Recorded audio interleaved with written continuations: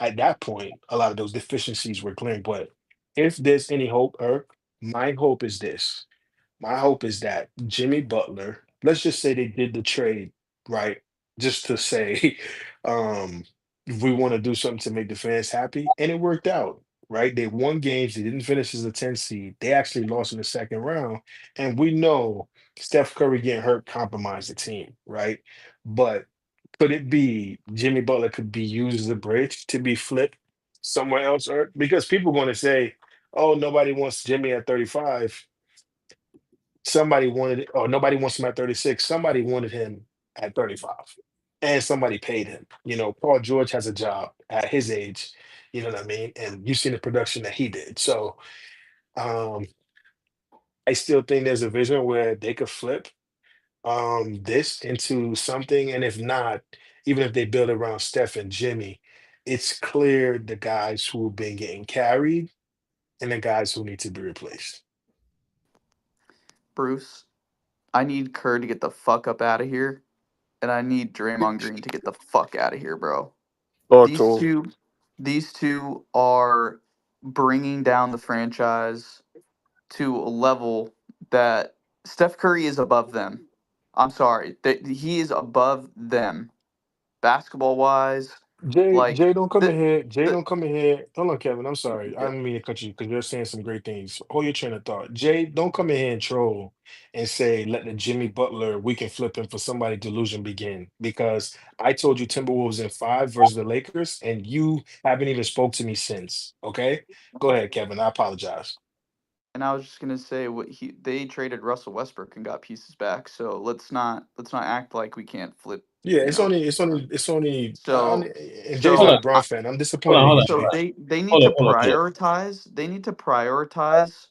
Can They we need really to put Steph Curry on the Ant Man list when he didn't play the entire series? no. No, Nah, It's Irk, bro. just Irk, Fuck Irk, no. Irk, prioritize. Thirteen Irk, No. minutes, Irk, nigga. 13 minutes. Irk. Hell no. There's one Nah. course, Irk, you have several degrees like me. There's one course you have to finish initially when you start college, and you know that's computers, right? Graphic design.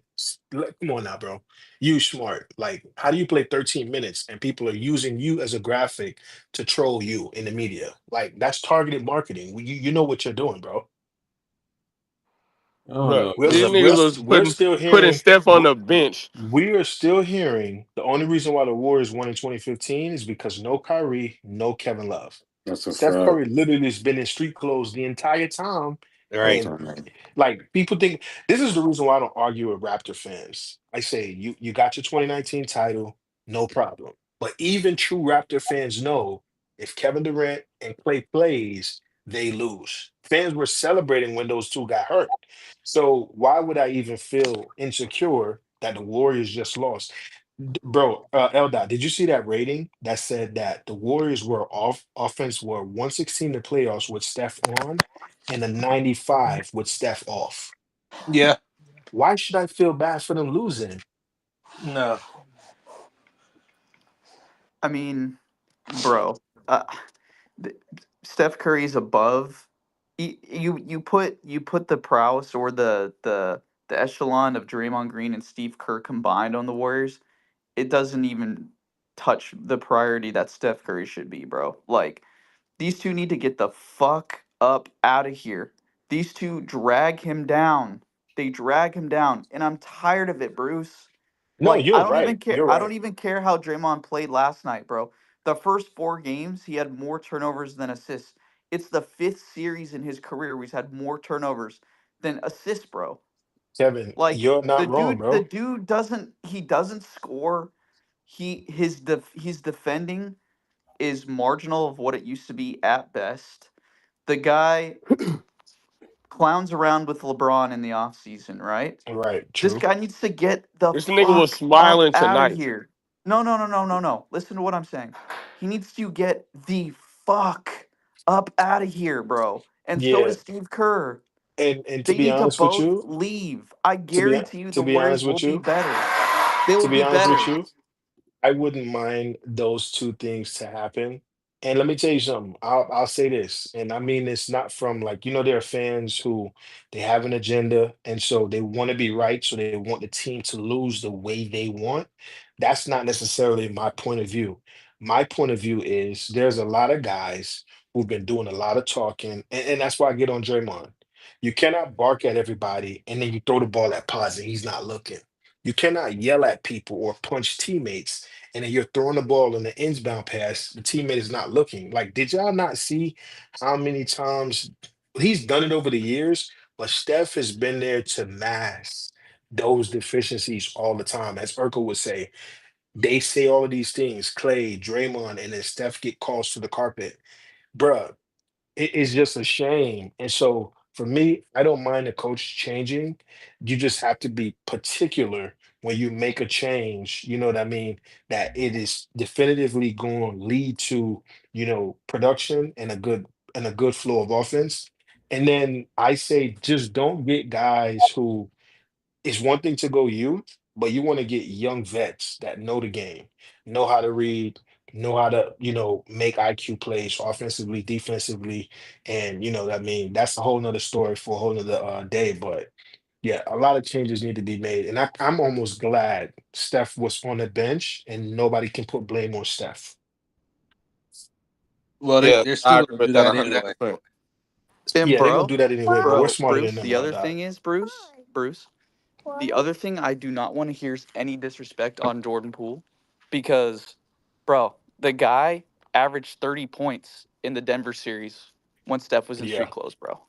that's Don't true. don't don't talk to me about a guy like, bro, that guy was scoring, he was playmaking, like bro, I still can't believe we got rid of him, bro. Like, I don't care how his stuff And and looked and at the and, and end at the end of his tenure, bro. He was a good player, bro. Like, I can't believe we got rid of that kid, man. Still, I and you can't believe and it. you had to get rid of him because um there was a need to protect the core. There was a need to protect Klay Thompson and his ego, rightly so, because you didn't want to like pretty much make him walk in and then shoot his confidence, right?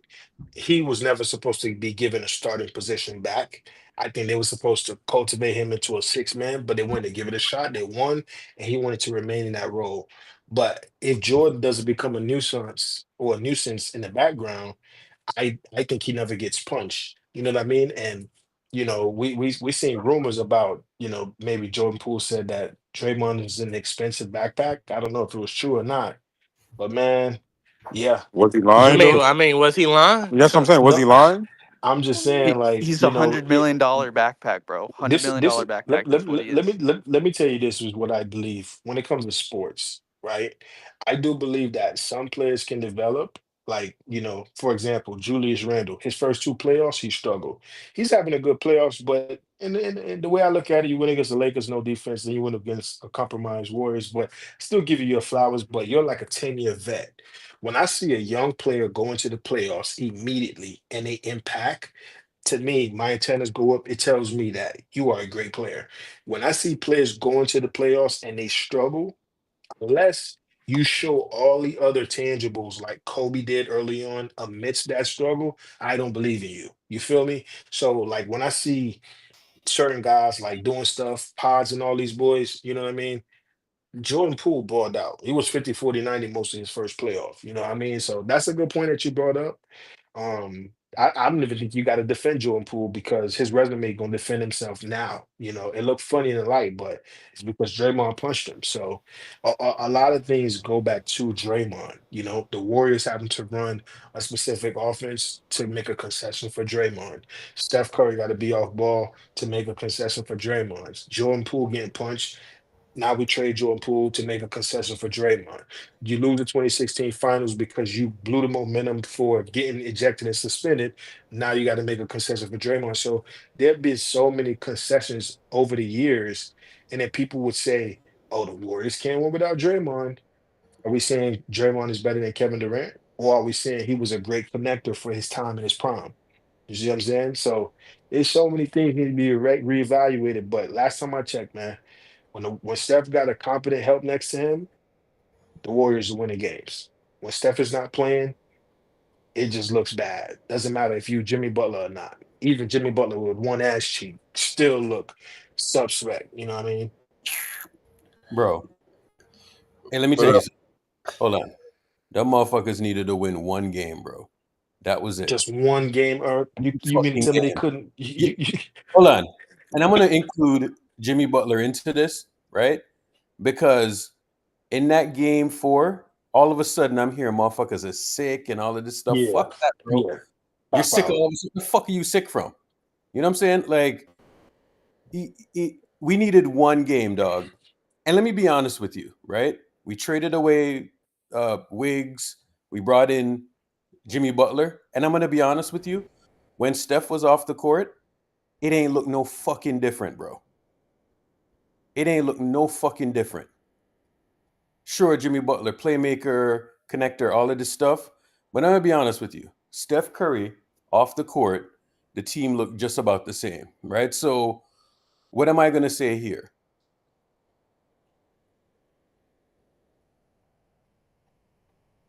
This shit's just dumb, man. I've been saying for years, and I genuinely believe this.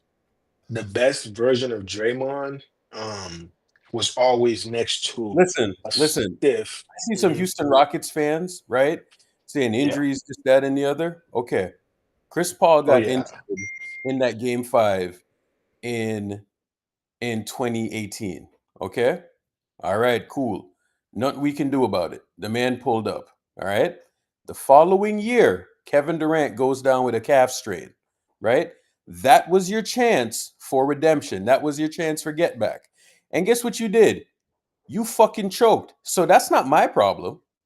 And not That's only not that, my Irk, problem. not only that, they didn't even go to 7 games the following It year. didn't even go to 7 games. You know what I'm saying? You had your chance. Chris Paul was there, right? The dude who you were pinning your hopes on, James Harden was there. All you And guys were and there, and you still lost. So and Steph I can't hear spotted that, bro. y'all. Steph essentially spotted y'all 30-point lead because he didn't score nothing in the first half. Yeah. So it's like I see people like I see these Rockets fans are complaining about, bro, stop complaining about 19 because or 18 because guess what? You had your chance and you choked it off. So I don't know Yeah. what to tell you. You know what I'm saying? Like, and injuries happen to everybody, bro. You know what I'm saying? And that's why I'm not really even tripping off of this, right? But end of the day, you see like the second option bullshit, this, that, and the other. It's nonsense, bro. It's fucking nonsense. Because in the end, we just needed one fucking game, right?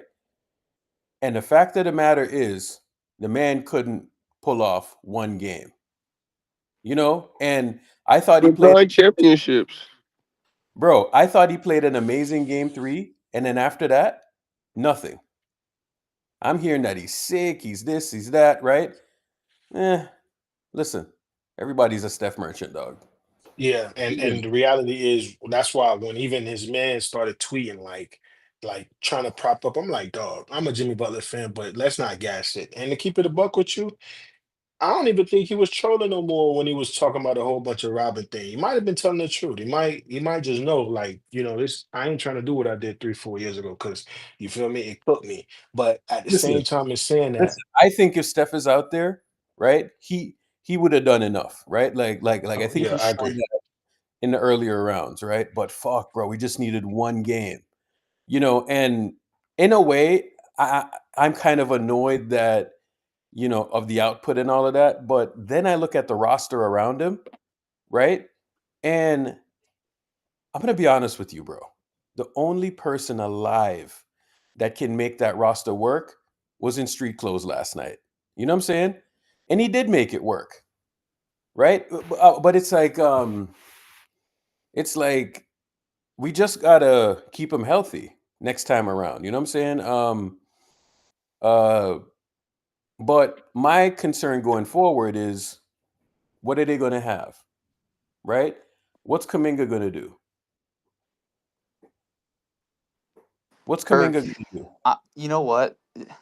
You could possibly blame taking Game 5 lightly, right? And going to a Game 7 against Houston at in the mentality of that game Steve Kerr had, and put that blame on Curry's injury, bro. There was no reason to go 7 games with Houston, bro. Like, I know hamstrings just come up, but bro, they were playing a tough physical team for 7 games, and then 2 days later you got to go play another physical team, bro. Like Yeah, let me tell you something, bro.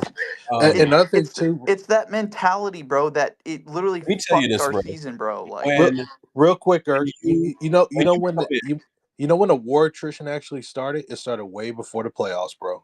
When we had to make up those spots to get in. That's when it started. It was before even a Houston series. when we were losing these little bullshit games to the Spurs, and it's Remember not how even that, pissed off we were? We knew. bro. It's Back in like November. That's why. we're like throwing these games here, we're throwing these games, and it's like, all right, whatever, fine. But when we got to the end of it, um, I'm looking at Steve, and that's kind of what happens when you don't have home court advantage. You know what I'm saying? It's not like we had home court advantage and then we just pissed it off. You know what I'm saying? But you see, like that extra playing game that we had to play and all of that shit. You know, I think we aced it because we beat the Rockets, right? We won game 1. We lost game 2. And we turned around the next series coming off of a set, and we did it again. You know what I'm saying? Like, I don't think there's any, and I thought they were a pretty good matchup for us, right? We see when Steph is not there, bro. Like all of that stuff that they lean into, it's non-existent.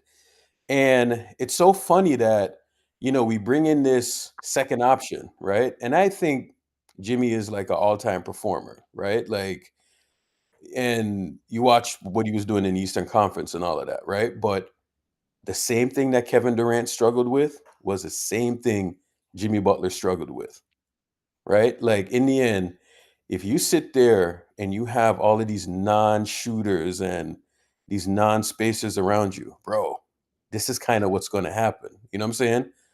And it just shows you how good Steph Curry is, bro. Like this is what I've been saying from day one. Now, I was saying all season long, if he don't win, you know, he's not the man that I think he is, bro. And it's like I looked at the path and I looked at what he was doing, and bro, there's no fucking way he would have been healthy and lost, bro. There is just no way because I know what other teams are coming with, right? And he would have just fucking wrecked everybody's defense. But it's just unfortunate, man. I mean, like the bumps and the bruises that you were, I'm not saying it in spaces last night. I was like, you know, you watch like the hard falls and all of this stuff, and you see how hard they was playing, bro. It was only a matter of time, right? And when you expose yourself to 2 extra playoff games or extra playoff game, you know what I'm saying? Like there is a mental aspect to it, but there's also a physical aspect because, bro, quite frankly, if you go to one of these games, these motherfuckers are running a track meet, bro. That's just how it is. They're flat out running a track meet. You know, they're flat out running a track meet. The play-in is one thing, bro, but you see when you're up 3-1, bro. They were up 3-1, and then they're going to a game 7, bro. You can't go to no game 7. Are you sad, Urkel? We Nah, got two. nah, We got Huh? 2 more chances to close it out. Or no, I'm not. I was just Yeah, about to say that, my exactly. nigga. That No, ain't no, no, no. but a coach saying that shit, Matt, that should be Matt, I'm gonna fired, be bro. honest with you, bro. There's a certain level of relief that I have, as weird as it sounds. You know what I'm saying? Because like I was just exhausted with the fucking season, bro. You know what I'm saying? Not exhausted from watching Warrior basketball, but the level of infighting that was happening, dog. You know what I'm saying? Like, I got this motherfucker over here, like trying to pack up my channel. I got this motherfucker over here trying to snipe me. This motherfucker over here talking shit. You know what I'm saying? And it's like, in the end, that is what it is, bro. Are you ready to join me in Cancun? Man, we should have lost against the Rockets, man. That would have had a better I might go chance to of Jamaica getting next fired. week, right? But it's like there's things that I deal with that a lot of people can't relate to. Some things I don't even talk about, but it's like, and it's constant, bro. bro, it's constant, dog. It's like every fucking day. You know what I'm saying? But the thing is, Eric, you know how the off season works is even worse. So just be prepared. Yeah, That's when all the BS. I'm gonna go on a little really trip, kicks. bro. Yeah. Like I'm gonna Urkel, connect with the ocean, get you're my going on mind. a trip? You're Come going on back. a trip? Yeah. Make sure you play this though. If you like pina colada. I'm going on a trip next month, bro. Fuck it. Man, how come the Laker fans can't come up with original stuff? I was expecting like something creative. They just recycle. I just feel like the jokes don't hit the same because Steph wasn't playing. That too. Bro, Let me. Hey, that's a good point.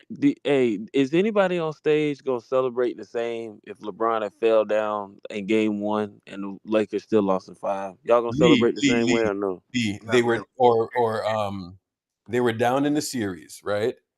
And they tried to use the injury excuse. You know what I'm saying? For game, they were down 3-1.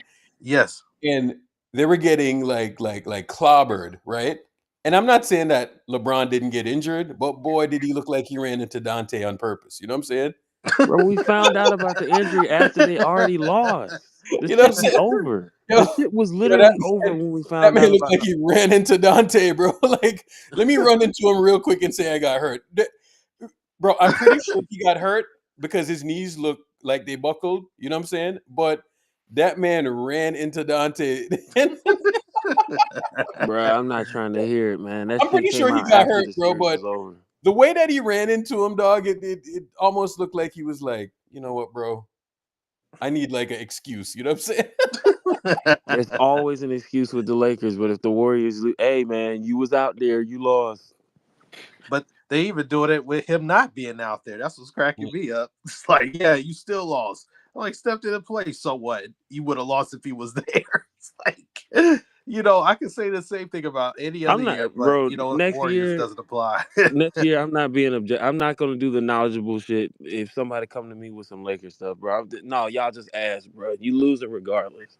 I'm not even gonna talk smart anymore. I'm just gonna be like, y'all ask, bro. Yeah, that's how you got to deal with these idiots. Go ahead, Eric, with the clip. This guy needs to get the fuck up out of here. You bro. and Jimmy and Steph led the charge down the stretch in the playoffs and everything. I hate this nigga. Injuries and stuff like that. But I hate this people nigga. are going to say going to next year. A hell of a series. You and Jimmy and Steph led the charge down the stretch in the playoffs and everything until injuries and stuff like that. But people are going to say going to next year that, you know, they can point out how old you three guys are. Is that a factor? Is that a legitimate concern, or is that something you can get past? They pointed that out last year and the year before too. One thing I can assure them is every year we will get older. Just like every year, you'll get older and he'll get older. He'll get older. You don't age, huh, Scott? But I don't worry about that one bit. I feel like I'm still improving. I feel like Steph's still improving. I feel like Jimmy's still improving. As long as you're improving in this league, it'll treat you well. It's when you stop improving that the bottom falls out. And I still think I personally got a lot of room for growth, and I'm sure those guys feel the same way. So, yeah, I don't worry about that one bit. You feel like you guys pretty much got all you could out of this postseason, considering the circumstances? I mean, Jimmy coming mid-season, Steph. I'm gonna be honest with you. It's ironic that he said that, right? That's an interesting irony. It's mad funny. This is an interesting irony. So I'm reading the chat right now because I'm kind of waiting for the hit pieces, right? Where's the hit piece? Where's the hit piece at? Because I'm just waiting for the hit piece. Now, the other thing is that as it relates to Draymond Green, let me be honest with you. Me and Sheed, Warriors World, have had this conversation before, but we had this conversation, what is it, 2025? We were probably having this conversation in 2019, 2018. This is how long I've been talking to certain people on the timeline. Lee's one of those people, Bruce, you know, and the years just kind of fly by, you know what I'm saying? And you don't realize, like, you've been, you know, emotionally invested into this thing. You've made these connections and all of that, right? And one of the things that I used to say to Sheed is that, what did Draymond Green get better at? Like, you look at Steph, and people used to be able to bounce Steph off the ball and manhandle him and all of that stuff. And then I saw the day when people was bouncing off of Steph, right? He would bounce off of people. Now people was bouncing off of him.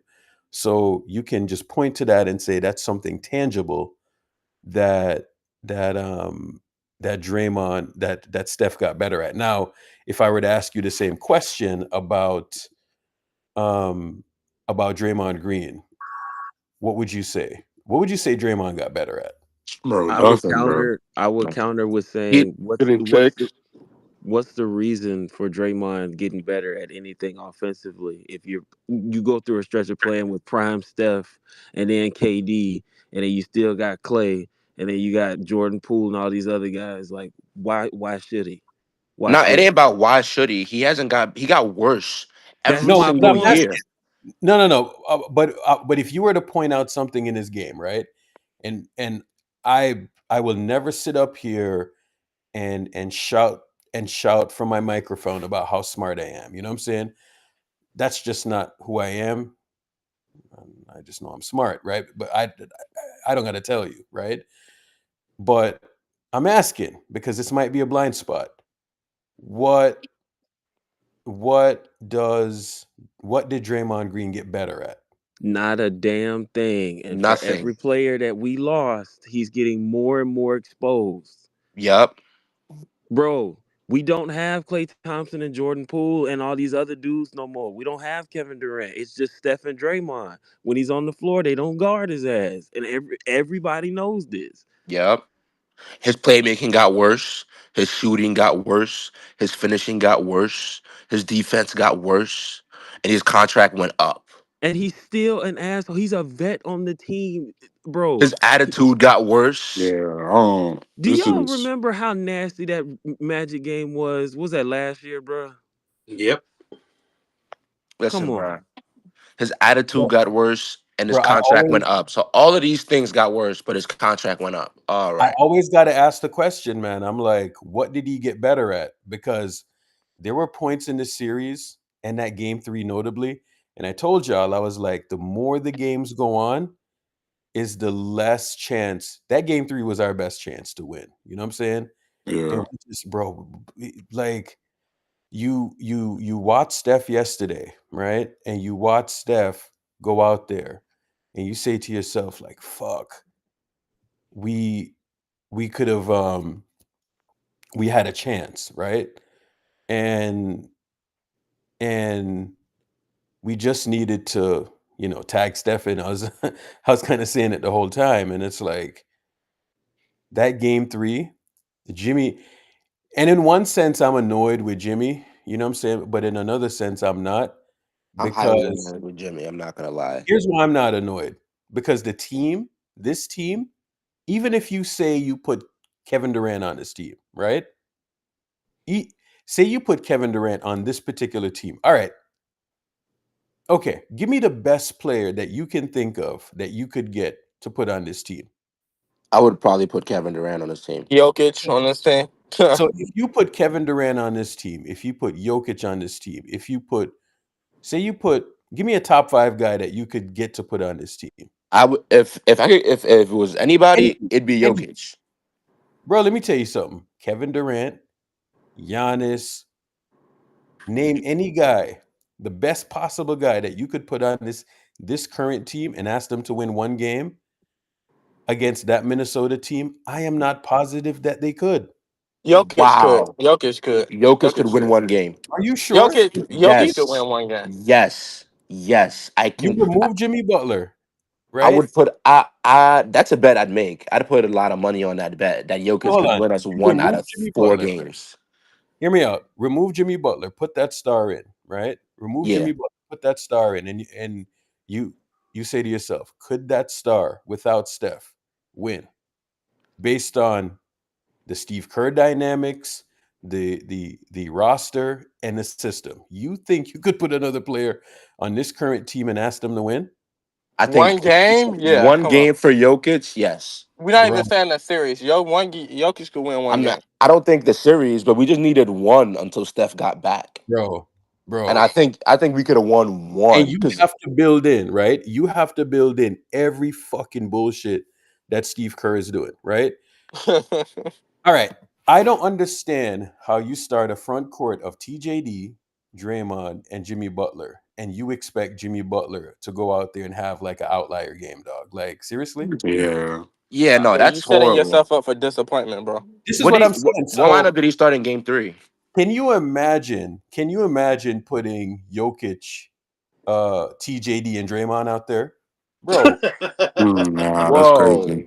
Bro, I was. bro, that man would go back to Sombor, Serbia immediately, bro. Like he's nah, like, but we Bro, wouldn't I put him was. next to TJD. It'd be like Jokic, Draymond, and then like we probably Kaminga still have pods and yeah, buddy. yeah, Kaminga Kaminga Pods pods and and buddy Buddy. and shit.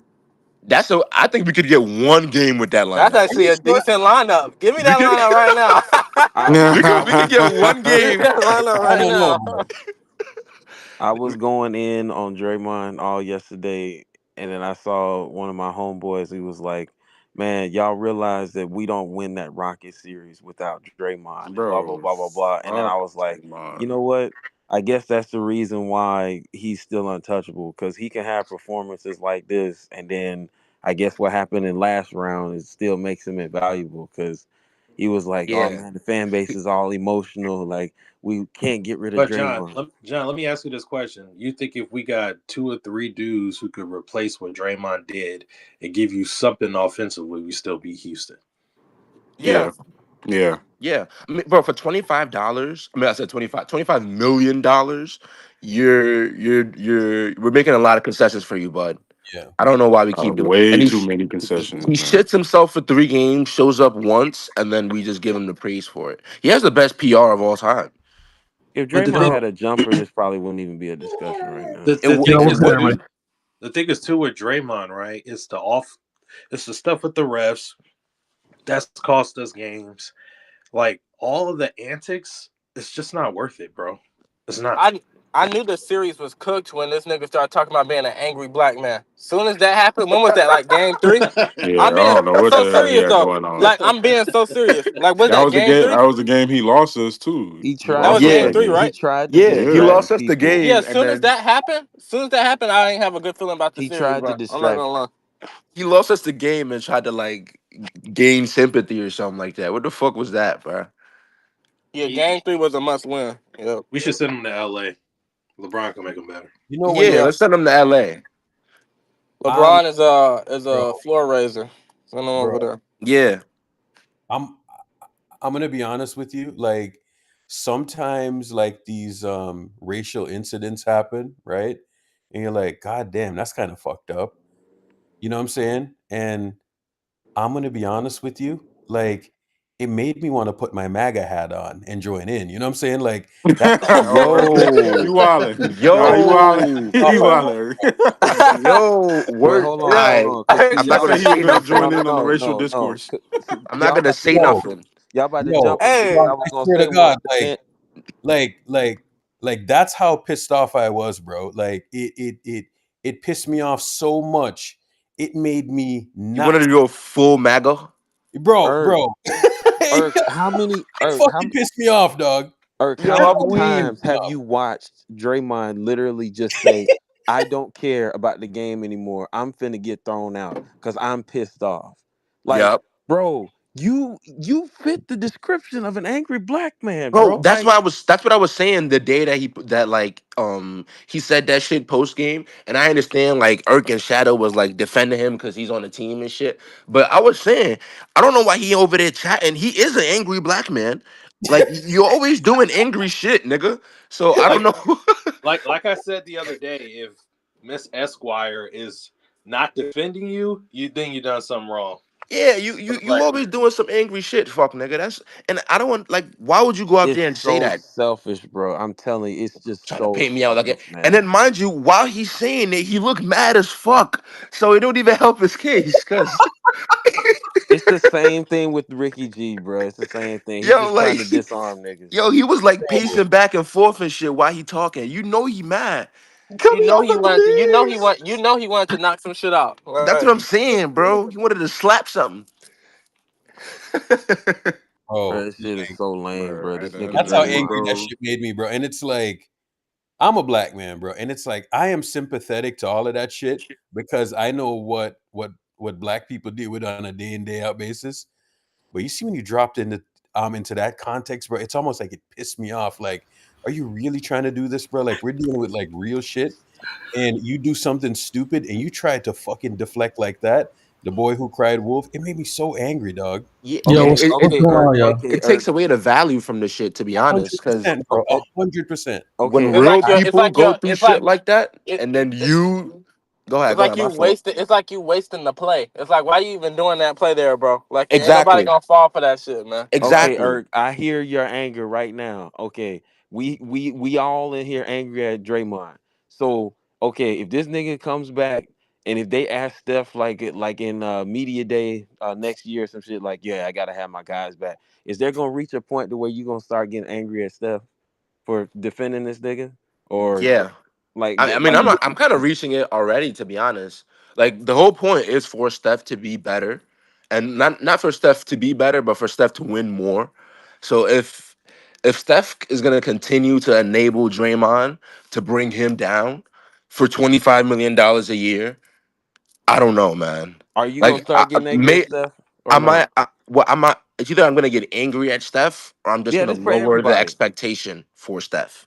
I think I might just. Those are the two options. It's either I'm gonna get more mad, or I'm just gonna be like, 4 is what we got, and that's what we got, and that's it.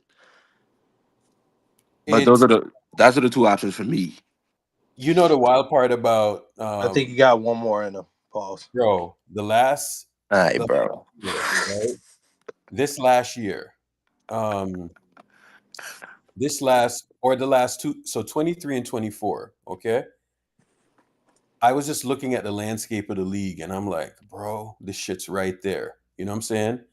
And then we had to deal with the punch thing. And you know how it is in a basketball locker room, bro. Like you gotta have the chemistry kick through, right? And you saw the damn Celtics try to repeat and all of that stuff, and they're still trying. They might be still in it. Who knows, right? But you watch them try to go on this run, and it really is just not. It's not clicking for them, right? Because attrition and all of that stuff, right?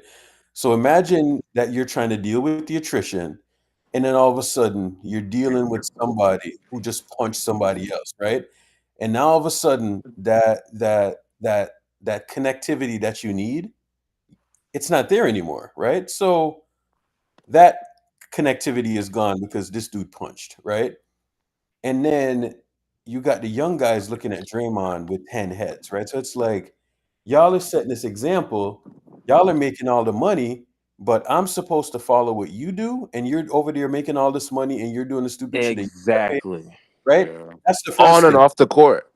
right? So it's like they're telling you, like, just wait your turn, you right, like, and then you're trying to balance that, right? And then on top of it, you come into the next season now. We are like, all right, we're going to pivot into something else. We're going to find a way that we can incorporate this in, right? Next thing you know, somebody's getting punched, somebody's getting choked, right? And next thing you know, 30 games is gone, right? And it's not that I have a problem with the center thing. I don't. But Draymond Green is the center, right? And then if you bring a traditional center out there, right? You see how TJD looked last night, where he's just out there. If you don't have a fucking center that can space for Draymond, it's not going to work. You know what I'm saying? So you're making these concessions every fucking year. You're making these concessions every year. You're making these concessions, and you know why I am so against the center thing? It's not because I don't think a center is useful. It's because of fucking Draymond Green. So I am there making these concessions, and I'm sick and tired of making the concessions, right? And it's like, Draymond ain't going nowhere, bro. Bro, we all are, bro. Literally, like we can't get a big because after of Draymond. Like if we had Zubac and Draymond on this team, the spacing would look fried. after 2023, right? when the season ended, I was looking at it, bro, and I was like, come on, man. Like, have we reached the point to where you're willing to sacrifice all of the quote like intangibles that Draymond gives us on defense, and just find someone who's not as good as him but can do something, like, because every season we're just complaining about Draymond, like I think season in, season out, like. I think you either cut his contract in half or you move off of him. Because I still do like Draymond. He's still a vet on this team, I guess. You know what I mean? And he's still like You part of the won't get team. you won't get back equal value defensively. I understand that, Yeah. but are you willing to sacrifice that at this point? 'Cause Unless you're able to package him for like Giannis or AD or some shit, you're not gonna get him. You're not gonna get anything back like equally. So I think you just cut his contract in half. He needs to be willing to do that. I I just think want. I think with the advent You're of Jimmy technically not Butler, allowed to do that at all. Yeah, you're not. There's I no just way want his for them to role cut that lesson, contract. bro. I feel like You he can't has the wait. ball in The his team hands and way too Draymond can't much. negotiate their contract. Bro, if the NBA was allowed to restructure the way the NFL was, people would be doing Yeah, it all then the time. You can't do that. they're not able to do it that way like the NFL, but I'm sure there's something they can do. You know what I mean? But having said that, this notion though, y'all boys, that like he's just so valuable that it's just hard to replace. Like we forget, he got ejected against the Grizzlies. The Warriors won. He got himself ejected, I think, and suspended against the Kings. The Warriors won. He got himself benched in the NBA Finals because he couldn't make a shot. He had more fouls than points, and the Warriors still found a way to win. I think, right? There is another way to win. Just like people couldn't see the Warriors winning without Kevin Durant, and they found a way to win. There is a way to win, but people got to let go of the crutch. You know what I mean? People got to let go of that crutch. So if the player is not necessarily coming off the bench or figuring out something to do with contract, and money's going to go up, so contract is not even a big deal. 25 mil, okay. But the reality is there are other places or other pieces out there that they can put on a team that can impact winning. You look at what Amen Thompson and his brothers doing for a respective conference, right? And they both have had an impact, and they're young players. You look at Jalen Johnson for the Atlanta Hawks before his injury. This dude was playing two ways and playing crazy, like most improved type player before his injury. So there are players out there, you know what I mean? It's just that is Steph going to say, Hold on. you know Did you what? I say find Jalen Johnson, Amen Thompson, and all of that? Let me I ask you did. this.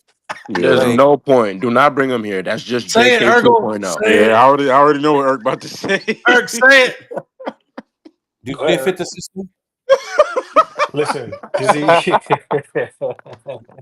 Bro, hear me out. I watched us simplify the offense this year, You and know then what's all going? of a sudden, hear me out. We simplified the offense. We were winning games. I thought everyone had a decent role within that offense, and then somebody was not comfortable with their role in the offense, Know who and that is? then Yeah. the offense switched. Did that not happen? Do I have Eric, Yes. that it That's would wrong? the Eric, it problem, wouldn't be a bro. This problem That's if the the is Dog, problem. hey, hear guess me out. what? It wouldn't be a Hold on, problem hold if on, the hold on. nigga had a jumper. Hold on. We were winning games. Understand something. We were winning games, and he was on his podcast and he was talking about, Jerry Stackhouse and his defense and all of that stuff. And then, one day I heard him say in the corner and all of this shit, and I was like, and we played it in here. I remember when we played it, and I was like, what? You're complaining about the offense? And we're winning. You know what I'm saying? Like, we're winning games.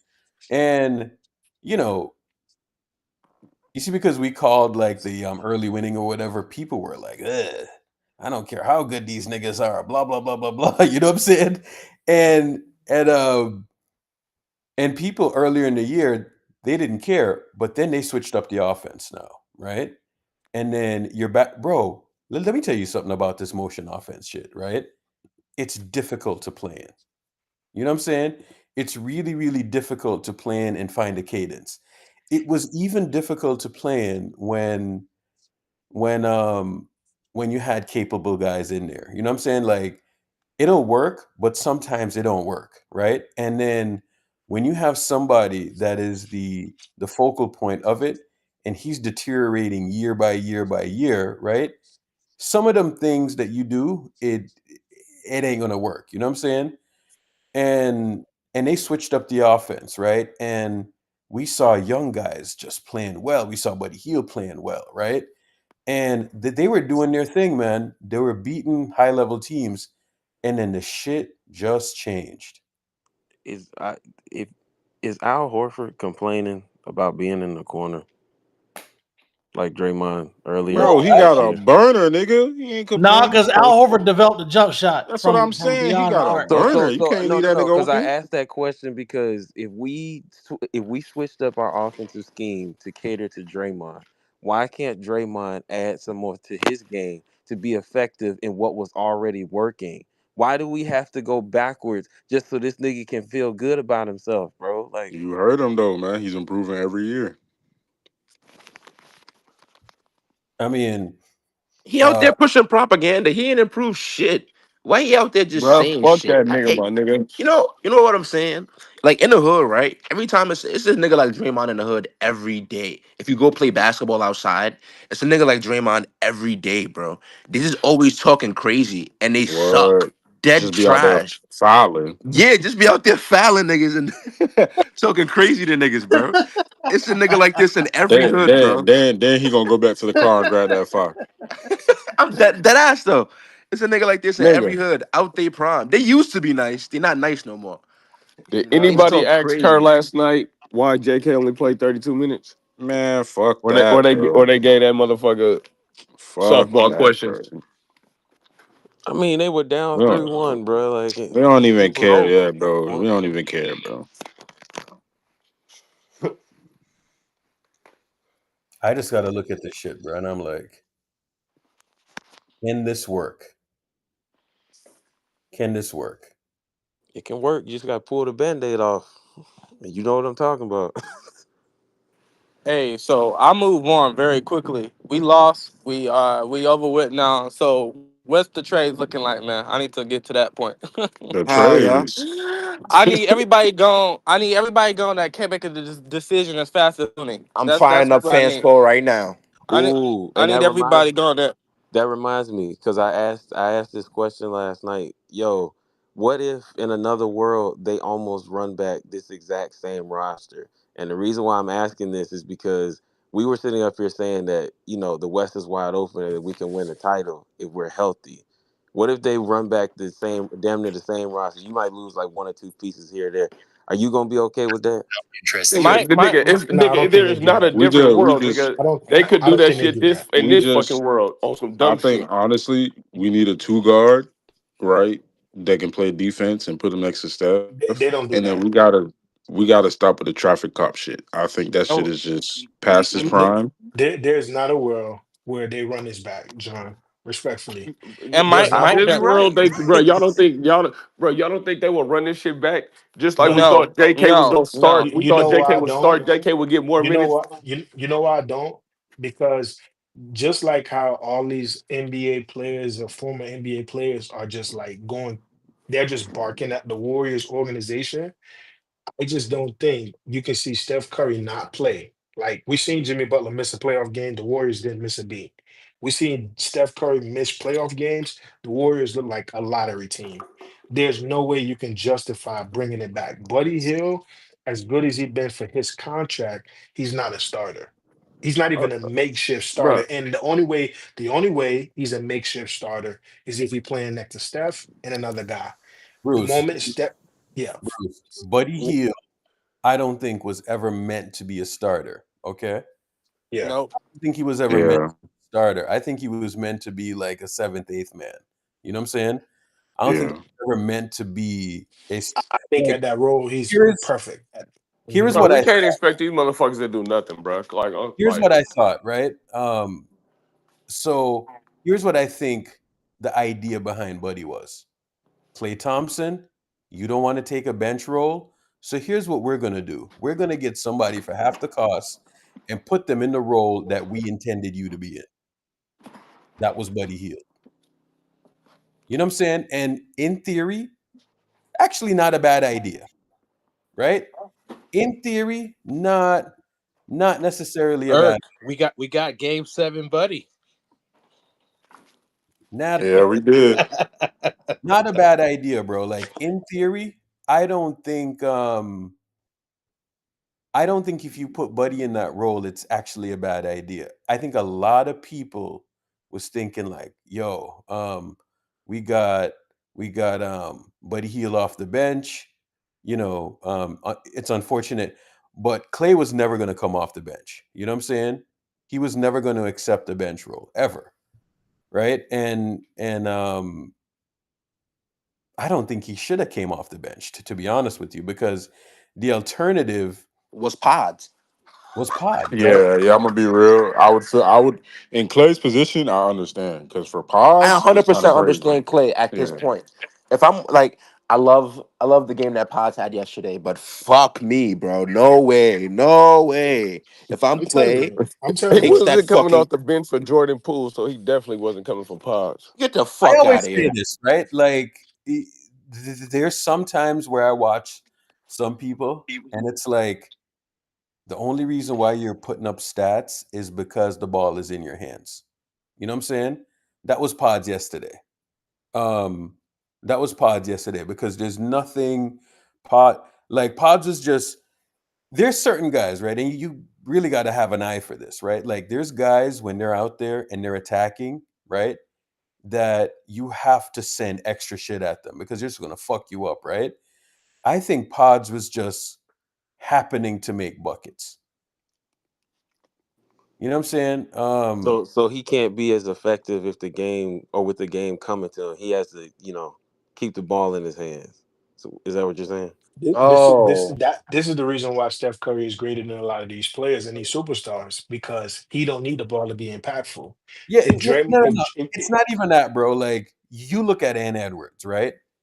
And you have to lean your defense over to Ann Edwards because he's such a fucking problem.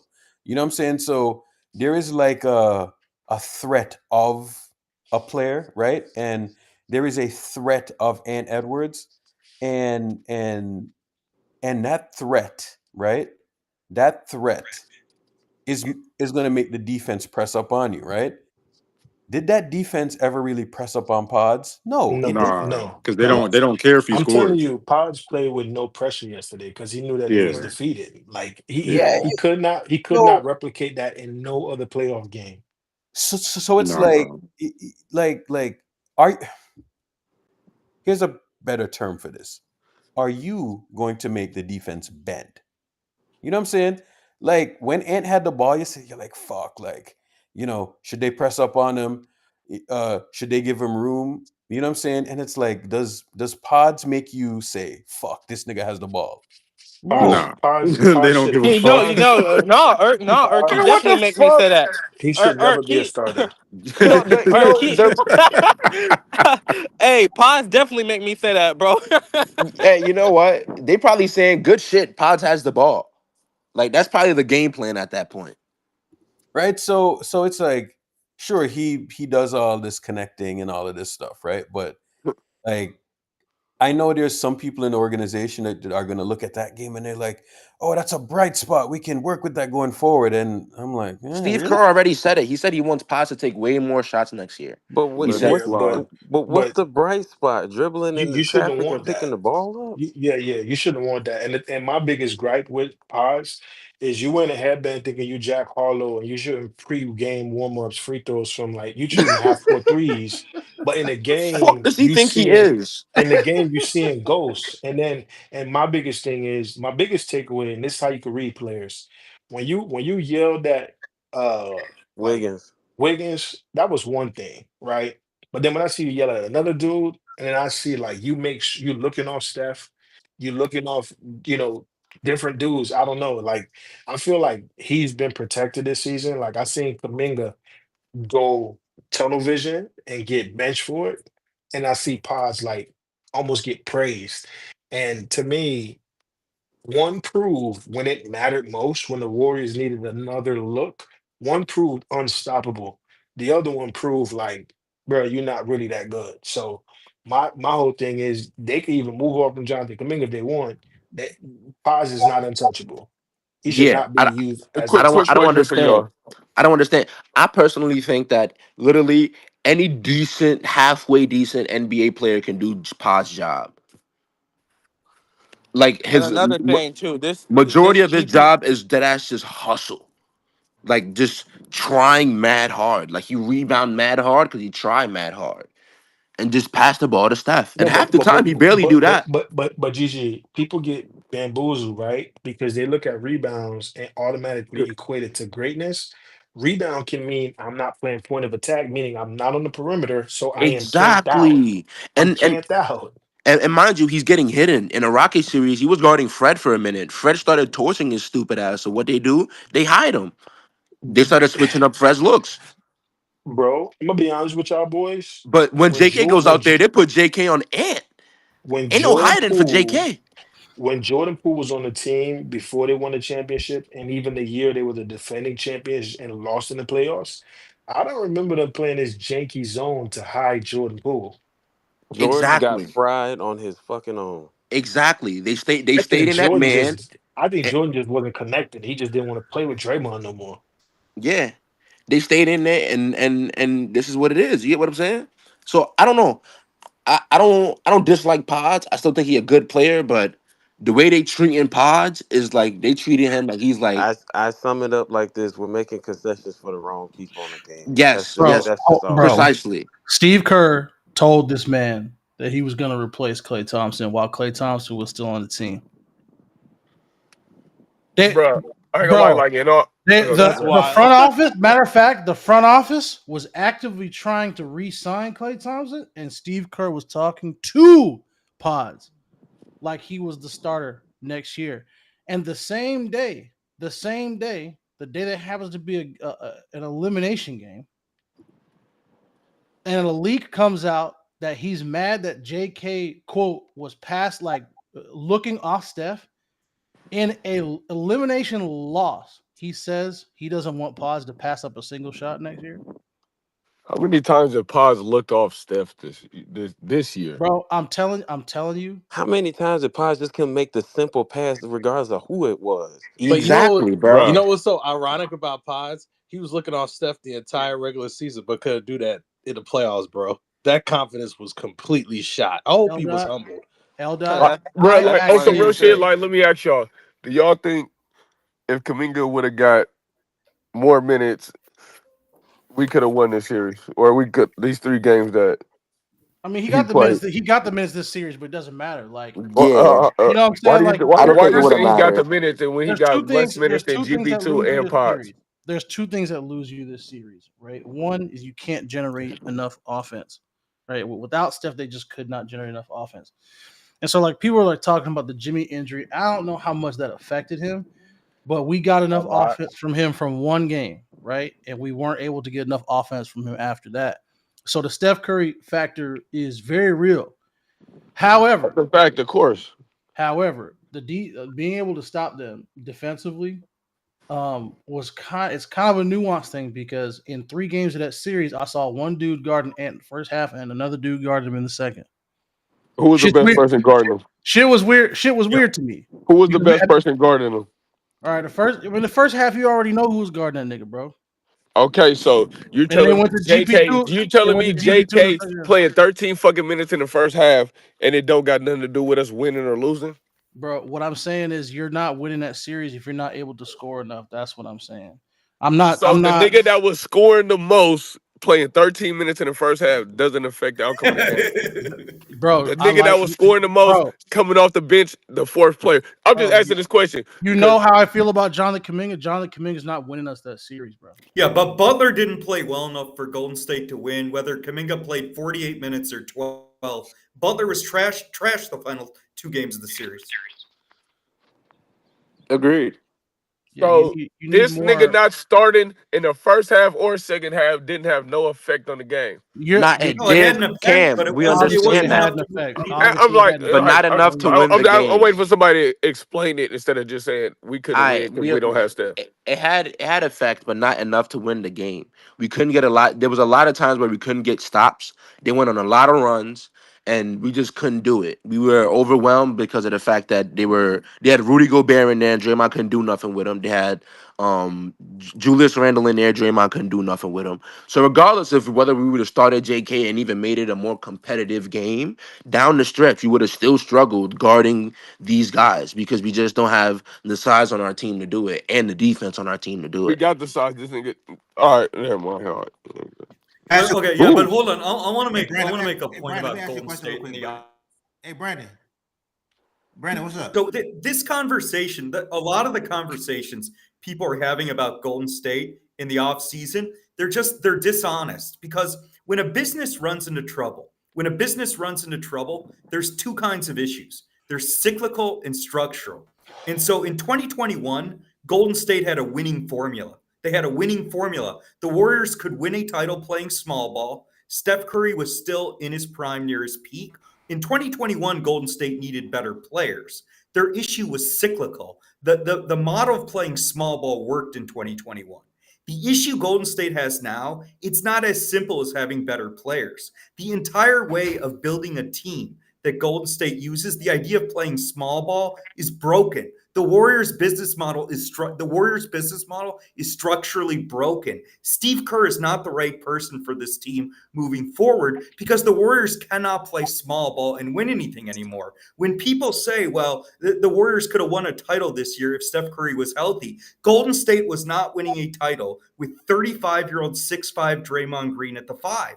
And when people say, well, look at Draymond Green, he's not guarding Randall. Look at Draymond Green, he's getting angry at the officials. That misses the point. The Warriors organization put Draymond Green in an impossible situation. They put a 6'5", 35-year-old on the floor against Rudy Gobert, Naz Reid, and they asked him to do everything. They asked him to keep Rudy off the boards, to defend and protect the paint for 35 minutes a game. It's absurd to ask a 6'5", 35-year-old with back issues to play the center position for 35 fucking minutes a game. And so Draymond That's his fault, though.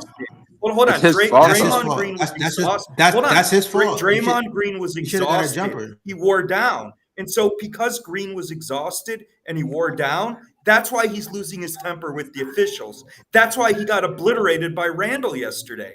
And so the whole idea of playing small ball, having 3-guard lineups with Pods, Hield, and Curry, having an undersized 6'5", 35-year-old center, the entire philosophy is broken. That philosophy does not work anymore. The Warriors' issues aren't just cyclical, they're structural. Golden State Brandon, hold on. I'm finishing up here. I'll do what I want, but I'm finishing up here.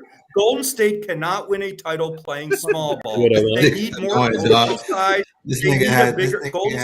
Golden State needs more positional size. They need a bigger center. They need a different philosophy than what Steve Kerr brings. The Warriors are structurally broken. The Warriors need to replace Steve Kerr and play bigger. The Warriors' philosophy needs to change. It's not just an issue of personnel. The whole philosophy needs to change. Your idea that the third option needs to be a spacer and some type of spacer or whatever is incorrect as well. I'm watching Jaden McDaniels. That's not an argument. Jaden McDaniels is a third option that started in the starting lineup. And they're holding up just fine. And he's not a spacer. He's not that great of a cutter either. And so for you to say that JK could have been a third option. Wait, hold on. Let me ask you a question. Hold on. Let me ask you a question. Let me ask you a question. Is Minnesota a contender with Jaden McDaniels as their third option? Yes or no? They're in the Western Conference Finals, and they get no. I asked you a question. Is Minnesota a contender with Jaden McDaniels as the third option? Yes or no? Yes, they could easily be anybody. You're full of shit. The answer is no. What are you? No, they are not. What are you talking about? A contender. Okay, so you think Minnesota can beat Oklahoma City with Jaden McDaniels as the number 3? Aren't they in the Final Four? They were in the Final Four last year. They were not getting to the Final Four. What's contention mean? Brandon, you want to define contention for me? No. You want to define contention for me? No. You want to define contention for me?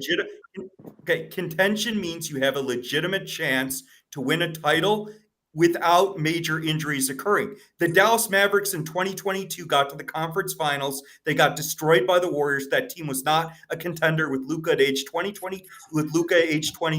When the Boston Celtics with Isaiah Thomas got to the conference finals and they got swept by LeBron, that team was not a contender. Minnesota is not winning a title with Randall. Minnesota's not getting swept by OKC. Minnesota is not getting swept What? by OKC, bro. Stop it, bro.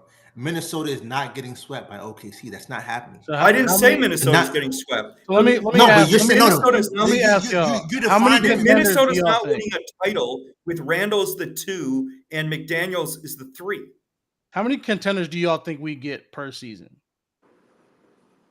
There's usually around 5, right around 4 to 5. Okay. How many teams end up in the final four of the playoffs? It depends on injuries. There are multiple years God. teams get to the Final Four, the conference finals because This of it. man- Like another example is Indiana. This man's insufferable, bro. Indiana got to the conference finals last year only because the Knicks had injuries. That Indiana team was not close to a true contender. They only beat the Knicks because the whole Knick roster. So basically, got a contender, Minnesota's not winning. regardless of who gets Minnesota's to not the. winning So title regardless of who with gets to the McDaniels. conference finals or the finals, a contender is really just whoever you think is good enough to win a championship, regardless of who wins, who gets to the conference finals in the finals. No, I mean it's a semantic debate. I don't agree with you. Okay. I don't agree But, either bro, because you're- Boston is obviously a better team than the Knicks. Like the Knicks wasn't no fucking championship contender. Like what the fuck are we talking about? Let's not do that, bro. Getting to the Let's not conference do that, finals. bro. Neither is Minnesota. Like Let's not do. The Minnesota is Boston Celtics shit. were Let me down 10 remind in y'all that that we're game. 24 They hours went down, removed from bro. Brandon Don't saying do that that, bro. Steph Curry wouldn't have been enough to win this series because our problem wasn't Steph. It was wing defense. Let me remind people that was Brandon's logic for Steph being missing in this series. So regardless of whether Steph was present in this series or not, the Minnesota Timberwolves were likely still going to beat the Golden State Warriors, according to Brandon. And now Minnesota Timberwolves are not a contender. I gotta be honest with you, man. I don't think Minnesota's very good, like in the grand scheme.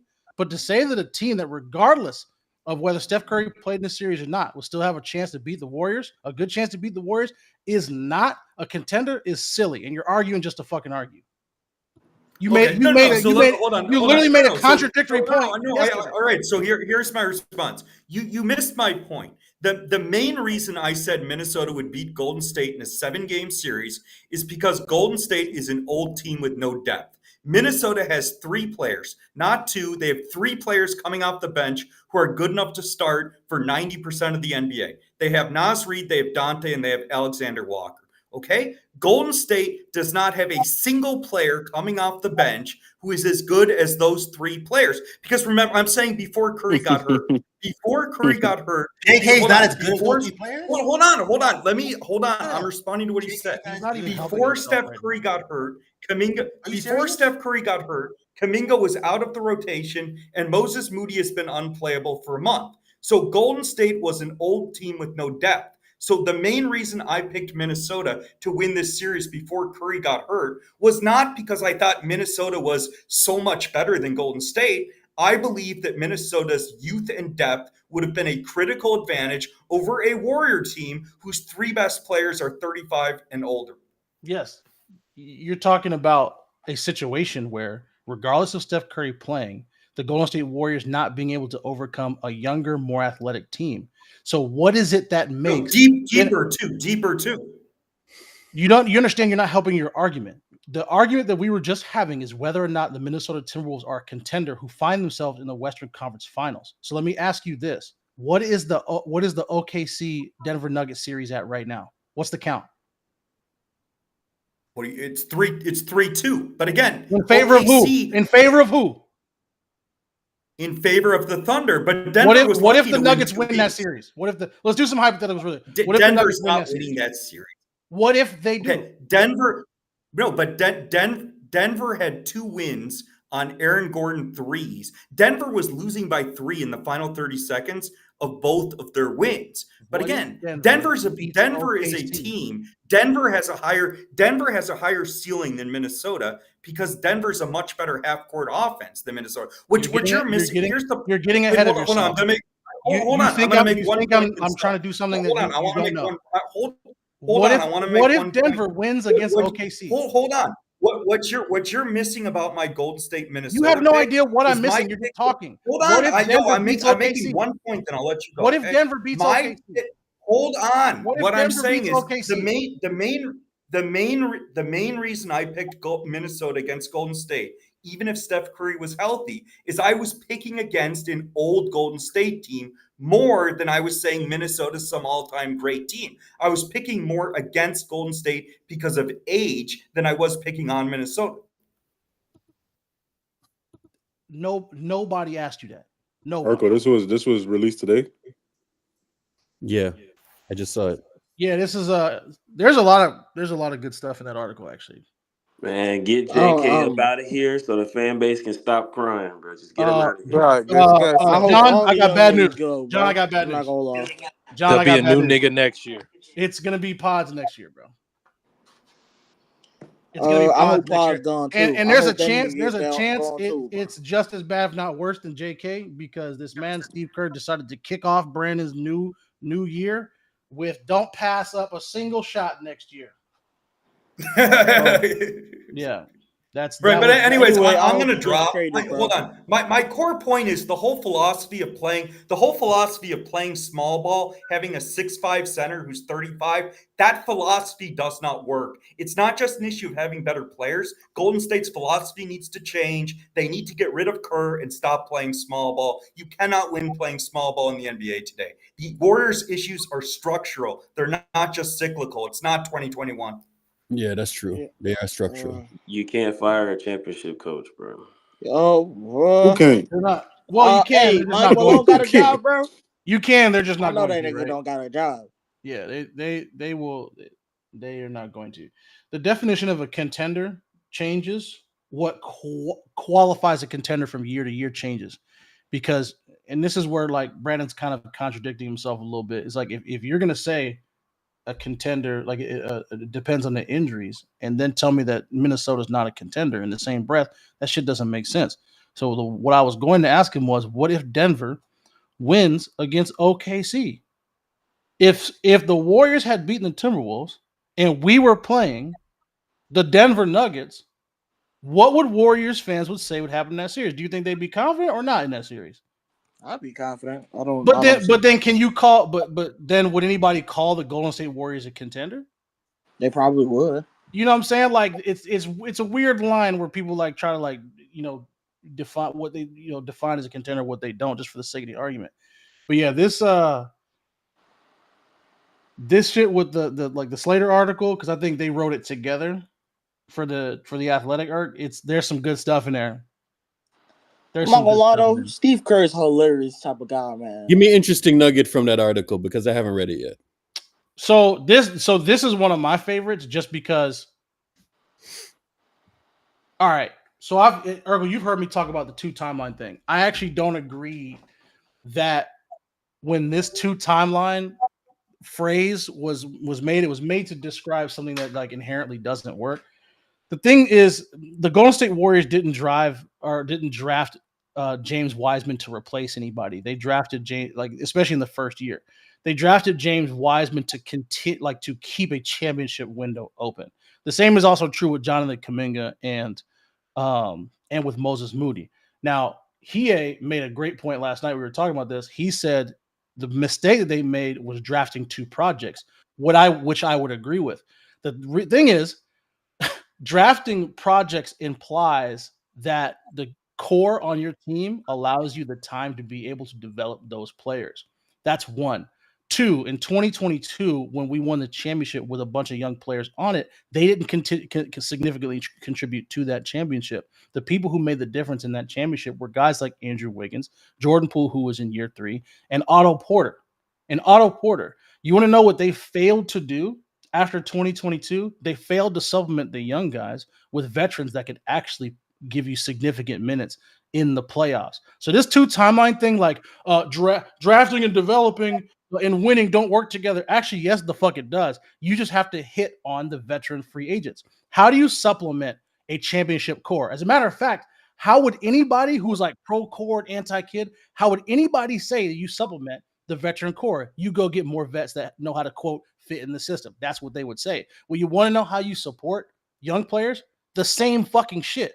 The best way you can support a young player who may not be ready to contribute to a winning team is you build a roster that doesn't demand that they be on the floor. We saw it be an utter failure last year. We saw it be a delayed failure this year.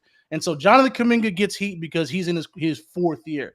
Brandon Podziemski gets heat because he's being thrust onto a floor in an off guard role, in a point guard role that should probably belong to somebody like DeAnthony Melton, to somebody like Tyus Jones. But those guys are on the team, one because of injury and the other because we thought Brandon Podziemski was going to be enough to win us a chip. This whole 2 timeline thing is so fucking annoying because has nothing to do with who you invest in. It's how you complement your veteran players in the margins. And JaMychal Green is not a compliment in the margin. Dario Saric is not a compliment in the margin. Who were our veteran signings for this year outside of DeAnthony Melton? Kyle Anderson. And the only reason we have him is because Mike Dunleavy had to get involved in a 6-team trade that got us back 3 different players from 3 different teams. And we sent 2 of them in a trade for Jimmy Butler. Hey, Lindell, you know 2 timelines is just the epitome of egotistical behavior, right? What do you mean? From the standpoint of, I don't think they genuinely prove they could do anything from a 2 timeline standpoint, right? Outside of hitting on Harrison Barnes, Draymond Green, Steph Curry, Klay Thompson, what other young player have they drafted through any part of this Warriors dynasty outside of, let's say, Jordan Poole has proven to, one, be developed to a great amount, and for it also to lend itself to saying these guys are the definitive future? I'll be honest with you. I think arrogance has always been a part of the NBA owner makeup. Lacob is probably at the top. But this idea that Jonathan Kuminga in year 2 or even in year 1 was supposed to be this core rotational piece for a championship team, and then subsequently blaming the front office for thinking that is stupid. Because in 2022, we signed veterans with James Wiseman on the team. James Wiseman was the number 2 overall pick, and we won a chip. I don't think people understand how significant that is. And James Wiseman had nothing to do with us winning the chip in 2022. It was our core, in addition to Andrew Wiggins and Jordan Poole. Andrew Wiggins was the acquisition that we got for D'Angelo Russell, and Jordan Poole was a dude who got sent down to the G League and was so averse to the G League, so fucking bad that he damn near hid in the locker room in order to do that. Otto Porter and Nemanja Bjelica were 2 of the biggest reasons why we had the kind of rotation that we had in 2022. So regardless of if you have too many young guys, which by the way, how many is too many young guys? 4, 5? Because if 5 young guys is too many, I don't know what the fuck we're doing here. Because how big should your playoff rotation be? Somebody answer quickly. What should the playoff rotation be? If the playoff rotation is 10 guys, guess what? When you get to the playoffs, there's probably 5 guys that aren't playing. Yeah. So I'm not going to hold it against the front office for wanting guys who, by the time they reach their second and third year, should be significant contributions. But whether they're contributions or not, the fact that they absolutely failed to sign veterans, and I'm not talking about trading for no $60 million player. I like Jimmy Butler, but we've been complaining about the lack of a $40 million player for the last 4 years straight. The way that you complement your vets, the way that people are going to be clamoring for all offseason long, is actually hitting in the margins, regardless of who we draft at 41, regardless if we actually keep Jonathan Kuminga, which is not going to happen. But we're going to, I'm telling you, this fan base is going to be foul against Moses Moody and Brandon Podziemski next year. And honestly, I feel like half the fan base even forgets that TJD is here. Just you wait. Those are 3 guys. 3 guys. How many guys you want in the playoff rotation next year? How many? 8, 9? Check what I put in the chat. So when we go to the playoffs, regardless of what the roster looks like, y'all know we're going to have 6 dudes on the roster not playing in the playoffs. Guess what that means? Outside of the starting 5, that 6, that 7, that 8, one of them needs to be one of the one guys that steps up. It needs to be Moody or Pods, and the other 2 need to be fucking free agents. And that literally doesn't change regardless of how many quote unquote young guys you have on the team. Because the playoff rotation should be 9 people, 10 max. Joe Lacob is digging his heels in right here. Look at this shit, bro. Digging his heels in, man. He's like, fuck that. I've never seen a situation where the owner and the coach are so fucking at odds for this long. Why re-sign the man if you have a like obviously counterproductive philosophy to your head coach? Is insane. Yeah, it makes 0 sense, bro. It makes no sense. And they re-signed this. They re-signed this man for what? Bro, so Steve has a quote about Mike Dunleavy already after the game. I don't know if y'all saw this. He said he trusts Mike Dunleavy to make the kind of changes necessary, this, that, and the third. Okay, cool. So outside of JK, who's going?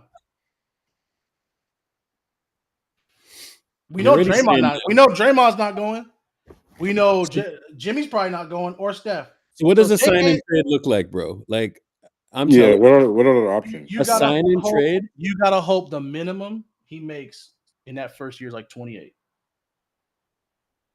You gotta hope, because if you look around the league and you look at those numbers, you have to ask, especially for the kind of person that said that, like, oh well, teams are gonna bank on JK's potential. Yeah, well, according to you, year 4 wasn't enough. So how much potential? According to you, how much potential do you think Jonathan Kuminga has? That's cool. That's 1. 2, you have to hope that the salary affords you the ability to bring somebody back. Now, the good news is that at the start of the league year, we're like 17 million under the tax. That's only with like 8 guys on the roster, but that's a good start. But being $17 million under the tax means that at the start of the league year, you can give the DeAnthony Melton contract out. That's the good news. The bad news is, regardless of what you do with Jonathan Kuminga, you have to hope that one DeAnthony Melton contract and whoever you get back for JK is enough for us not to be complaining about the same shit next season. Because Draymond Green will be taking up $27 million on this roster next year. Buddy Hield will be taking up $9 million. This is not even including if we re-sign Looney and GB2, who are not on the salary at the start of the league year. And it's not including the fact that Jimmy Butler is going to be making $60 million at the beginning of his contract. Is Draymond on last year's contract? No, he has next year and the year following. I think the last year is a player option. I don't know, bro. It's a very interesting dynamic. Because I'm going to be honest with you, if you look at it from a value standpoint, is I think you bring JK back. I think if you don't bring him back, you're just going to lose value. And when you lose value, guess what? It makes the team worse. So, Urkel, I agree with you. Because I actually think the smart thing to do is to sign him and then try to move him at the deadline. Here's why I don't think that happens. Yesterday afternoon, we saw a quote that said that team sources say that Steve Kerr was incensed that JK looked off Steph Curry on multiple occasions, specifically in a Portland game. I rewatched that Portland game. It's horseshit, by the way. But I'm sure there's plenty of other examples of JK looking off Steph. It's whatever. That same day, they lost. They got eliminated in the playoffs. And after the game, he goes out of his way to tell the press, yeah, I told Pod that I don't want him to pass up on a single shot next year.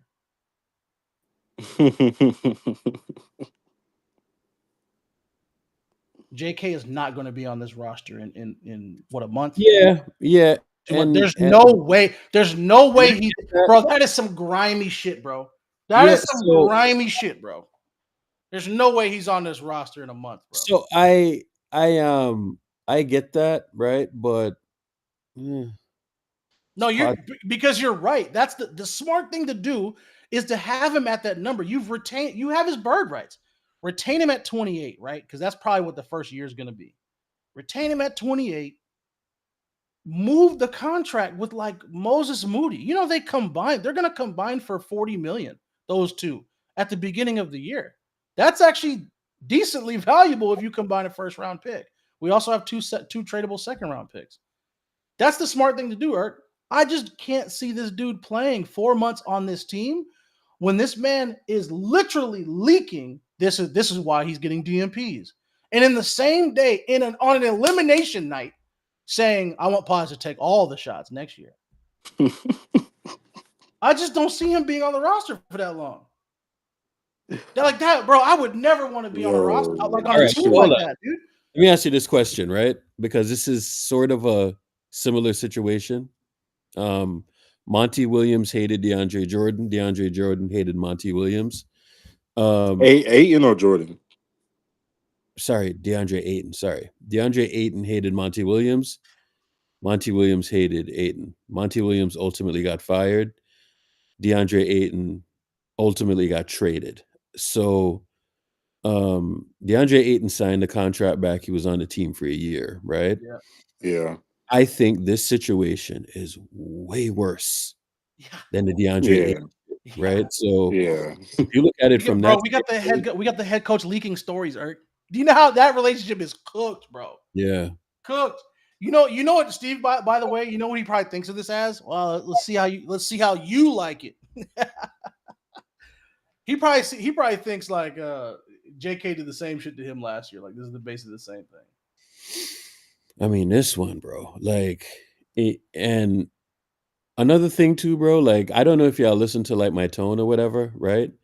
But I was kind of saying that, bro, if we're running into these chemistry issues, right, and you got a player like him on your team, and you absolutely need his dimensions, you absolutely need his skill set, and when you see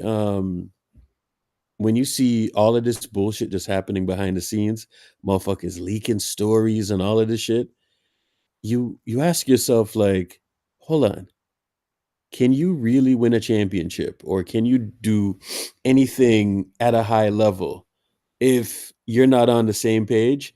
And I think us, the front office, not being on the same page with the coaching staff not being able to, to championship coach your sprinkle dust onto these teams or onto the players. Like, I looked at all of that, bro, and I was like, this is not a good mix. You know what I'm saying? And this man, did you hear what Stan Van Gundy said during the broadcast? What did he say about JK? They apparently in the pre-broadcast meetings, they meet with the coaches, whatever. Stan said that they were talking about like JK and how he's performed this series in like his last game. Yeah. They said Stan said this on broadcast, by the way. He said Steve Kerr's reply was basically, yeah, but he didn't get a rebound. Sound like Dave. Lindell. He's not coming back to this team, bro. Lindell, you're an avid football guy, right? You love the 49ers. When you hear an NFL head coach or an owner come out and say to a white quarterback versus a black quarterback, well, he just plays the right way. That's what Steve Kerr is saying, bro. That's what he's saying. AK just said it in the chat. Kuminga is clearly the better basketball player, but Pods plays the right way, bro. AK just said it in the chat. Stan Van Gundy said that Kerr said that he said he had the same amount of rebounds in the broadcast booth. That was Kerr's quote. Yeah. So Lindell. How many rebounds did TJD have? I'm curious. No, relax. You're a TJD hater. No. You're a TJD hater. No. Lindell, I'm sorry, but just Pods plays the right way. No. Yeah, you're Urkel, you're right. And the DeAndre Ayton situation is. Hold on. Does it count when somebody's boxing out? They're boxing out and they're doing this and they're doing that, and then see it on the stat sheet. I want you to guard Ant. What are we talking about? I want you to guard Ant and guard every rebound on his shot, full speed, going towards the basket. Hold on. Facts. He wasn't good enough. So it, bro. Do you want dude to box out, and then Pods comes in there and you steal a rebound, and then you go on the broadcast. Bro, you can talk to these little niggas about that shit, bro. But I actually watch the game and I see the strategy that they use to rebound. And how can you go up there and then say, but no rebounds? Are you but then you're going to when you talk to a broadcast crew about anything, say you know they're gonna say it. You know they're gonna say it on the broadcast. So he basically just was like, he's just shit talking through the fucking through the broadcast. media. Yeah, he was basically telling like you need to go rebound through the media. Nah, he's a piece of shit, bro. That's some grimy shit, bro. Come on, bro. So how many years does he have left? Bro, he just signed a 3-year contract. He has 2. Matter of fact, no, he has 3, right? Because the new contract kicks in this year. You talking about Steve, right? Yeah. Yeah, bro, he's got 3. Bro, is it 2? Yeah, he'll retire with Steph and Draymond. So this is his last year, right? Or no? Yeah. No. This upcoming year? No, this like he has this upcoming year and the year following. Really? He does? Yes. Oh my God. Yeah. Bro. I just like, who are the players that we expect to see on this team? That's what I'm trying to figure out. If like, who are the current guys out there that they're gonna seek after? That's kind of been what I've been thinking about the last couple of days, because I think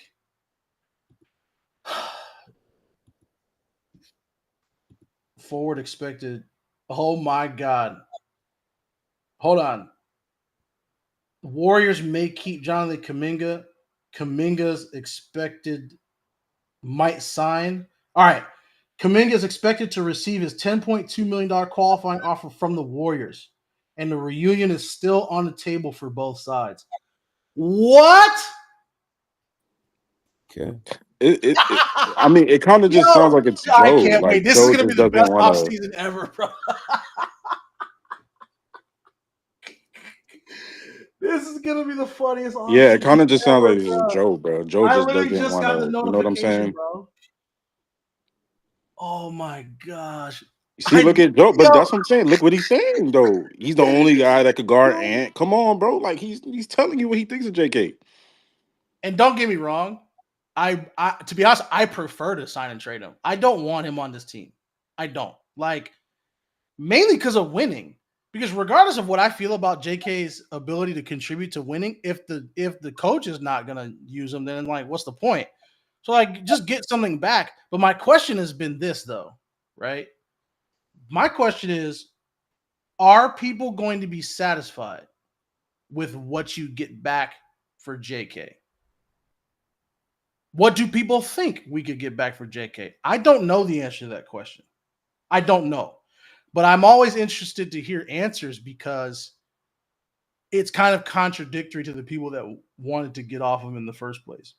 People will say, oh, he can't do this, he can't do that, he can't do this. And then, bro, we were dreaming, and somebody told me earlier this year, they were like, yo, if you could get Nicholas Claxton back. And I'm like, Nick Claxton? Nick No, Claxton. I'm being dead ass. We were live. I was like, oh, what? Is Cam Johnson possible? Bro, and Curry Gang, this is not specifically targeted to you. Can I be honest? Cam Johnson is a name that was fed to you. And I say you as like a broad, like the only reason that name gained traction. All right. It doesn't matter. People think what they think. Can I be honest? The first person that brought up Cam Johnson was me in this community. Like, it's kind of one of those things where, and I'm one of many examples, because there have been guys that brought up Vooch. There have been guys that brought up even back to OG. Like, OG wasn't my idea. Cam Johnson, I'll be honest. You want to know why I recommended Cam Johnson? Because Cam Johnson went to Carolina, and I watched Cam Johnson play all the way to college. I watched him get drafted. I watched him get moved from Phoenix. One of the reasons why I recommended him. But when I started asking the question, 2 questions actually. What position would Steve Kerr play Cam at, given his size? And can he guard that position? I got a bunch of question marks. Like, people just didn't know. Either the 4 or the 3. Bro, he played a 4. Now, ideally, in a like Jimmy Butler lineup, you'd probably want him to guard the 2 and the 3, but he's 6'5", 8, 6, 9. Where do you think Steve Kerr would put him? He's putting him at the 4. Draymond's playing the 5. And so my follow-up question, this is months ago, by the way. Fucking months ago, by the way. I asked the question. Are you cool with Cam Johnson playing and guarding the 4? And nobody had an answer. Nah, that's not. Bro, are we really giving up, bro? Let's go protest in front of Chase, my nigga. This is crazy. We cannot give up, You my just nigga. gotta accept it, Cam. It is what it is. I can't accept it, bro. This shit is, bro. I'll start watching basketball for watch fucking Kirk play coach again. I can't wait until people start pushing names like and the Zion thing was funny too, like because there are a handful of people in this community that were kind of on that train. But it's funny to watch people go, "Oh, is Zion a possibility?" I'm like, I don't want to fucking talk about Zion because niggas wanted to make fat jokes when I said Zion 4 months ago. The same thing with Kobe White. Kobe White was, oh no, but Kobe White's not moving the needle. Now niggas are gonna be asking about Kobe White making $13 million this offseason. I promise you, book it. Kobe White is I'm making off Wednesdays and Thursdays, man. Who gonna go with me and protest, man? We can't take Cam this Johnson shit, man. averages 4 rebounds, by the way. Listen, we would sign and trade JK for Cam Johnson, and half the fan base would celebrate, not knowing that what you lose in rim pressure, you get back in spacing, and you get none of the things that people wrote think pieces that JK that they claim JK couldn't do. You're not going to get the rebounding. You're not going to get the POA. You're not going to get the off-ball defense, I guess. All the shit that people spent so much fucking time saying JK couldn't do. I got bad news for you, bro. Cam Johnson's not doing those things. He'll space for you a little bit. Cool. But he's also going to play the 4. So Lindell, who are the players? If we get back a quality player like that, I'm telling you, I've said this before. I'd be happy to have Cam Johnson on the team. But it's going to be funny when they wonder why Cam Johnson's averaging 4 rebounds. And they wonder why he's getting blown by athletic 4s or getting bullied by athletic 4s. It's just I'm telling you, people don't appreciate shit till it's gone. And people wanted to be right about a dude so bad that we're out here banging the table for Cam Johnson. Good luck. I watched Cam Johnson in Phoenix. I didn't think he was that good. He was all right, bro. He's all right. You know what's funny is the ideal use for Cam Johnson he's just tall as fuck and he kind of tricks you. It would be fun to have Cam Johnson at the 2 and then Jimmy at the 3. And then go get like a proper 4. But Cam Johnson cannot be the starting 4, and then we run Pods or Moody out there at the 2. That just can't happen. It literally can't happen, bro. There has to be a creator at the 2. And somebody who can get a bucket. What happened? What happened in the game when we got 30 from Buddy? What happened?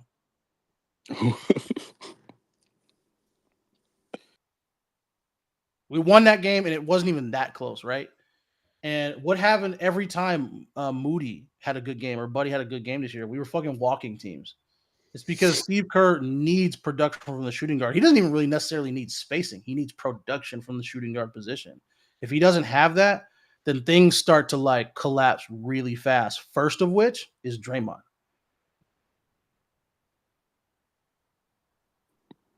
Eric, I just want to know who are the players. If Steph is getting guarded the way that he's guarded, right, and he's doing all off-ball stuff, he's grabbed, he's getting held, and Draymond's looking, and that guy's not there, and your options, like if Buddy's not on the floor, and your option is GP2 and Jimmy and Trace and Loon and even JK, like, bro, they're not running them niggas off of screens around the perimeter to shoot shots, bro. Bro, we can talk about, I'm just disappointed that the shit didn't work. You know what I'm saying? I remember when we started 2019, we started that summer, and I saw the guys that we had, like fucking Damian Glenn Jones, Robinson, and dudes like that. And it's like I just watched the lack of an athletic wing. You know what I'm saying? D'Lo was out there, Glenn Robinson, and I watched we went from Andre, from KD to Sean, and then all of a sudden we had the lack of these guys, and it's like I watched us fleece Minnesota, get 2 wings back, right? Oh my God, we tricked both of them, bro. Thank God for 2022 because we tricked both of them. Bro, And the fact that sure, we got Jimmy Butler back. That's cool. But the fact that we're gonna let two wings just go to waste, and I'm telling you, bro, you see, like the two wings thing. If we could have just found a way to just make them work, but the fact is that we didn't. You know what I'm saying? And like, what does the wing depth look like next season? You know, and that's the thing too is this man Steve's talking about. I trust Mike Dunleavy. All right, cool. Now here's what I need. We only have room for two legitimate free agency signings. One of them is probably going to be the full, hopefully. One's probably going to be the minimum. If you want to split it, cool. But there's probably going to be two, when I say legit, I don't know how they're going to play. It's just money-wise, they're going to be bigger free agent signings. There's probably going to be two of them. Between those signings and a JK signing trade, you can't be bringing back multiple guards, bro. And I'll tell you what, too, in that report, too, apparently they're going to be looking around for a center. I'm not sure if that's a starting center is the right call, because do we really want somebody to come onto this roster and force Draymond into the starting 4 spot permanently? Like, haven't we all agreed that he's best defensively against fives? Like, haven't we we've all, I feel like we've all arrived at that place. Apparently the Warriors are going to be looking for size, which to them feels like they're going to look for a center and not more positional size. Give me Steven Adams if that's the case. But if you do, well, it's cool. Steven Adams is a UFA, so I hope so. But Giannis is, bro, you already know, $26 million is starting, brother. I got bad news for you. You know how funny it would be? You know how funny it would be? By the way, to do what Giannis is proposing is to admit failure, right? To admit what we've been saying this entire time. If you bring in a $13 million guy and a $2 million guy, and those two dudes start over Draymond Green, it's literally an admission that he shouldn't be on this team. Literally. So that's probably not going to happen. Draymond is defo starting next year. A center who can't shoot would not fit next to Green. You and I have always been in agreement about Draymond Green, Brandon. You were absolutely correct. But what they're going to try to do is they're going to try to bring a dude in here that keeps Draymond on the roster. And they have different views on how to do that shit. Gafford at the 5. Lindell, we need like 3 or 4, like 6'8" dudes and taller, bro. That's Yo, Lindell, let me ask you a question. Hold on. We need a ton more size. I'm tired of seeing like Let me ask you a pods at question. 6'4", Hold on. GP2, Hold on all one these second. short Hold on one second. guards, bro. So I watched this clip of Kuminga, and then this dude, he's been on the timeline for a long time, Sam. Mm-hmm. Yeah. And he says Anthony Edwards in this series, guarded by Kuminga, 38%, 42 true, scored 11 points, 4 assists, committed 4 turnovers, 0 free throws. Guarded by all others, 49%, 62% true shooting, 120 points, 24 assists, 13 turnovers, drew 24 free throws. So where did Sage get those stats from? Did you remember I asked the question? I was like, I need to know where the numbers came from, because like just the TLDR, right? Just so y'all know, Sage put up a tweet that said that Anthony Edwards was shooting 60% on Jonathan Kuminga. And I laughed because even if he was shooting 60% on Jonathan Kuminga, if you ask anybody that watched the series who's done the best job of guarding Anthony Edwards, 100 people out of 100 would tell you Jonathan Kuminga. Yeah. 100, right? So now we get to the are you lying? Forget the whether the numbers are true. Now we're getting to the are you lying? Because what is this? What's 38.5? Where's that from? 42.3 true shooting? Where'd that come from? No, bro, dead ass. Where did he get that? Bro, where did he get that from? Bro, he's a fucking fraud, bro. He been a fraud. I'm legit asking, because Sam is not a guy this is what he does, bro. He's a numbers guy. You know what I'm saying?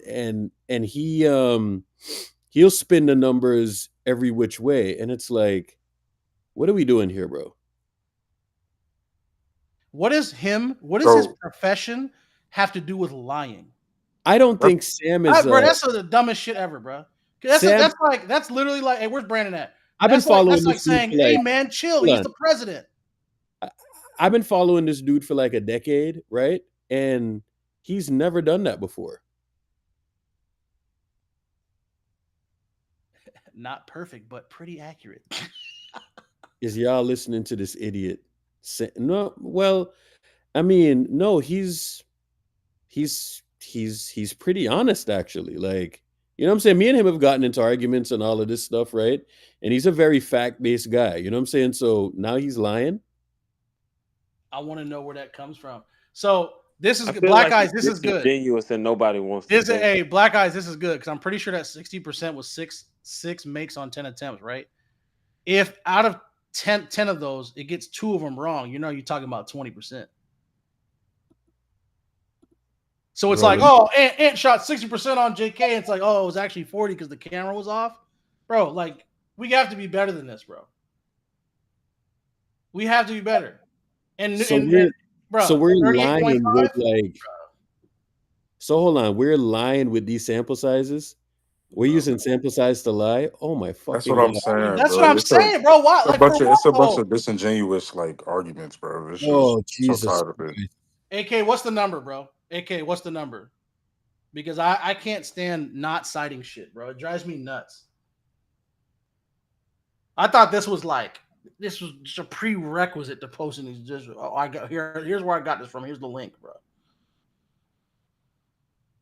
No, because I know what Sam does, bro. Like, you know, Jesus, this is nasty. Like, there's not a soul who watched this series that said anybody was better at JK than guarding, or anybody better at guarding Ant than That's JK. what I'm saying. So what's Sage's point? Is he trying to? What was he trying to say? There is no point to be made, bro. He hasn't. I'm gonna be honest with you, Linda. He found a number. There are people know that I'm out there. People know that this chat is up, right? And there's a lot of motherfuckers gonna come in here, right?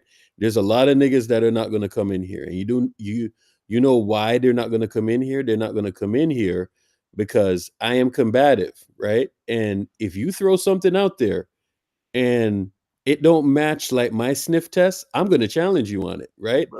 I don't do the thing where niggas just let you talk and just ramble nonsense. You know what I'm saying? Because here's what I do. When I'll be at my desk and I'll be working on something, and then somebody will be making a point and I'm like writing an email or something like that. I'm like actively working, right? But this is like a radio show to me. But the only difference is that I actually participate. You know what I'm saying? I don't like go to sleep for 2 hours and let other people talk. Nah, I'm actively listening, right? Yeah. And listening, then you hear the hold on. Right?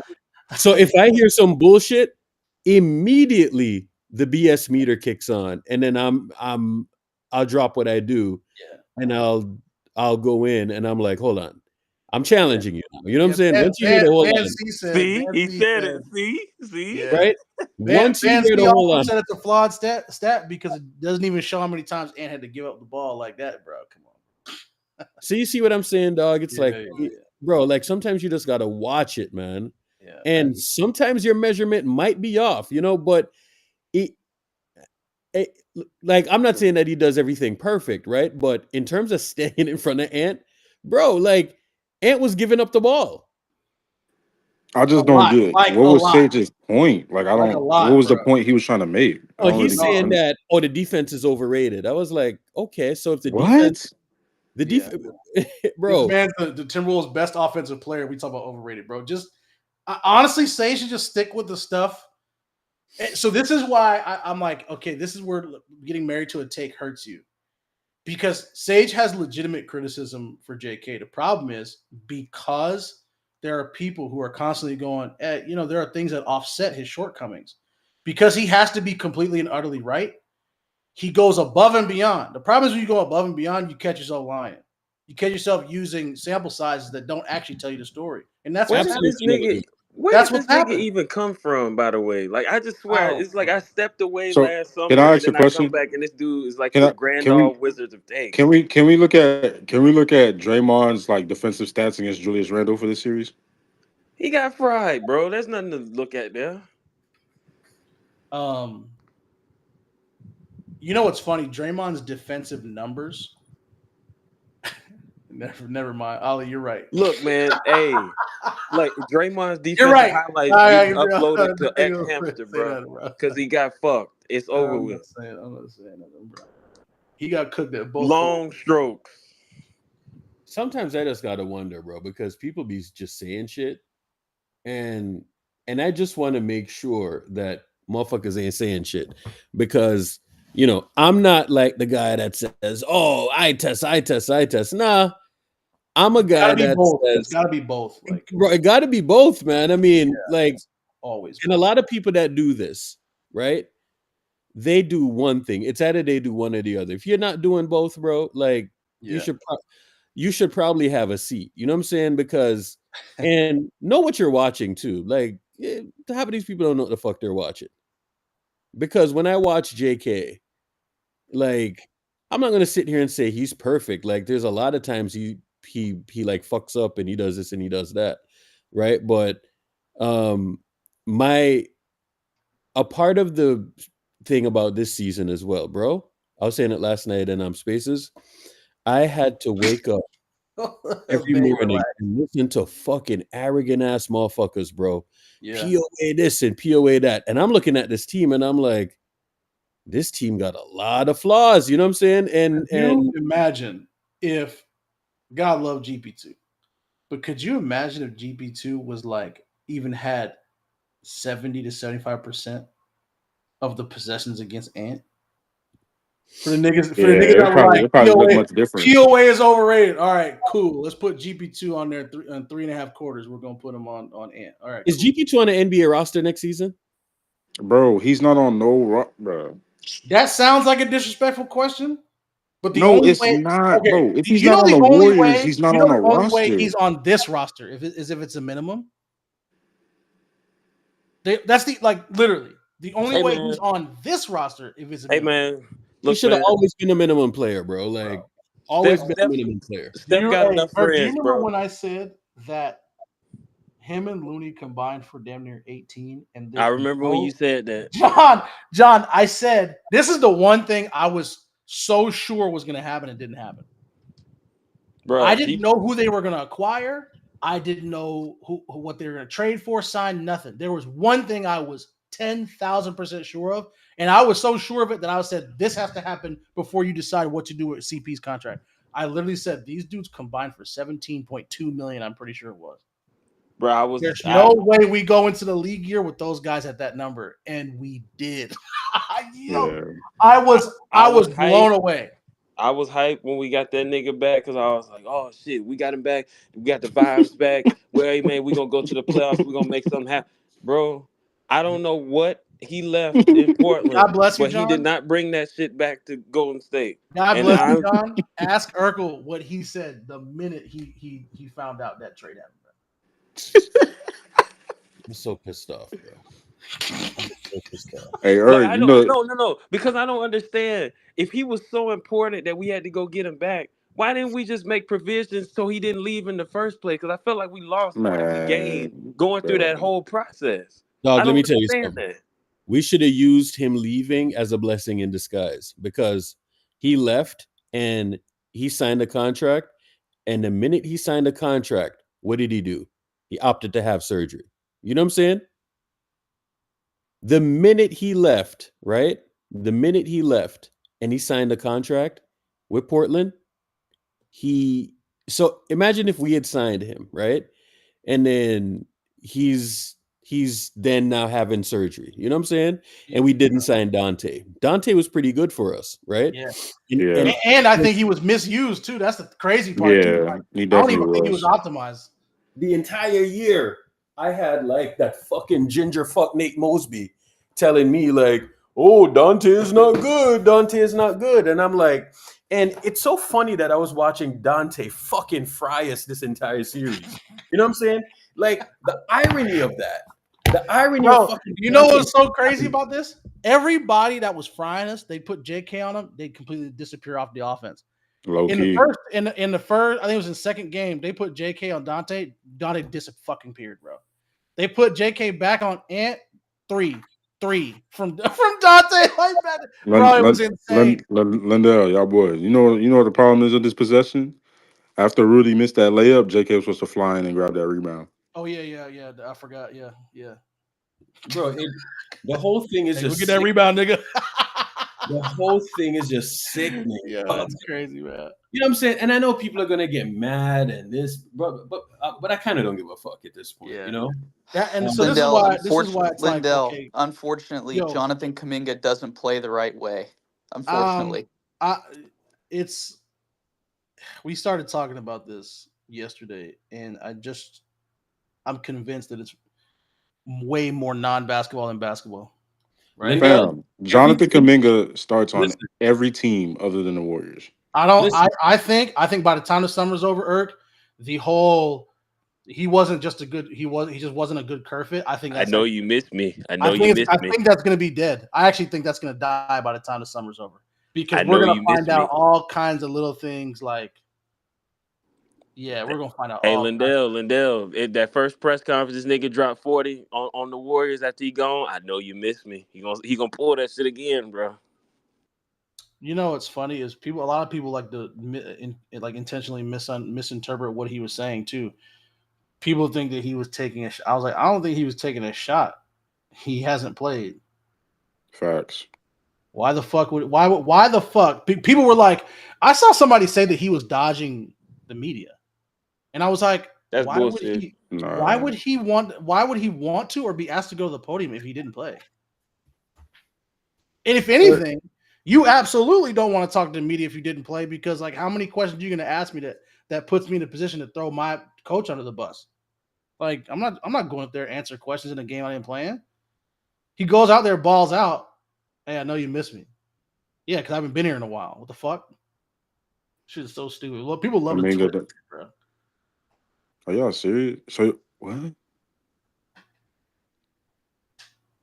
Can we start a discussion on how we get Steve Kerr fired? Yes. Let me give y'all a PSA. So, there's a package deal that's on our team. It involves Steph. It involves Steve. It involves Draymond.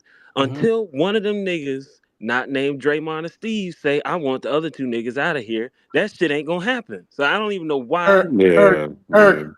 Eric, you remember the trade deadline when the one trade was being floated? And you got up and you said, we might need to lock Steph in the closet. Not for real, bro. Bruh, for his own good, bruh. For his own good, bro. People, so I don't know, John, you remember when I said that I would take the GP2 package for Draymond Green? I would take second round pick. People laughed when I said that then. How y'all feel about 5 second-round picks for Draymond now? Bro, they trade that nigga for a bag of Doritos. What you mean? If you can find a viable power forward, I don't ever say center because center is the most, like, you can get the most production out of a sub $10 million player. It's fucking awesome. At most, $20 million from a center. Otherwise, fuck that. Because if you need more and you need like you need Joel Embiid money, you need Jokic money. At that point, it probably means that that's the top end of your roster from a talent standpoint. The top end of our roster isn't in the center. It's at the 1 and the 3 position with Jimmy and Steph. And so you really probably need a dude from a talent perspective. Go look at the dudes that are like under 17 million. Those are the probably the guys I would be interested in. And even then, if we build the roster correctly, you probably don't need to spend more than 15 million on the center. But if you can find a viable 4, damn man, maybe even like a spacing. And now I know this is a very specific player, but a spacing 4 who can just be positive on defense at that position, that would be interesting. What about Denny? Pass. I think he could be a really high quality backup, but pass. Jaren Jackson. Brother, I would take Jaren Jackson on this roster in place of Draymond Green so fast, but that's just not viable. 2-way floor spacing 5s don't exist. I was saying 4s. I was saying 4s. Get a viable 5. Like $510 million, but like I'd spend the money on the power forward position. That's where I'd spend it. No, you're good, bro. Like, trust me, I've just started like looking at this. I don't know who all those names are. I do know Bobby this. Portis. I do Hell know no. this free agency. I know this free agency under 15 million is way better than last year. Way better than last year. So, do you guys have an opportunity to get Giannis or no? So in order to get Giannis, they would need. By the way, they're only gonna, if they do sign and trade JK, it's only gonna be for a little bit more than what Draymond makes. So you would need to combine. So like say JK makes 28 in that first year, you would still need to add 12-ish million. You can take salary back just because we'd be under the tax without JK, but you'd have to send JK and Draymond, if I recall, if I'm remembering this correctly. I was just looking at this last Do you night. guys think you could beat the Raptors package? No. How many picks does Raptors have? It's not that. It's the players that we can offer. Oh, sure. I already know we can't beat, but I'm asking how many picks do the Raptors have? Like they have more We than have our one ninth trade- pick this year. Yeah, Bro, the we're not even NBA coming close. We have the 41st overall pick this year, and we traded the first to get Jimmy, which means we only have 2 tradable first round picks. The right NBA now. forced to trade Luka to the Lakers, bro. The league could do anything they want. Let's be honest. Like they Well, really could, bro. Yeah, I mean, the Lakers have 1 tradable first. Somebody correct me on that. And while they do have the contracts to get close, the Giannis thing is, I don't know. Is Curry, Giannis, Butler possible? I mean, I can look at it. I'm pretty sure we'd be short a decent amount of salary, even with the tax room. But I'm not. I honestly, the Giannis thing. I don't Did know. somebody ask Curry, Giannis, Jimmy, and Jimmy? Yeah. I'm gonna be honest with you. They traded for that Jimmy Butler contract and the contingency behind that, so they could flip Jimmy's contract somehow and use his contract to get Giannis back. So that's a part of why. So I've you think a been contract with holding Jimmy on Butler? to this. I've been holding on to this for a while. No, Santa Rosa, what were you gonna say? No. Go ahead. I've been holding on to this for a few weeks. Shadow and I talked about this, and y'all might have already covered this. Do y'all know how much Giannis makes this upcoming season? How much? $54.1 million. And Jimmy Butler makes how much? Take a wild guess how much Jimmy Butler's exact number is this upcoming season. 55 million. 54.1. Oh shit. I just do with that information what you will. That's all I'm saying. So But Giannis makes how much? 54.1. And Jimmy Butler makes how much? 54.1. See, Lindell, you know what the problem is? You know what the problem is people are gonna be like, these other teams aren't gonna want a Moses Moody. Bro, Moses Moody, okay. The Warriors and Steve Kerr makes these players worse than they are. Like, if Moody goes to a different team and plays 30 minutes, he's probably averaging 15 and 35% from 3. Like, but Steve Kerr just tanks the value of all these. So, why would Milwaukee trade away their best player for Moses Moody? It's like, bro, because Steve Kerr he suppresses the value of these players. Jonathan Kuminga goes to another team, he's probably averaging 25 points per game and going to the line 8 times a game, bro. Yeah. Like, let's just be honest here. Ollie said in the chat something that I do agree with. I just found it funny that those 2 contracts match to the dollar. But you are correct. We have 1 tradable first round pick. We'd be sending them Draymond's contract. So while Draymond's contract expires a year before Giannis's, that's still $27 million that they'd be taking on for the next 2 years, and then JK's contract as well. So expecting them to just take JK, Moody, Pods, whatever combination. Yeah, Ray, that's what I'm saying. Like wherever, if you think Milwaukee's taking that, that's just not going to happen. But I do think Jimmy was a plus this season. He was an obvious positive addition to the team. But Mike knew what he was doing, and if y'all don't know by now, the way Mike operates is get me a player who can contribute to winning now, who also gives me optionality later. The only reason CP3's contract expired was because they were under the impression that they had a real shot to re-sign Clay. It's the reason why they asked CP3 for the extension. You remember when they asked CP3 for an extension, like 3-4 days beyond what he would normally have expired for? The reason why they asked him for that is because they were trying to see if they can get Klay Thompson back.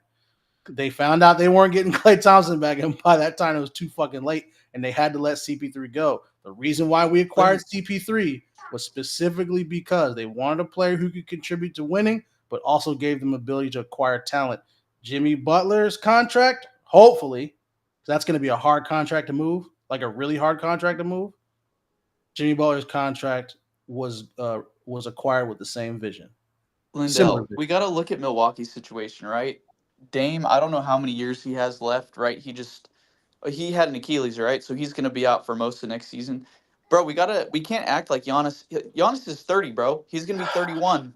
Like, he's not 25, 24 Giannis anymore. Like, he's still a hell of a player, bro. But, like, that Milwaukee team, like, Lopez is old. Like, they got to get younger. Like, if they keep doing what they're doing and they want to contend, bro, okay, you retain Giannis, but they have to they're close to a rebuild, bro. Like, they are. Yeah. That's one of the reasons why the Warriors don't serve the Milwaukee Bucks purposes, because, and then Snake just said this in the chat, I think it's much more likely he just stays there.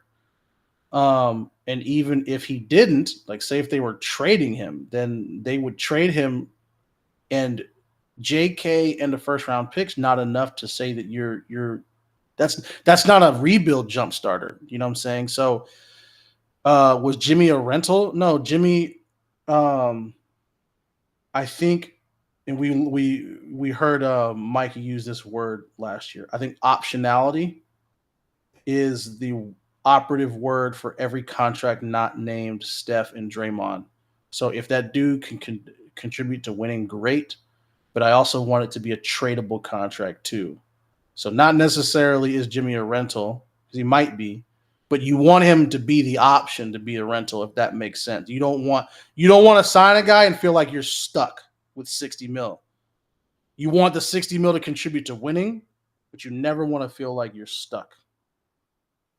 And ironically enough, we're more stuck with Draymond's 27 than we ever will be Jimmy's 54. Let me ask you this, right? For people who don't know. Why would those contracts just happen to match exactly? I'm curious. Well, I think Giannis is not exclusive to this, right? But I think they wanted Jimmy to make a minimum amount so that if they have a shot at fill in the blank, matter of fact, go back to February of this year to some names that were, I think they want the option to at least, it's one thing to want a guy, right? It's one thing to want a guy. But do you have the salaries to match? And I understand every team wants picks, but picks aren't always what gets exchanged. We watched Luka Doncic go for one first-round pick in a post-30 injury-prone AD. Is AD still really fucking good? Yes. It was him and one pick that went for Luka. So picks aren't always what teams are going to exchange for these contracts. You just don't know. But to answer your question, Urkel, the reason why those numbers match is because is maybe Giannis, right? But ultimately we need Jimmy Butler to at the very least make X amount of money so that when it's time to go big game hunting, or if we hear a report, or if Mike's phone buzzes or Steph's phone buzzes and it's like, oh shit, we need to hop on this, you at least want to have the buying power, the contract matching ability to do so. We do not have the draft picks to go big game hunting. We just do not. So people need to understand that that's baked in. We don't have the draft picks. The fact that we even gave a pick to get Butler is not good business, right? It just wasn't. Say what you want about Butler, the player, sending a first-round pick for Jimmy Butler. And by the way, we already helped Miami because we sent 3 smaller contracts for one big one. That's like Miami. We should have gotten a pick for that, bro. We should have gotten a pick for that. But we sent a pick to re-sign somebody for $55 million. So that is and we only have one tradable first round pick right now. So people need to get it out of their heads that we'll even be able to get give somebody pick compensation unless, and again, this is a long shot, unless you're able to flip Moses Moody or Buddy Hield to a contender, like Buddy Hield and two of your second round picks, unless you're able to acquire a late first round pick somehow, you're not going to have a second first round pick to negotiate with this offseason. Contracts? Yes, we've got the contract to do it. Picks? No. Do we have any expiring contracts? No. The contracts that we had expiring have expired. We do not currently have any expiring contracts. Like zero, actually. Guy Santos and Quentin Post are technically the only expiring contracts. Quentin Post on a 2+2, so his says expiring, but he's not expiring. Guy Santos has a team option after this year, but it's Trayce Jackson-Davis with 2 more years, Podziemski with 2 more years, Buddy with 3 more years, Moses Moody with 3 more years, Draymond with 2 more years, Jimmy with 2 more years, Steph with 2 more years. Lindell, how many tradable first round picks do we have? 1. We had 2 prior to February. That's it? And what number is those picks? That's 2020. The tradable one, we have to pick one because of the stipend rule. So it's either going to be the 2027 one or the 2028. We have to pick one of those to trade. And we can't trade like a 2029. Right? Oh wait, we can't trade like. We don't have 2030, so we cannot trade 2031 or 2029. Okay. We just traded 2025, so we cannot trade 2026. 2031 through 20. That's right. That's protected, right? Top 20 protected. Yeah. So, we'll see about the 2031. 2031 is interesting. Theoretically, you can trade the 2028 and 2030. Theoretically. Trev, that's a great question. Miami has it. Miami has it. I don't know. Yeah. No, we did have 2024. 2024. Wait, no, you're right. Yeah, you're right. I don't know. I have no idea. But we have 2 that we can use. If that's the case, then I do think that we could potentially have 3. I forgot about 2030. I'm gonna just preface this by saying I don't know how this would work. So yeah, 2032.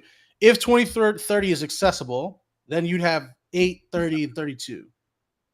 So 3 would be nice, but I think we'd have to it's literally one of those situations where you're asking the league, hey, can we do this? You know what I'm saying? So, yeah. I don't know. I think the Raptors could somehow leverage their 9th pick. Maybe they could be in one of the teams for the running. Oh no! Not saying that you have a better. Is going there. Yeah. I think the Spurs can offer, maybe the Nets in terms of picks, but because Giannis and Masai also have a relationship. Yeah, y'all definitely have a better offer. So I don't know. And Zan, there's reports that says Giannis has Toronto as one of his teams for the East. So.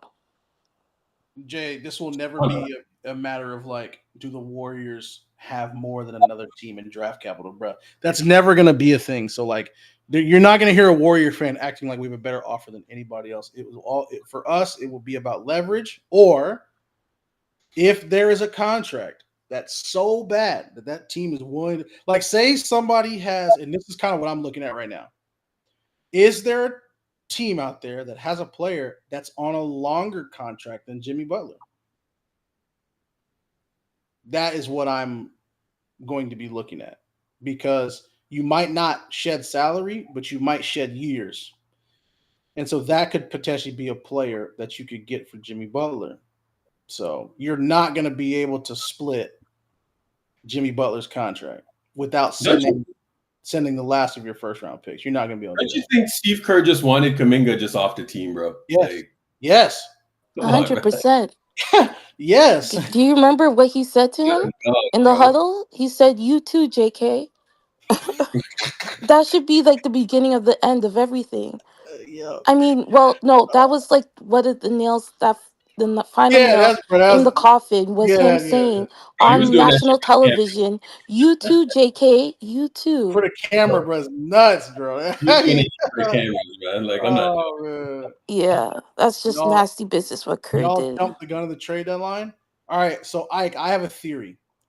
I don't think we jumped the gun. I actually think it's the other way around, and I think it's somewhat similar to what happened this past offseason.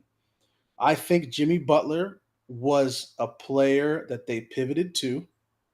I don't know for sure who they were looking at prior.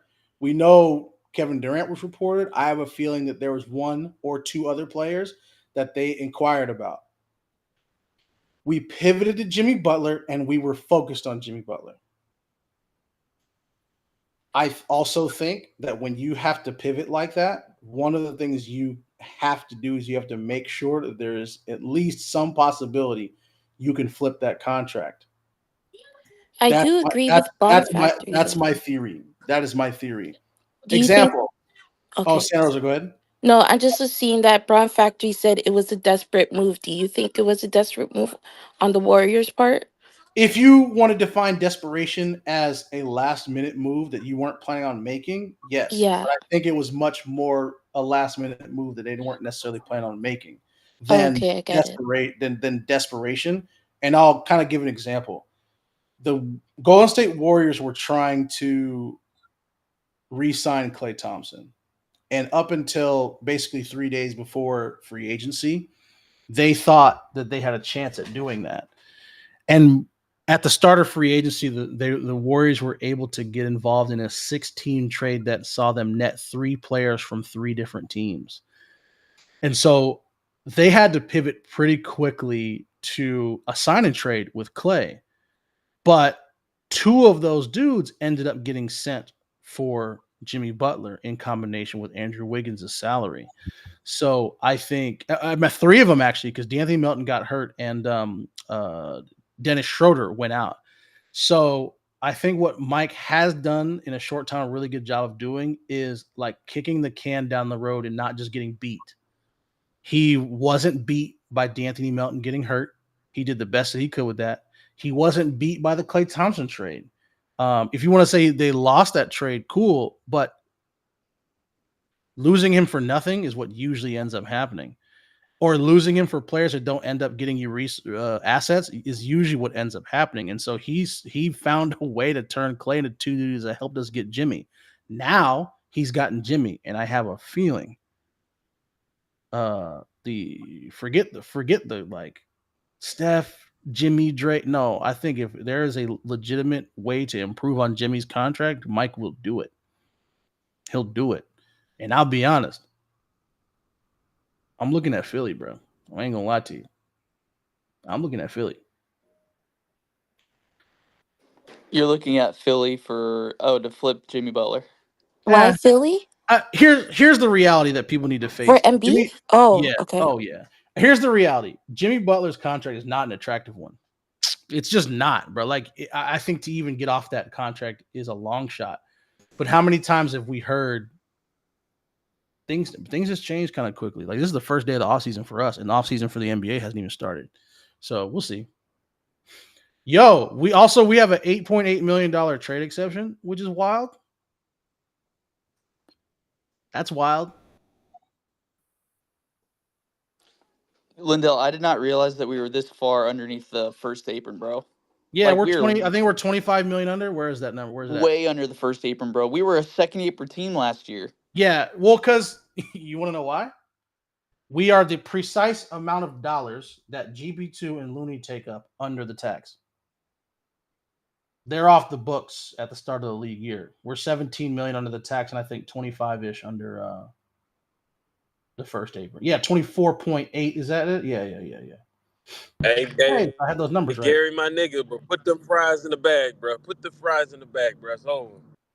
Hey, we have 28, 30, and 32. That's a little bit of buying power, ain't it? I like that.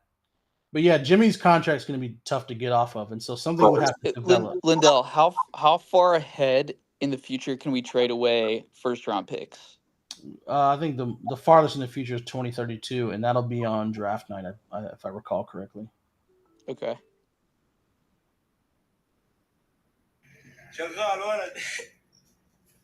Man. So this is what it looks like. This is what it looks like. So we have the non-taxpayer mid-level available. Yeah. So this is where it gets kind of like there has to be an order of operations because once you sign that, right, now you're only $3 million under the tax. And so you kind of want to do that first, if I'm understanding this correctly, because say if you do re-sign JK, whatever you do with JK takes you over that number regardless. So you kind of want to use that before you re-sign somebody with the bird rights, because you can re-sign that dude over the tax regardless of what the number is. But I imagine that non-tax ML, or if they want to split it and do whatever it is, I'd imagine they want to do that first. JK's current cap hit is 23. Yeah, that's based on valuation, right? So whatever he signs for, I imagine it'll be around 28 in that first year. That puts you well over the tax line and over. Actually, it actually puts you over both. It puts you over the tax line, puts you over the first apron. You're still under the second apron, but I don't believe you would have access to a sizable mid-level exception. So kind of have to keep that in mind.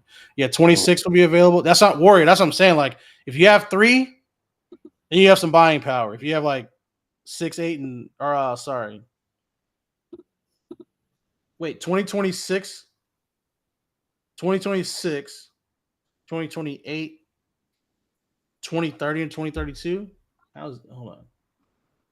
There's no way. There's no way we have 4, 6, 8. Can you pull up the existing contracts? Like, what's that page that you usually go to that shows like how far a contract? Yeah, we can't trade 2026. Sorry, Kev, what were you saying? No, I was just saying, can we go to a page, because I'm just trying to figure out what contracts we have and how far they're.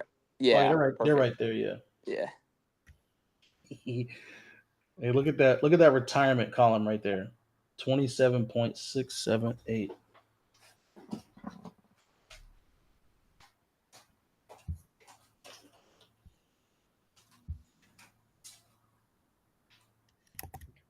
So Buddy Hield has 2 more years. Draymond has 2 more years. Butler has 2 more years. Moses Moody signed a 3-year extension, right?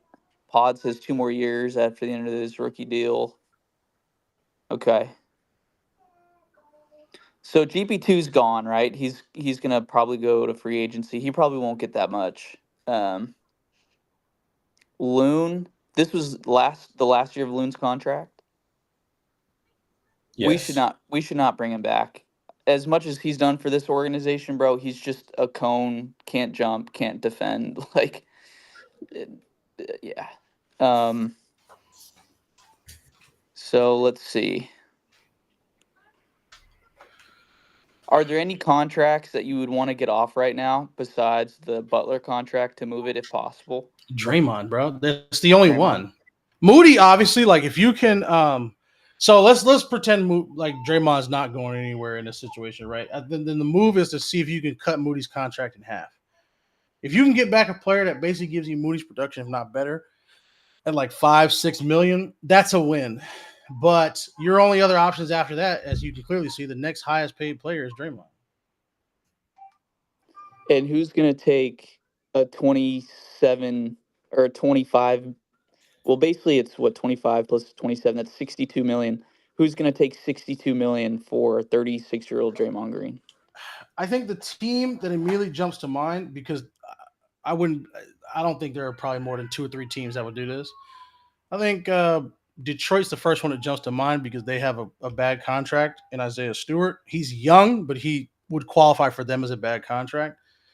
But also they kind of need, with where they're at in like their developmental arc, I think that they kind of need a player like Draymond Green. But that even by itself is a long shot. You know what I'm saying? So I don't know. Might even have to attach picks, but hey, Brandon, everything's a bad take if you don't say it, bro. Get your head out of your ass. Everything. Like, I know you got shit to do, bro. I took today off. I took I today and wish tomorrow off, Draymond. but I know you have shit to do, bro. I wish Draymond took that $35 million annual contract. What was it with San Antonio or Memphis? Bro, I wish he took that shit and left. Like Are you talking about the Kings? the King, yeah, whichever. I thought it was Portland and Sacramento, right? Yeah, that would have been nice.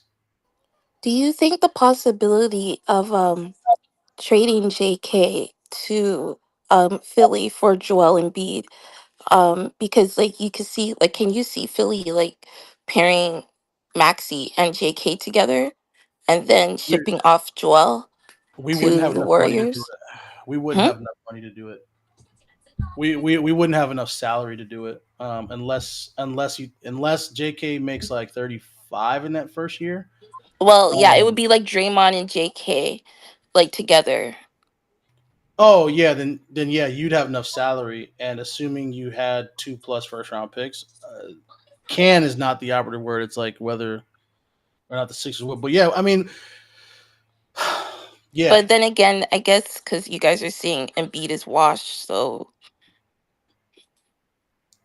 Trey his Pools. knees. Trey Pools. This is assuming the Warriors would have 3+ first round picks. So I don't think that that's outlandish, because depending on the day, you'll hear that Embiid is washed or like he's injury prone, and then Yeah. Do you think so? And then no, that's what I'm Sanders. What I'm saying is, like, if we're not talking trades, Joel Embiid will get shat on. But if I propose a trade, or if you propose a trade that has 2-3 first round picks going to Philly, then it's like, oh, Philly will block us. Philly will block us. Pick which one, nigga. Like which one is it? Is Joel Embiid trash? Is he like or no? Like, we're not able to trade for him even if we have 3-4 first round picks. Like, people gotta make up their minds, bro. I love how this is free agency, and this nigga just posted. Is Aldama an unrestricted free agent? I know Aldama is nice. I always liked him. Cam is under contract. That's the funniest thing about this post. Is who's 9 on the He Wolves? would be great, like on the Warriors for sure. Yeah, he's restricted. Yeah, so Aldama's restricted. Who's number 9 on the Wolves? Or what picture is that? Yeah, who's number 9 on the Wolves, and who? Oh, nah. I mean, Nickeil Alexander-Walker. Is he unrestricted? Okay, he's unrestricted. That's cool.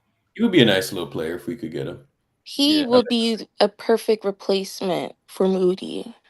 Hey, imagine we get like Nickeil Alexander-Walker and like a free agent minimum guard. He might even start for your team, knowing Kerr, which is not. That's the one. Hey, Sun God, that's the one. That's the one. I think that's one of the better value guys. Dante Exum. Yeah. Get us Kobe White. Get us Kobe White. Let me beat Brandon to the punch. Kobe White would be an awful fit on this team because he can't shoot and he can't guard. It would work, and he needs the ball in his hand a lot. No, Kobe White. I think actually, I'm just joking. I think Kobe White actually looked really good on this team, but it is what it is. Doesn't matter what I think. Yeah, like if you're getting rid of Pods, then Kobe would probably be better. Oh my gosh, GT. Yeah, shooters are implied, man. Like, I swear every Gary time Trent Jr. I don't know. He's very streaky. He was on the Raptors. Kobe White is the Black Jordan Poole. This is how you know you don't watch hoop, let alone Bulls games. He's a very streaky player, Gary Trent. Kobe White for Pods would feed generations. Yeah, I agree with this. 1,000% I agree with this. Oh yeah, Coach Xavier. If you get Trent for a min, fine, but just be prepared for those really cold nights, because when he's not on at all. If the Bulls want JK, I'm definitely talking to the Bulls, but it's whatever. Yeah, any team that wants Bruce JK. Brown. Oh my gosh, I don't know. Yeah, Bruce Brown's a UFA, I think. I think he could work. But I don't know if you guys want another guard like that. But he can't play defense, It's just when he was with the Raptors, he just came back from surgery, so his shooting wasn't the greatest. But just before he got traded, he started to get better. So I don't know. This man Brandon asks, "Is everybody a shooter, bro?" Goddamn. Like you told me the other day, a 36% 3-point shooter was a fucking shooter, bro. Well, You told me Brandon Podziemski was a shooter, bro. Get the fuck out of my face, man. Like you're a bot. But he is a good defender, though. So if you guys need that, then yeah. That shit's so funny. He wouldn't fit because he can't shoot. Nigga, you a 36% for the 3-point shooter as a shooter, bro. John Collins is his. Kuminga for Bruce Brown would be amazing for the Warriors. Best case scenario, Laker King is like Laker trying King so hard to 77. troll. I know, yeah. I saw the names. John Collins is UFA, but I think he makes about what he's making now, if not a little bit less. I think he makes 18 to 20 ish, maybe more. Honestly, he didn't have a bad season.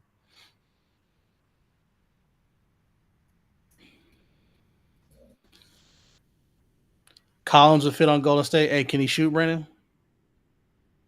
So he can't shoot and he can't defend, but he's a good fit on the Golden State Warriors. Yeah, you got to slow down, man. You are a walking contradiction. You're a walking contradiction, bro. How about Jordan Clarkson on Utah? No? A lot of people are saying no already. Why? Oh, he can't guard. That's true. He is a cone on defense. This man said John Collins is a shooter. John Collins, number one, John Collins is another player that I wanted to bring back like 2 years ago. He shot 39% from three. His previous 3 seasons, bro. Which, by the way, you tried to tell me Zach LaVine wasn't a good fit for this team because his past season and a half didn't matter. Well, let me read you John Collins' season before this past one. 37% from 3, 29% from 3, 36% from 3. In 2020, he shot 39%, and in 2019, he shot 40%. Before that, he shot 34%, and the year before that, 34%. That doesn't sound like a good shooter to me. Now, do I want John Collins on this team? Absolutely. Absolutely.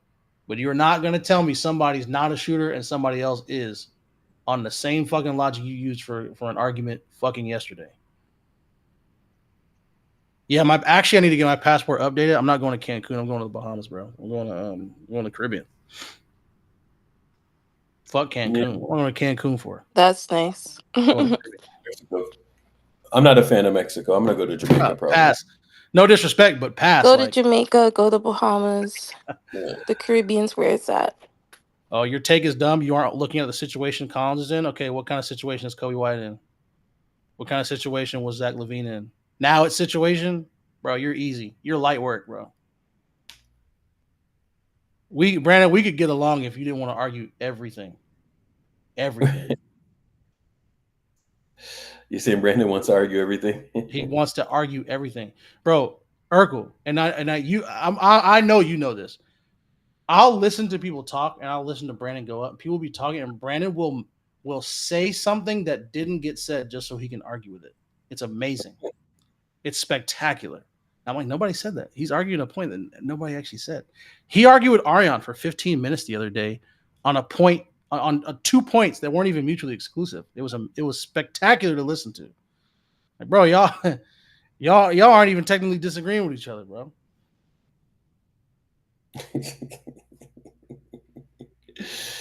Oh my god, it was so funny. Trev, you were there for that shit. I was listening to it, I was like, there's no way this is happening right now, bro. They're just talking to each other. Yeah, your fucking takes are so dumb. Like when you say gosh. that John Collins What happened?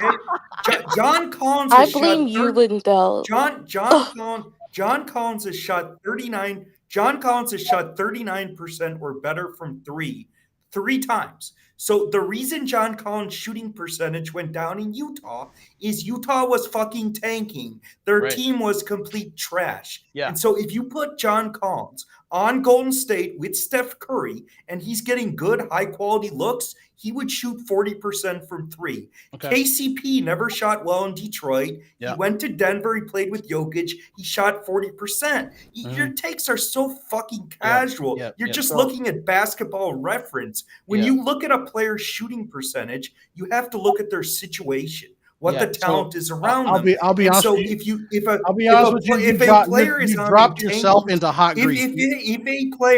If a player is on a tanking team with trash talent, they are not going to shoot as good. Right. That's like Basketball 101. Brandon, I hate to do this to you, but you've done this to yourself. So is this something that only applies to John Collins, or would this apply to other players as well? Of course, it applies to everybody. But it applies mostly to role players because, like a good example, if you look at KCP in Orlando this year, KCP shot horribly in Orlando this year. Would you also agree? Would you also agree KCP doesn't have Anthony Davis or LeBron. He doesn't have Jokic to get him open shots. And so John Collins shot. You're making my point, bro. I'm trying to save you some time and energy. John You're Collins making my was point. able to play off Trae Young's gravity. He shot very well. But when John Collins was on a Utah team with no talent that was tanking, he didn't shoot as well. You don't even realize just you're looking at making my Basketball point. Reference and coming on here and saying who is a shooter and who's not, Bro. like it's literally like a 4-year-old talking basketball. You're arguing against yourself from 2 minutes ago, right? I'm not. You're literally arguing against yourself from 2 minutes ago for telling me who was a shooter and who's not. This is amazing. Eric, you see what I'm talking about? This man is literally arguing with himself. All right, well, let me ask you this. Would you say this also applies maybe to even a lesser extent with defense? Do you think players who are on poor defensive teams might have their defensive numbers skewed? Yeah, of course. I'm not arguing that point. What's your point? My point is you have always argued that a player is not a good fit because they are so-called not a defender or not a shooter. But when I pull up the fact that they are in a situation that is not a good team defensively or has poor spacing, you want to rant about the person can't do this and can't do that. Now we want to talk about what situation they're in. You haven't even stopped to consider the fact that John Collins is somebody that I actually want on this team because, by the way, I've said this word for word prior to the trade deadline, because he spaced the floor well this year. You've done nothing for the past 2 minutes but cook yourself for trying to say that John Collins is a legitimate addition to this team because of his situation. No, John Collins is a legitimate addition to this team because of the player that he is, not being justified by the situation that he's in. The situation that he's in affected his numbers, just like other players, not just the ones you choose to argue about, bro. Like fucking just get off of yourself, but bro. you're Get off of yourself, bro. No. You have such an overinflated your take view of doesn't make yourself. any sense. Like when you talk, bro. when you talk You're about boring. Kobe White, okay? Well, I can't Kobe say you're White boring. is I can't say you're boring. That's a lie. You're extremely entertaining.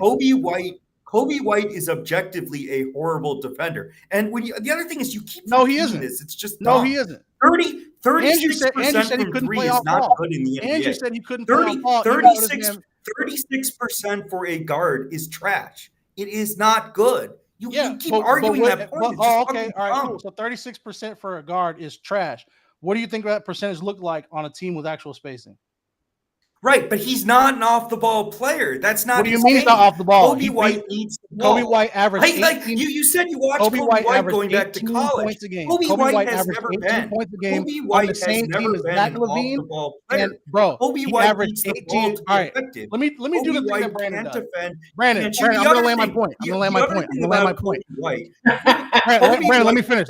I'm gonna land. Kobe White has been below league average for efficiency almost every year in the NBA. Brandon, let me land. Kobe White is not a good basketball. Brandon, let me land.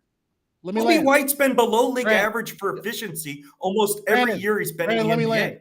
Brandon, let me land. Yeah, with no spacing, which is literally a point. No, he had LaVine and Vucevic. That's wrong, bro. He played in the trash too. First of all, this man averaged 18 points. Wait, LaVine and Vucevic are not spacers? Playing off ball with Zach LaVine and DeMar DeRozan, this man averaged 18 points. You're telling me he's not an off ball player? Watch more. His efficiency was garbage. You're citing more stats basketball. you don't understand. But you literally argued. You literally No. argued Was this he year efficient that for year? Vooch Yes for or the no? same reason. Was he efficient that year? Yes or no? What do you mean? Was he efficient that year? This man played off ball with two dudes. He's an inefficient volume shooter who can't defend. Bro, when I was He's arguing also not an off-the-ball when player. I was arguing Kobe White with you, one of the reasons when I was John arguing Collins, Kobe White with you, I asked you straight John up. Collins has a big contract. He's not a defender. One of the reasons John Collins would fit in Golden State. Please stop saying is John Collins. I is want a John very- Collins on the Warriors. Hold on. Please stop saying John Collins. I is a want very John good Collins on the off-the-ball Warriors. player. John Collins is a non-argument for me. You have to be an I off-the-ball want him to be a player Warrior. to play I with think he's Trae fair. Young. I Trae think John Young is Collins one of the fits. most ball-dominant players in I the think league. John Collins fits So on the the fact Warriors. that John Collins I like shot John Collins. almost 40% from three, I think playing John with Collins Trae fits on the Young, Warriors. John Collins can play off the ball. Kobe White I hope we cannot. trade for John Kobe White Collins. is not an off-the-ball player. I hope we sign John Collins. You think Okay, John? but let me Collins, ask you a question: Is you Kobe, think John Collins is Kobe is an White an off-ball off-the-ball player? Yes or no?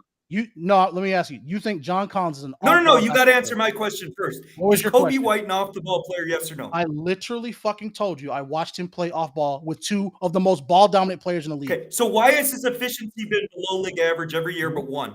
Bro, this man averaged 18, 6, and 5. And by the Right, way, he's a volume shooter. He's and a by the defensive way, trash. and by the way, you're not We're going to just going hijack. through. No, hold on. You're not going to hijack the original conversation. You're taking The no. only This is not Brandon. your channel. Brandon, You this can is go why back to your you're no. four fucking Brandon, this is why you're a dipshit fraud. playback channel. This is You're why your you're a dumb fraud. casual And takes because I have a Facebook better and you memory than ban you people too. who challenge you. Kobe White is a fucking volume shooter. Kobe Bro. White's a volume shooter who cannot play off the ball or This defend. is why you're He's a not fraud. good at You don't basketball. even have the memory to be able to recall the conversations we've had in the past.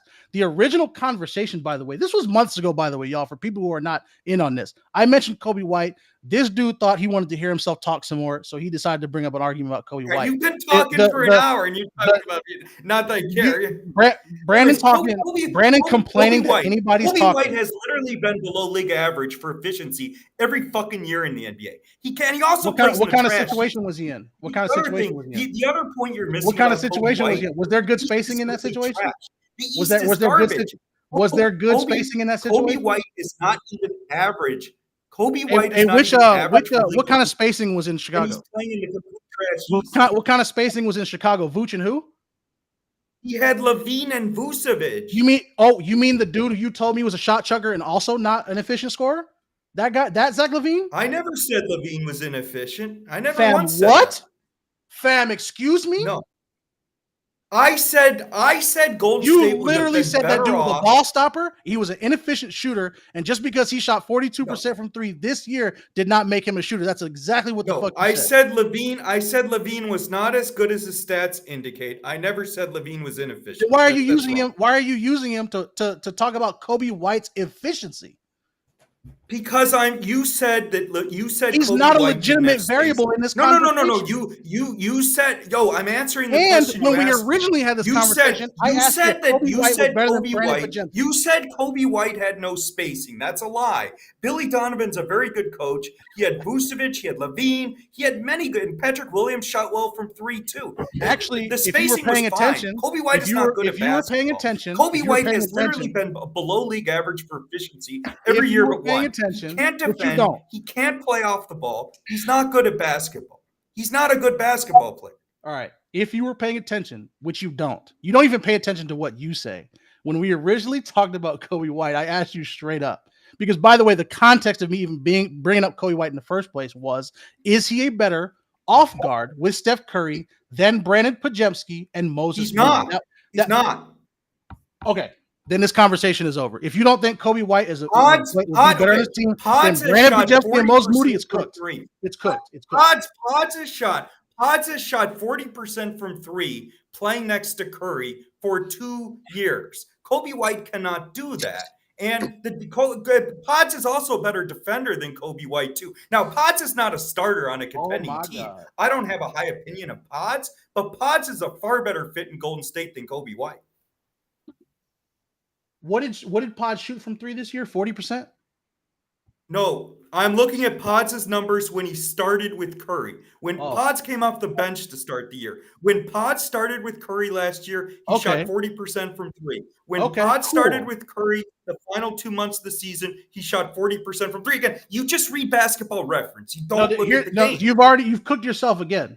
So If he shot 37% total and he shot 40% with Steph, then what do you think a player that shoots 1% under Pods would be able to shoot with Steph? He's not an off-the-ball player. I've said that 40 fucking times to you. Kobe White is not a catch-and-release shooter. He would shoot better with Steph. What about this guy? No, he would. No. This is why people who just read stats get cooked. Kobe White needs the ball to be effective. I have bad news have for it you, in motion offense. I have bad news for you, Brandon. I watch basketball in like my free time. Would have to play off the ball. Kobe White is not an off-the-ball player. Pods is an off-the-ball player. Pods is not a starter on a contending team. It's not. Golden State needs to upgrade it. Golden State needs to upgrade it to 2. But again, Pods is a better what proof fit. do you have that he's a better catch and shoot player than Pods? Because Hold on, Brandon. Pods can play off the ball, and Kobe White cannot. Brandon, I'm not going to mute you. I'm not going to mute you. I promise. Sun God, what evidence do you have that Kobe White is a better catch and shoot player than Pods? What evidence do you have, Sun God?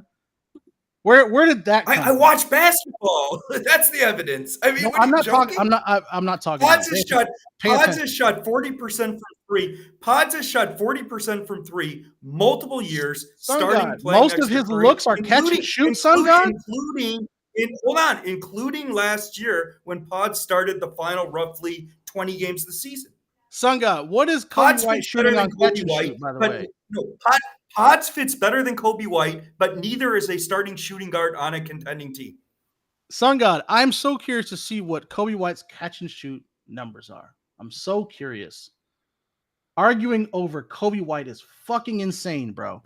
I literally said in February, I think he's a better guard than Pods, and I think he's a better guard than Moody. That is literally why we're here, ladies and gentlemen. And now Brandon is arguing with me that a $13 million player is not a $40 million player, which, by the way, he's better than a lot of the guards making $40 million. This shit is so fucking lame, bro. Entertaining, little lame. Arguing for no fucking reason, bro. It's going to be all right, man.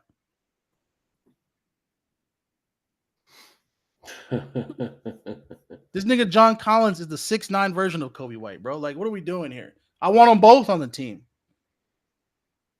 I want them both, bro. Bring them both. Our guards suck. I'll tell you what. Kobe White isn't an indictment on other guards, bro. Kobe White is an indictment on our fucking roster. How about that? Does that make him feel better? Now I got to sound like a Kobe White stan, bro. No, our guards suck. Kobe's making $13 million. The shit's not complicated. You don't think I want Devin Booker? I want Devin Booker too.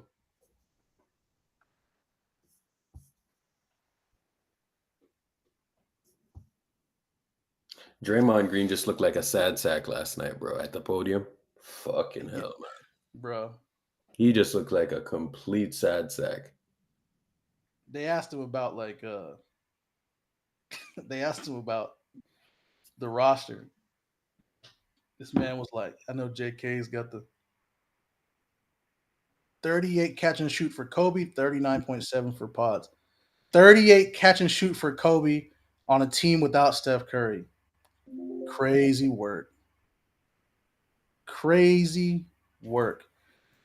Also a guy that has provides rim pressure and playmaking. Man, that's crazy. Trading for Harden? Isn't he a restricted free agent?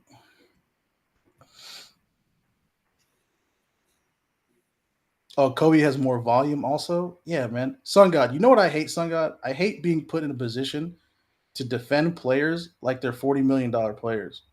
Like, people just want to argue so bad. Fuck. So he's making $13 million, man.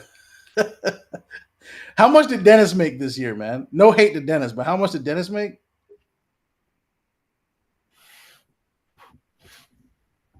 It was that DeAnthony Melton number. Yeah, it's 13 and change, I think. Yeah, it's like, bro.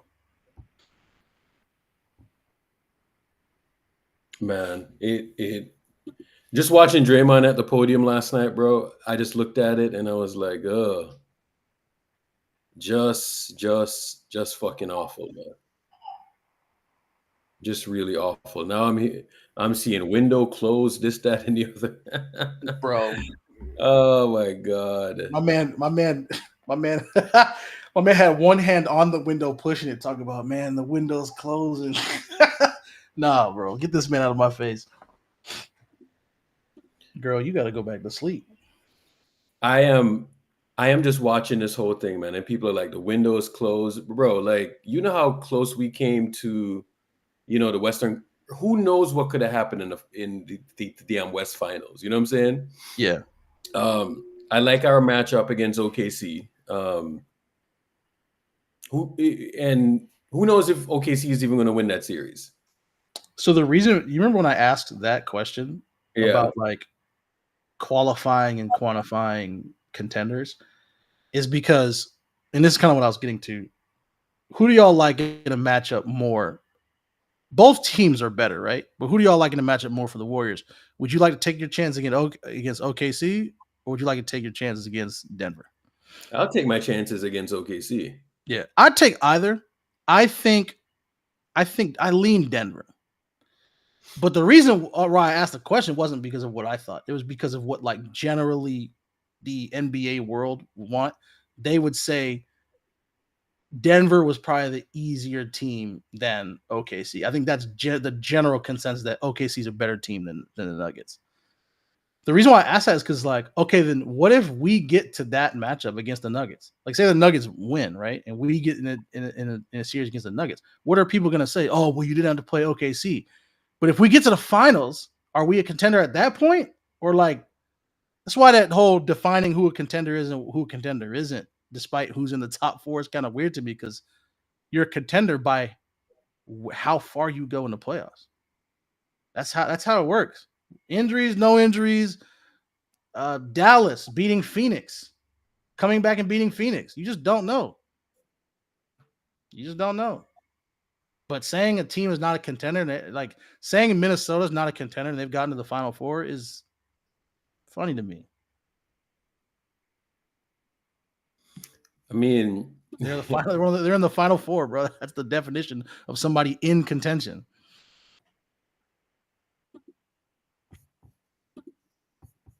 Bro, let me tell you something, man.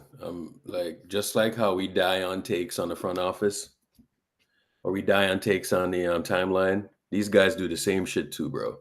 Lacob's loyalty to Kuminga is well known. He was an influential voice in the 2021 draft choice. He has remained a proponent of Kuminga through highs and lows. It's nearly impossible to believe Lacob would let Kuminga sign an offer sheet elsewhere and walk away for nothing. A reunion between the sides is still on the table, league sources said. But both sides are expected to explore a sign and trade scenarios, those sources said, which would open up the market and theoretically give Kuminga the contract and a fresh start he desired, while bringing the Warriors back rotation players for immediate value.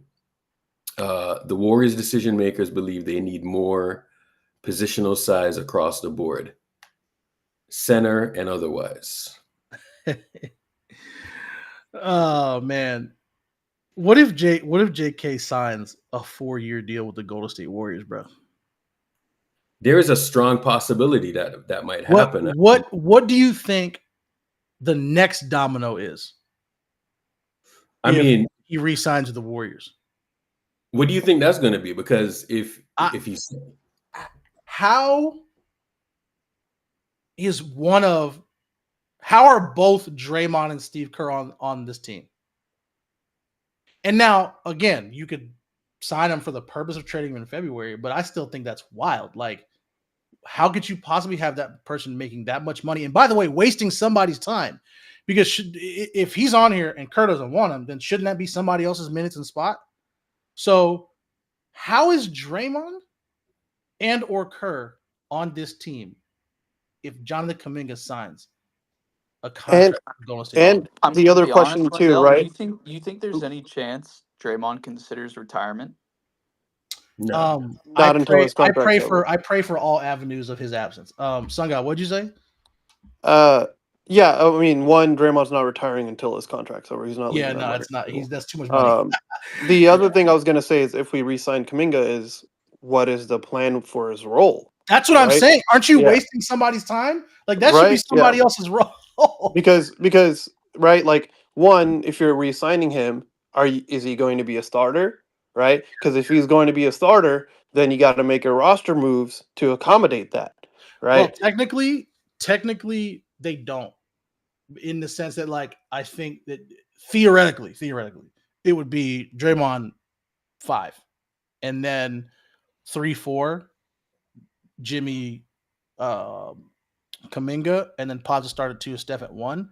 But you are right in the sense, like, if they're serious about like the size of the team, specifically at center, then yeah, you absolutely have to make a roster move to accommodate that. And I don't think it helps spacing at all. Like what are you gonna do if JK and Jimmy and Draymond are both in the starting lineup? What are you doing at center? That's going to like fix your spacing issues. You know, it's super interesting. And I mean, right, like spacing can improve just through Pods and JK getting better, but once again, right, that's not necessarily something you can bank on, or it's not necessarily something that you want to go into the season as the plan. So yeah, I definitely think if you do re-sign JK, you need to make roster moves accordingly in order to provide him ample spacing. What if Steve Kerr has actually been honest about not getting involved in roster decisions, and Joe and Mike get together and put together a fucking a Steph, Jimmy, JK centered team. Bro, this is the thing too. Even if they trade JK, who do you want? Who's the ideal? Like, who do you want to sign and trade JK for? You want to sign and trade him for a couple of role players? Or you want to sign and trade him for a dude that's gonna start? Because if it's a dude that's gonna start, like, you know what I'm saying? Like, bro, it gets tricky. By the way, we looked it up last night, and Cam Johnson is 29 with knee issues. So I forgot he was 29 because he played 4 years, and then he played 3 years wherever, I forget where he was at, but then I think it was 4. I think it was 4. Well, so he transferred to Carolina and played 2 because I'm pretty sure he played 4 or 5 years because he played 2 seasons at Carolina after he was a transfer. Yeah. And then he got drafted at age 23. So he was 23 or 24, yeah. Yeah, he was Trace's and Quentin's age when he got drafted. So Bro, yeah, Pittsburgh. Could you imagine trading away a 22-year-old turning 23-year-old player for making a concession for a 36-year-old player, regardless of the name? I don't have to imagine. Bro. We've done it for 2 years straight. And don't get me wrong, and Sun God will tell you, him and I have talked at length about like what's the give take value of Draymond Green. And if you're a Warrior fan, you're probably a fan of Draymond Green historically. I like to consider myself a Warrior fan, but it's become increasingly difficult for me to be a Draymond Green fan, not just because of the basketball stuff. I think there's a combination of things that just kind of like have worn on me as a fan. But no other team, and especially in no other sport, do these kind of concessions get made. Call it loyalty, call it whatever it is that you want. But we've now crossed over into the place where you are, and people talk so much about maximizing Steph. You want to know the quickest way to belittle Steph Curry? Try to claim that he needs 2025 Draymond in order to be successful. If you think Steph Curry still needs Draymond Green in order to be successful, then you clearly do not have the opinion of Steph that you think you do. And that's for 2025. I'm not going to go into last year, the year prior. In 2025, you cannot claim that Steph Curry is at his best with Draymond Green. I don't care what number you show me. You watch these games and you watch how the offense operates. You watch how Steph's being guarded. And the fact that Draymond Green is a zero on offense isn't even the worst part, because we've tolerated him being a zero on offense for the last 3 seasons. It's that he backpedals from being a zero on an offensive possession to not even being able to guard fours. That's the issue. So making concessions for a guy who can't even guard his position and is a zero on offense, yeah, you're not gonna find a team. You're not gonna find a team or a sport that does that. You're just not. Butler can make all the passes Green does out of the split action. I agree. Brandon, you've not said a thing about Draymond Green I've disagreed with, brother. Not one time. Good afternoon. Good morning to some folks. I want to point something out real quick about who wrote this article. These guys are the mouthpieces of the Warriors, okay? These are the same people that wrote last summer when they knew personally that Lauri was never going to get traded. By the way, they knew it, and they kept spouting this stuff up for the Warriors through the whole summer. They knew it. I mean, they also and now said, they're going to Slater now also they're going to said that say he didn't think he was going to get traded, bro. He also said that. He said it early, but Tim K is another one, right? Timmy's another one. Tim K was another one too. Oh yeah, he's the worst of them. Okay, so here's what I'll say about that.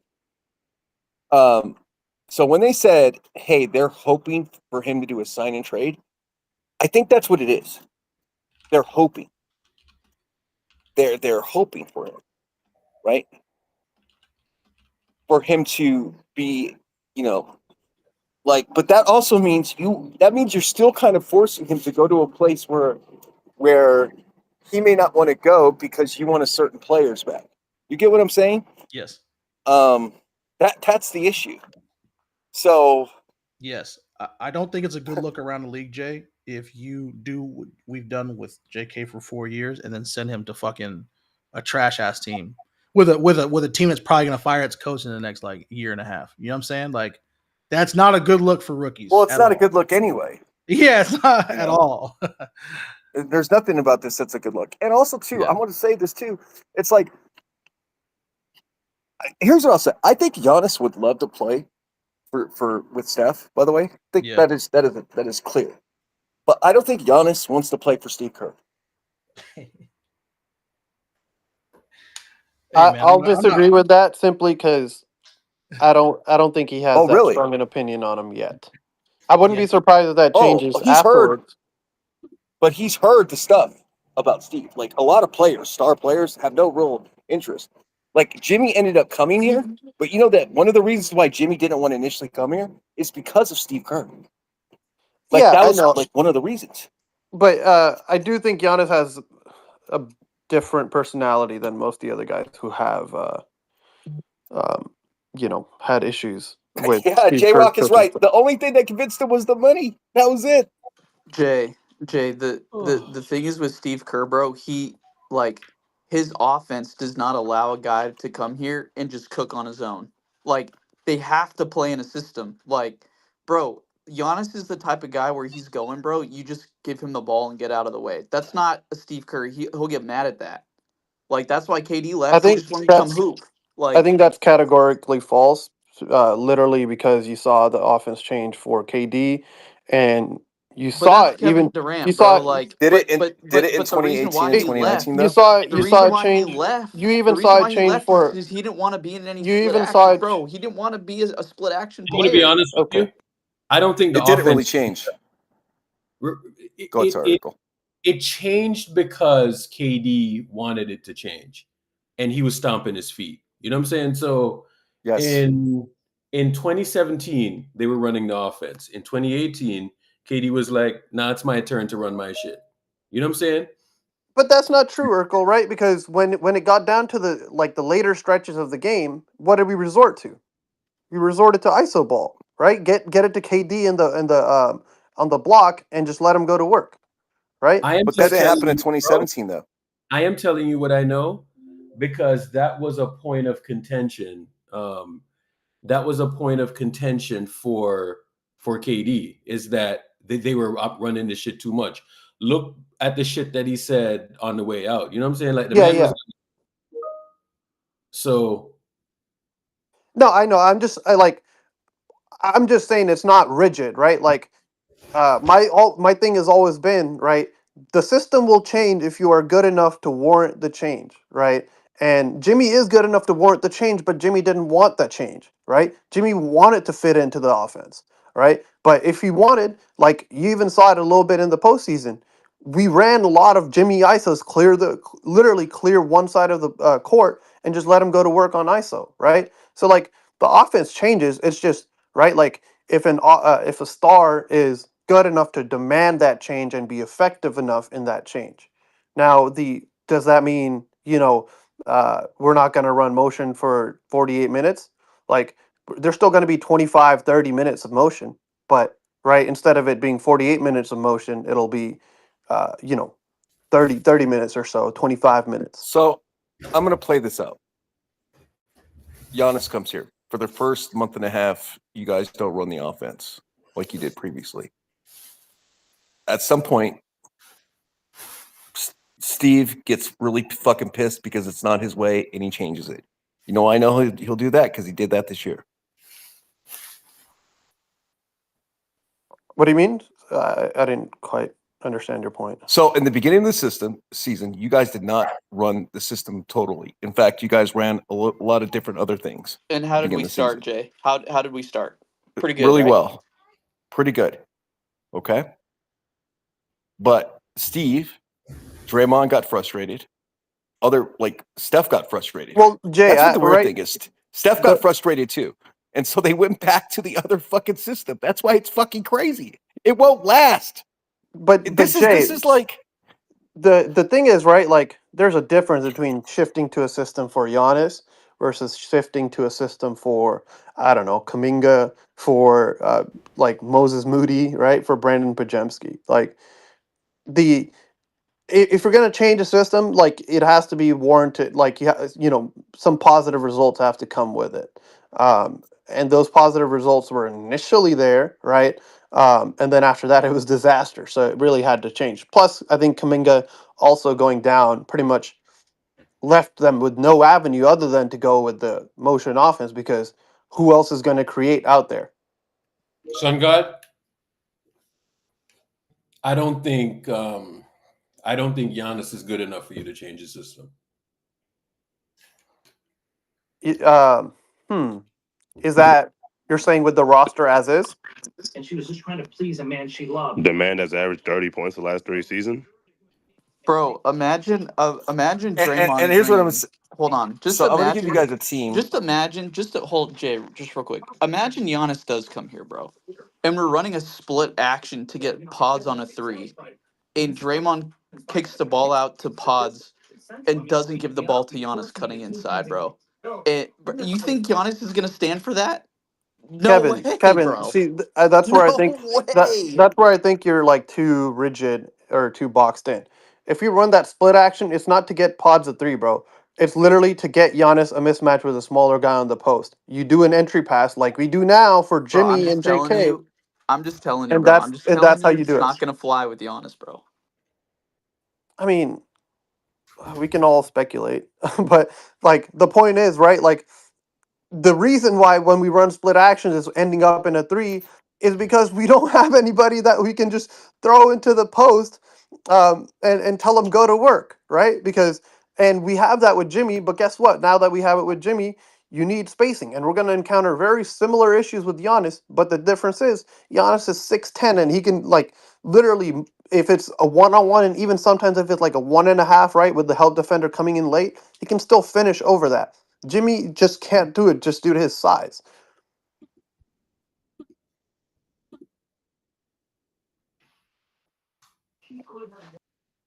Cool. Wait, why do you think Giannis is not good enough for the system, or not to change the system, Michael? Look at his skill set. The man averages 30 Are you talking about running points. dunk man, Urkel? The man's averaged 30 points the last 3 seasons. I don't care how he does it. He's very skilled. You got to be skilled to do that. That's a very LeBron fan answer, but all right, sure, go ahead.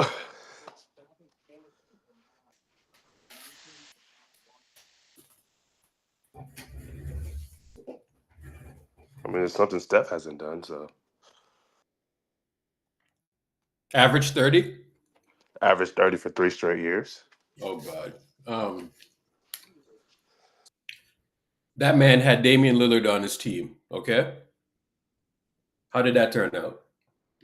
I mean, because 2-2-4. I mean, because the other three players in the starting lineup sucked, Gotcha.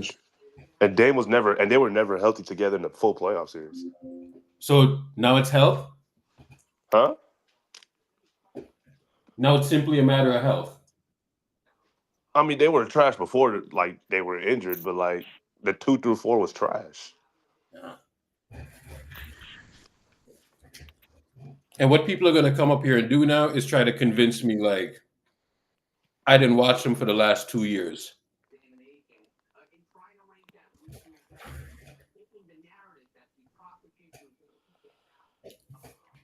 Did you ever watch them run a ball screen before? Him and Dame? Or how your two-man game worked? Not often. It really didn't work as well as people thought. You're talking about Giannis? Giannis Yeah. and Dame. I'm sorry, you're talking about Giannis? Yeah. I'm not gonna lie, Urkel. Like he needs spacing, right? Like a lot of spacing for it to work. Okay. Because I mean, I kind of get your point, right? He's not necessarily skilled. He's more like brute bully ball, right? And if he doesn't necessarily have a downhill lane, it's tougher. But I do think he's good enough that he can kind of force his way through the door, if that makes sense. Do you know something that Giannis doesn't do much of at all, and he actually hates doing it? Is screening. Because he's better than that. No, but no, he actually hates it. You know how I know? You have Dame Lillard on that team, and he fucking hates. He did not even want to screen for Dame. He didn't even want to do it, guys. Go watch the tape. It's all there. He didn't want to do it, and he had Dame on his team, and Dame needs a screener. It's a different. Wait, he's never done it. The thing is, he's never done it. No, I agree. I mean, I agree with the part about he's never done it, but playing with Dame is not the same as playing with Steph, right? Like, Hold up. But the thing is, if a player's never done something, and now you're going to ask that player who's been playing for multiple years to now be an effective screener, and then pass out of that screen if he gets it, like that's the issue. wait. What do you mean? Are you talking about like in the rolling, like the Draymond? Yes. No, not even just the rolling. Like you're going to run some semblance of Steve's system, right? So I want you to imagine Giannis playing in that system and doing certain things that you need him to do, right? Imagine that, and then imagine that he doesn't even like doing a simple screen up top for players.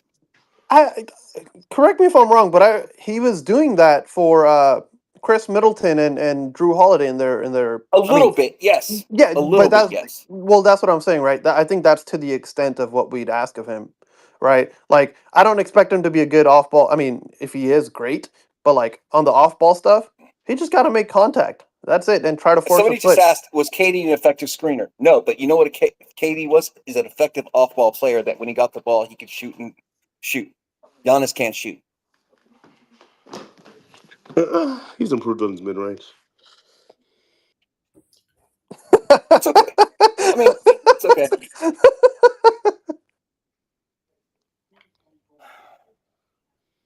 All I'm saying is that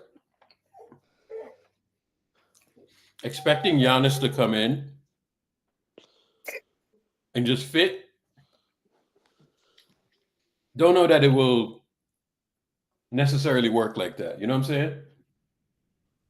I don't think it'll be like a seamless fit, but I do disagree. think it'll make it work anyways. So I'm going to give you guys a sneaky team that could be, because Giannis does want to stay in the East, and that team is Indiana for Giannis, by the way. Indiana. Mm-hmm. I can see that. Just gonna throw that out there for everybody.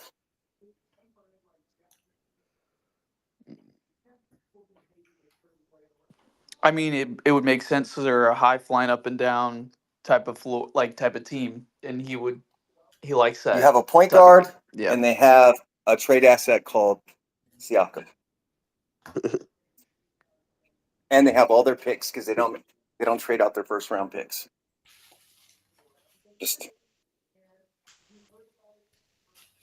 Oh, he has bad blood. Oh, that could change immediately.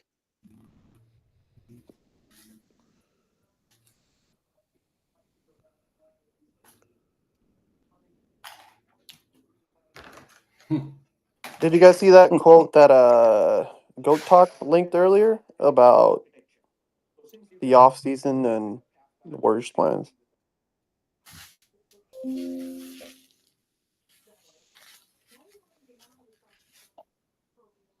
Man. So, Argo, how's your first day in Cancun? What you got for me, Gabriel? I said, how's your first day in Cancun? I'm in Phoenix. I'm not in Cancun. But you're going there. Your flight got delayed? Are you back yet? Huh? No, I was waiting for y'all.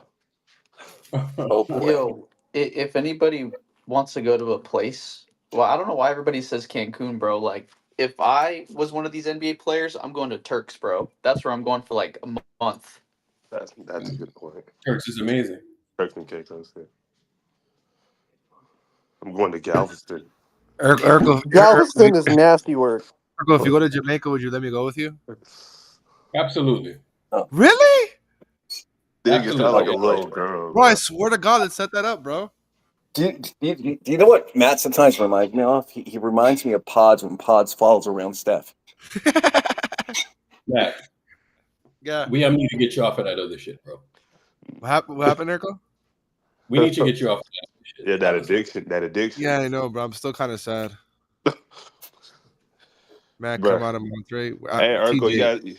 I hate to say I told you so, but I was right about this series, bro. I've been calling it since Steph got injured. Yo, somebody said What a bold take, bro. What a bold take after Steph got injured, dude. I said Yo, LeBron's. Well, I called it before Steph was injured, but like I was really trolling. Gabriel, I really meant it. Gabriel, let me tell you something, bro. You will not catch me on audio saying that we have a chance to win this series without Steph, bro. I already know. You said you was gonna win a game.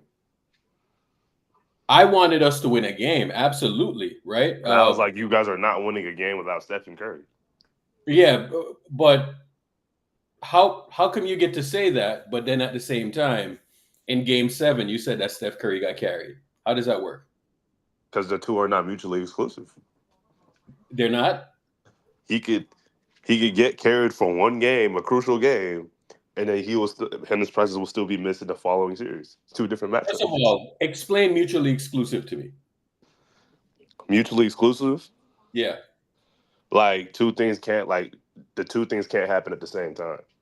Okay, so all right. Now that we level set at two things can't happen at the same time, how does Steph Curry not have an impact in Game 7 and he got carried? Right? He got absolutely carried. But the very next game, he gets hurt. And his team did win without him. Like his team did win without, like in Game 1. So it was like he got carried in Game 7, and his team didn't win. But that's just not sustainable, though. If two things can't be, if it's not mutually exclusive, as you say, how is it not when he's off the court and you said that they can't win a game without him? But 2 games prior, you said that he got carried. How are those things not mutually exclusive? How do they not relate? Because we literally we saw him get carried in Game 7. We saw that in Game 1. We saw his team win without him. We saw that. But that formula of winning without Steph Curry is just not sustainable, especially with a team like the Timberwolves. Why is it not sustainable? Like, I will say this, Urkel. Because at the end of the day, don't let him get away with this, I Matt. talk shit about Steph Curry, but Steph Curry is still a dude at the end of the day. Like, don't let him get away with this. Like, No, he's saying Steph Curry being on the court caused them to win 2 games, right? Game 7 and Game 1. He wasn't on the court in game. He wasn't on the court in Game 1. Sure, he was. No, what are you talking about? He barely played. He played 13 minutes. But their best offensive quarter was with him off the court in Game 1. Their best offensive quarter was. I'm not attributing Game 1 to Steph Curry playing. I'm attributing Game 1 for him. You just did. No, I didn't. I said they won game 1 without Curry. So Gabriel, so how come that them carrying him couldn't translate to 2, 3, 4, and ultimately game 5? Because at the end of the day, Steph Curry's still a dude. He's still a great player, and in playoffs it's about great players. And you're gonna need at some point, and it's a 7 game. It's not March Madness. It's not like a 1 game series. At the end of the day, in a 7 game series, you're gonna need it. You're gonna need your guy out there. Doesn't matter what team it is. You see when we get on these No, Urkel. Wait. So And that's not. I mean, come on, Gabriel. Wait, you gotta like not troll like this, bro. Yeah, like, bro, what is he talking about? So what's this is all bait, man. Wait, so what's the difference if you're saying they won without Steph Curry in game 1, but they can't win game 2, 3, 4 without Steph Curry? Why? Like, what is going on in your head, bro?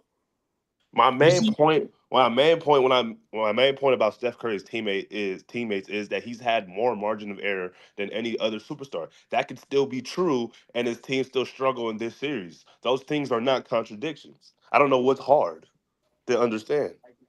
He has more margin of error than any superstar. Absolutely. What was, dude? You saw the margin of error in game 2, 3, 4, and 5. Before this series started, in Steph Curry's playoff career, the Warriors were 12-3 without him. That's not margin of error. You're talking about 2015. We're talking about 2024, bro. 2025. No, I'm talking about Steph Curry's playoff career, the totality before this series. His team was 12-3 without him in the playoffs. And we won like 65 plus games in all those years. That's like saying OKC won. That's like saying OKC wins. That's like saying OKC wins game without Shea because they have a stacked team. The teams are stacked. So, but what does that have to do with the margin of error this year? Like like because this year, bro. Because in the first series in game 4 he had 17 points, more turnovers than assists, and his team was still able to win the game. In game 7, he shot like shit for like three and a half quarters, and his team was able to still win the game. In game 1, they barely played, and his team was still able to win the game. But that's not. But like I'm saying, that's not sustainable. At the end of the day, your great player has to be out there. I think I think it's clear that you're only basing everything off of this is trolling, box stats. Yeah. Like I don't see a hint of intelligence here, so I'm just gonna disengage. Urkel. It's just because you disagree doesn't mean there's not intelligence. There. Just because you're too stupid to understand doesn't mean there's no intelligence. No. Bro, this is not Gabriel. It's not that. Bro, you're not even good at it, bro. Hey, Urkel, since you guys did it with a chip this year, like genuine question, you guys, your Steph's not in the GOAT talks anymore, right? He got hurt. I mean, I didn't see him finish the series. I understand, but he got hurt. No chip, no GOAT talks, right? Nah, he got hurt. So the GOAT conversation with Steph Curry is over. Nah, bro. Like just like how Kyrie Irving and Kevin Love. Urkel, you told me if Kyrie and Kevin got hurt. He got hurt. You told me Kawhi 2017. Wait. CP3 2018. Gabriel, hold on. Gabriel, hold on. He got hurt, man. I don't know. Urkel has told me repeatedly in 2015 if Kyrie and Kevin Love don't get hurt. Matt, if the man is on the court, right? I can agree with that. If he's hurt, bro. No, I agree. I'm agreeing. I'm agreeing with you, but how come you can't give me the same grade for 2015? Let me talk. I would have given you that if they would have even got to the game 6, right? If he played game 6 and he played game 7, I would give that to you. That's how much confidence I had in Steph. You know what I'm saying? But if he's not out there and he didn't get a chance, come on, bro. So we're going to try next year again for the GOAT debate? Absolutely. He's on the court, right? It's over. Steph Curry's about to be 38. Urkel, I agree with you. I'm not going to say he was hurt. It doesn't matter. But what happens with the GOAT debate shit? This is why Steph Curry was so frustrated about this season because this was his last chance to win the 5th ring. His championship window was closed. Motherfuckers would sit here and tell me, you know what? LeBron James is the greatest. Bro, you know how crazy it is to get like a fucking top 5 player and then you get 40, bro. The nigga is 40, bro. 40 years old. You know how that is?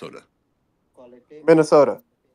So Minnesota is better. I would argue that the Rockets are a better defense Minnesota is agree. basically the Rockets, but with a better offense and like a slightly worse defense.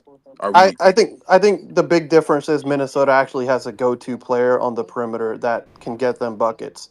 So you're giving me all of these examples as to why Minnesota was a better team. They have more go-to players. The defense wasn't significantly worse than the Rockets. They have more shooting. They have more offense. You're giving me all of these things. Yet you're still saying that it makes sense that the team that Steph Curry, who took the Rockets to 7 games, right? 7 games, and the best player on that team was Jalen Green and Fred VanVleet, that it was just going to be this foregone conclusion that you guys were just going to be able to walk Well, in I think Minnesota and I get think through. you kind of hinted at the answer to your question, right? They're not as good a defense, not as physical as a defense as Rockets.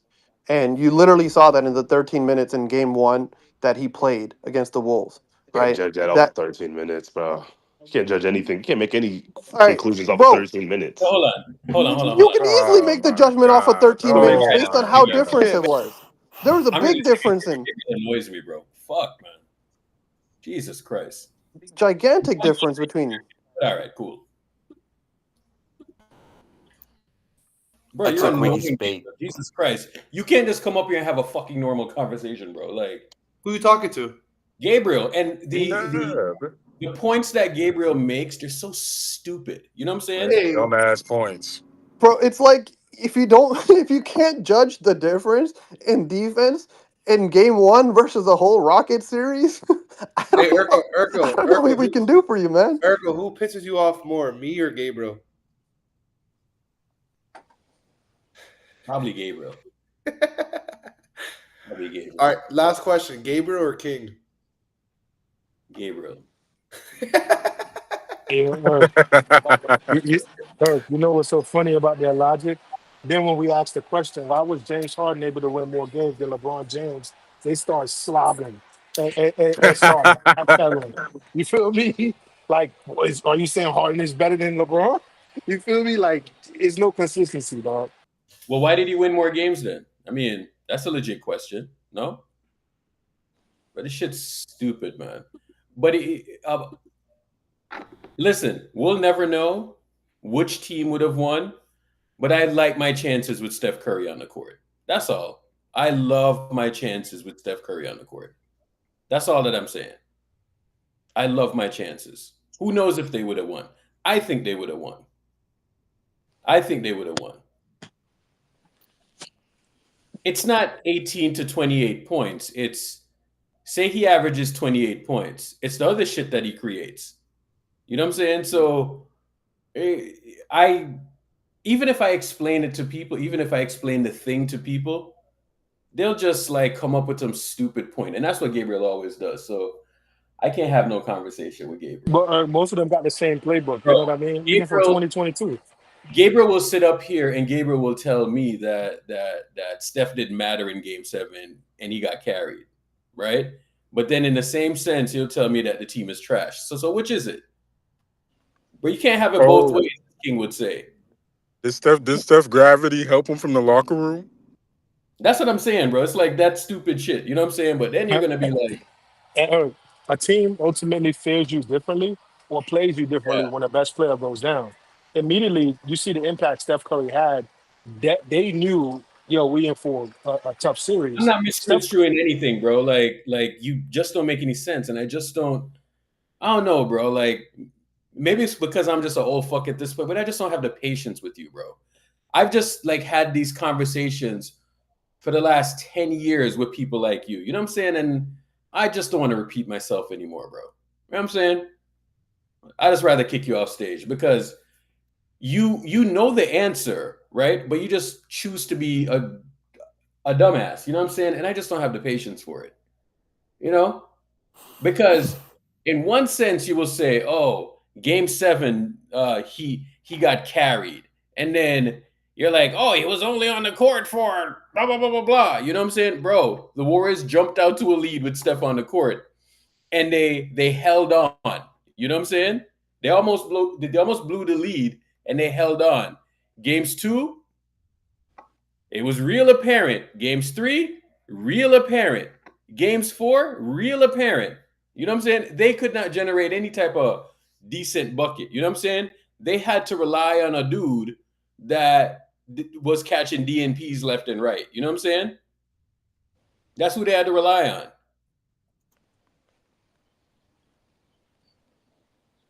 And that's the only reason why they could like even generate any type of buckets, right? Last night, Pods was okay, but Minnesota was giving them no shots. They were like, we're not going to let you do shit. They were just giving them no shots. Well, also, somebody has to score points. That too. Sometimes when guys get stats, it's the motherfucker who has the ball. He just happens And he to had the get ball. stats. He had the highest usage last night, by the way. Of course he did. Usage. Oh yeah, we know. We know. Of course he did. We know how that works, bro. It's like in 2015, right? Bron puts up these high usage stats, right? He had the ball in his hands the entire time. And I was telling people, I was like, you think he was the best player? Or did he just have the ball in his hands? And you know what people do? They say, well, he averaged 30 and this and that. He averaged a triple-double. And then I'm like, well, he had the ball in his hands the whole time. Of course he did that. And then I say, who made your teammates better? And they're like, Bron. I was like, really? No, he didn't. And I watch it consistently.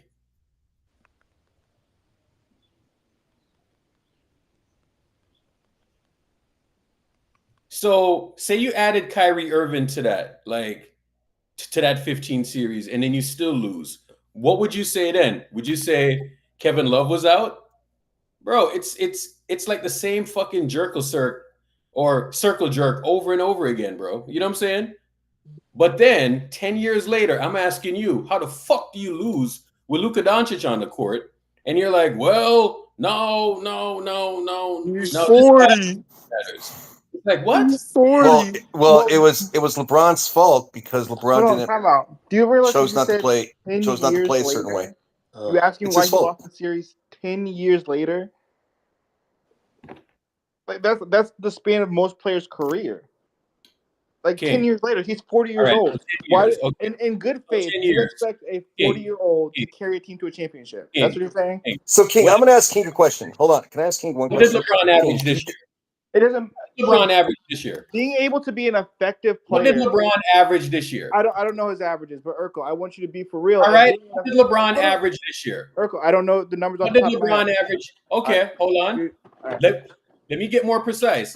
LeBron averaged 25, 9, and 6 in the first round this year. Okay? And MVP conversations this year, by the way. Let me say it again, right? In the first round, LeBron averaged 25, 9, and 6, right? 55%, 54% effective, right? Now tell me, why did 25, 9, and 6 with Luka Doncic not matter? Why did it not matter? Urkel. No one is saying it didn't Wait, matter, Urkel. Urkel. Okay, Urkel, am I gonna you know- respond? Wait, King. You know why. King, you know why. You know why it didn't Can I work. please That's the respond, stats, Urkel? right? Can I Urkel, please respond, Urkel, Urkel? wait, really quick. No, but the man. stats are the stats, right? Can I Why did respond? those Urkel, but stats you know- ultimately not matter? You know fully well that we can't just look at the stats. The Lakers. No. Let's just pretend. Hold on. Let's just pretend. No. You can't fully look at the stats. So what the fuck were people doing in 2015 then? You can Urkel. Okay. So now you want to get granular now. So now when It's I put up always the granular. stats, now the stats don't fucking matter. No, and Urkel, on no top one is of saying the stats and don't on matter. top of it, Okay, hold let on. me know when you And want to then have on top of it, Let me know when you have on top of it, you had Luka Doncic on your team. Okay, Urkel, I hear you. Now tell me. No, this. you're not hearing me Urkel, because can I respond? how does the stats not matter now? Come on, man. No one's Look Urkel. at So the what you're stats. doing is you're making an argument and difference. arguing You against have your own Luka argument. Doncic You're on your not team. listening. Why You're did you making an lose? argument and You then have yelling Luka about your own Doncic on your argument. team. What's the difference? You lost. Can I respond? You lost. You had Luka on your team. I Before, respond? you didn't have Luka on your team. 2015, you didn't have Luka on your team. So why Let does me it know when you're matter ready. now? Why Urkel, does it not matter now? Because he's 40? No one said it doesn't, Urkel. Because he's 40? How does it not Brandon, matter? I think if it take all that's happened is Urkel's yelling. I haven't had one take. How does it not matter? You're not going to get a chance to talk. I'm sorry. You're I not know. going to get a You're- chance you're to talk. I'm sorry. You're not going to get a chance to talk. Not today. No. Go to Space Gang Lakers and do that. That's why I fucking created the room. Go over there and make that point over there. No, you're not going to get to talk today. I'm sorry. I just want to say, LeBron. Matter 10 years ago, but the fucking stats don't matter today. Why? You have Luka Doncic on your team. Why the fuck does it not matter? How does it not matter today? Why does it 25, 9, and 6 fucking matter now? Why does it not matter? Why? You have Luka on your team. Let's look at what Luka averaged. Come on. What did Luka average? What did Luka average? What did Luka average? What did Luka average? Luka averaged 30, 7, and 6. Why the fuck does that not matter? Why does it not matter? Why does it not matter? Why? Why? Why? Because he's 40? No. Why does it not matter? Why? Why does it not matter? Come on. Why does it not matter?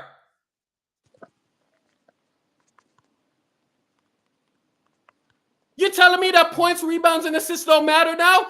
So within this time, when you're going to cite LeBron's stats, now they don't matter? How come they don't matter now? Why don't they matter?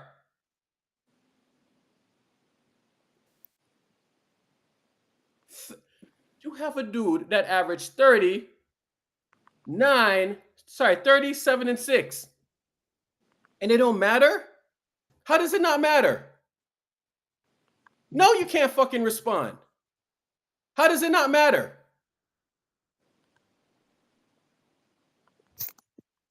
How does it not matter?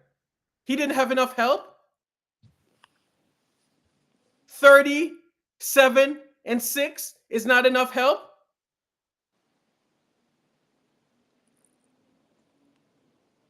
Or maybe basketball doesn't work like that. Or maybe basketball doesn't work like that.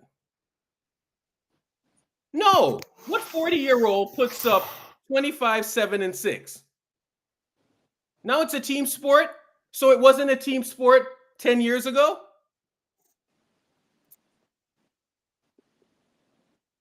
How does it not matter now?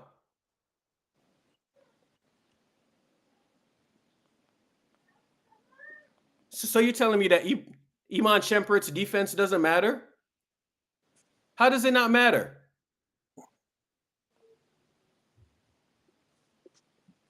How does it not matter? How does it not matter?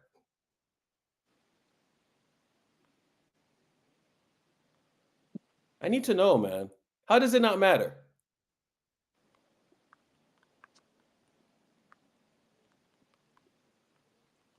It gotta matter, right?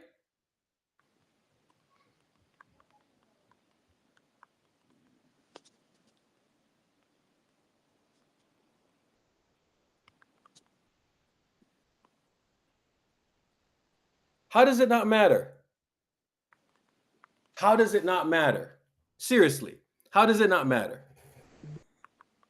There's nothing you can say today, not a fucking thing that you can say today to justify what happened in the first round. Not a fucking thing that you can do. Not a fucking thing that you can do. You cannot move no goalposts. You can't claim that he's 40. Not a fucking thing that you can do.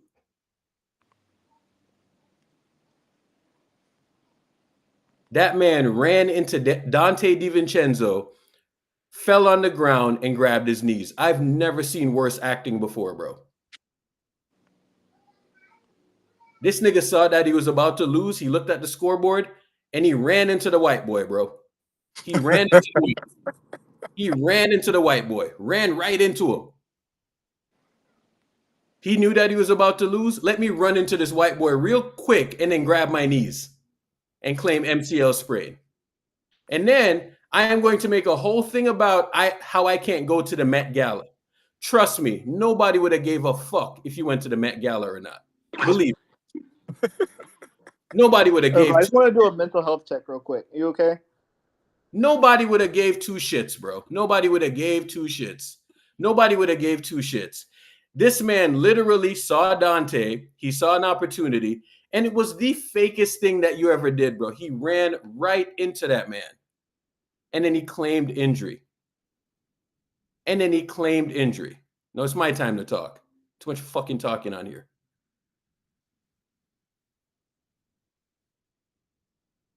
This is what we're going to claim? Is this what we're going to claim today? He ran into him. Oh, let me run into the white boy. And then I am going to say I could not play the rest of the game and I couldn't play the rest of the series. So what difference would it have made? I was hurt. Meanwhile, Steph is over there trying everything he can do to get back on the court. Everything he can possibly do to get back on the court. Meanwhile, LeBron is running into people claiming that he got hurt. Fucking ridiculous, bro. Fucking ridiculous. Stupid. So stupid. So stupid. You had Luka Doncic on your team and you lost. All of you fuckers were telling me that you were going to win the NBA championship and you lost game one, and I knew y'all were going to get fucking cooked. And you had LeBron and Luka on your team and you lost.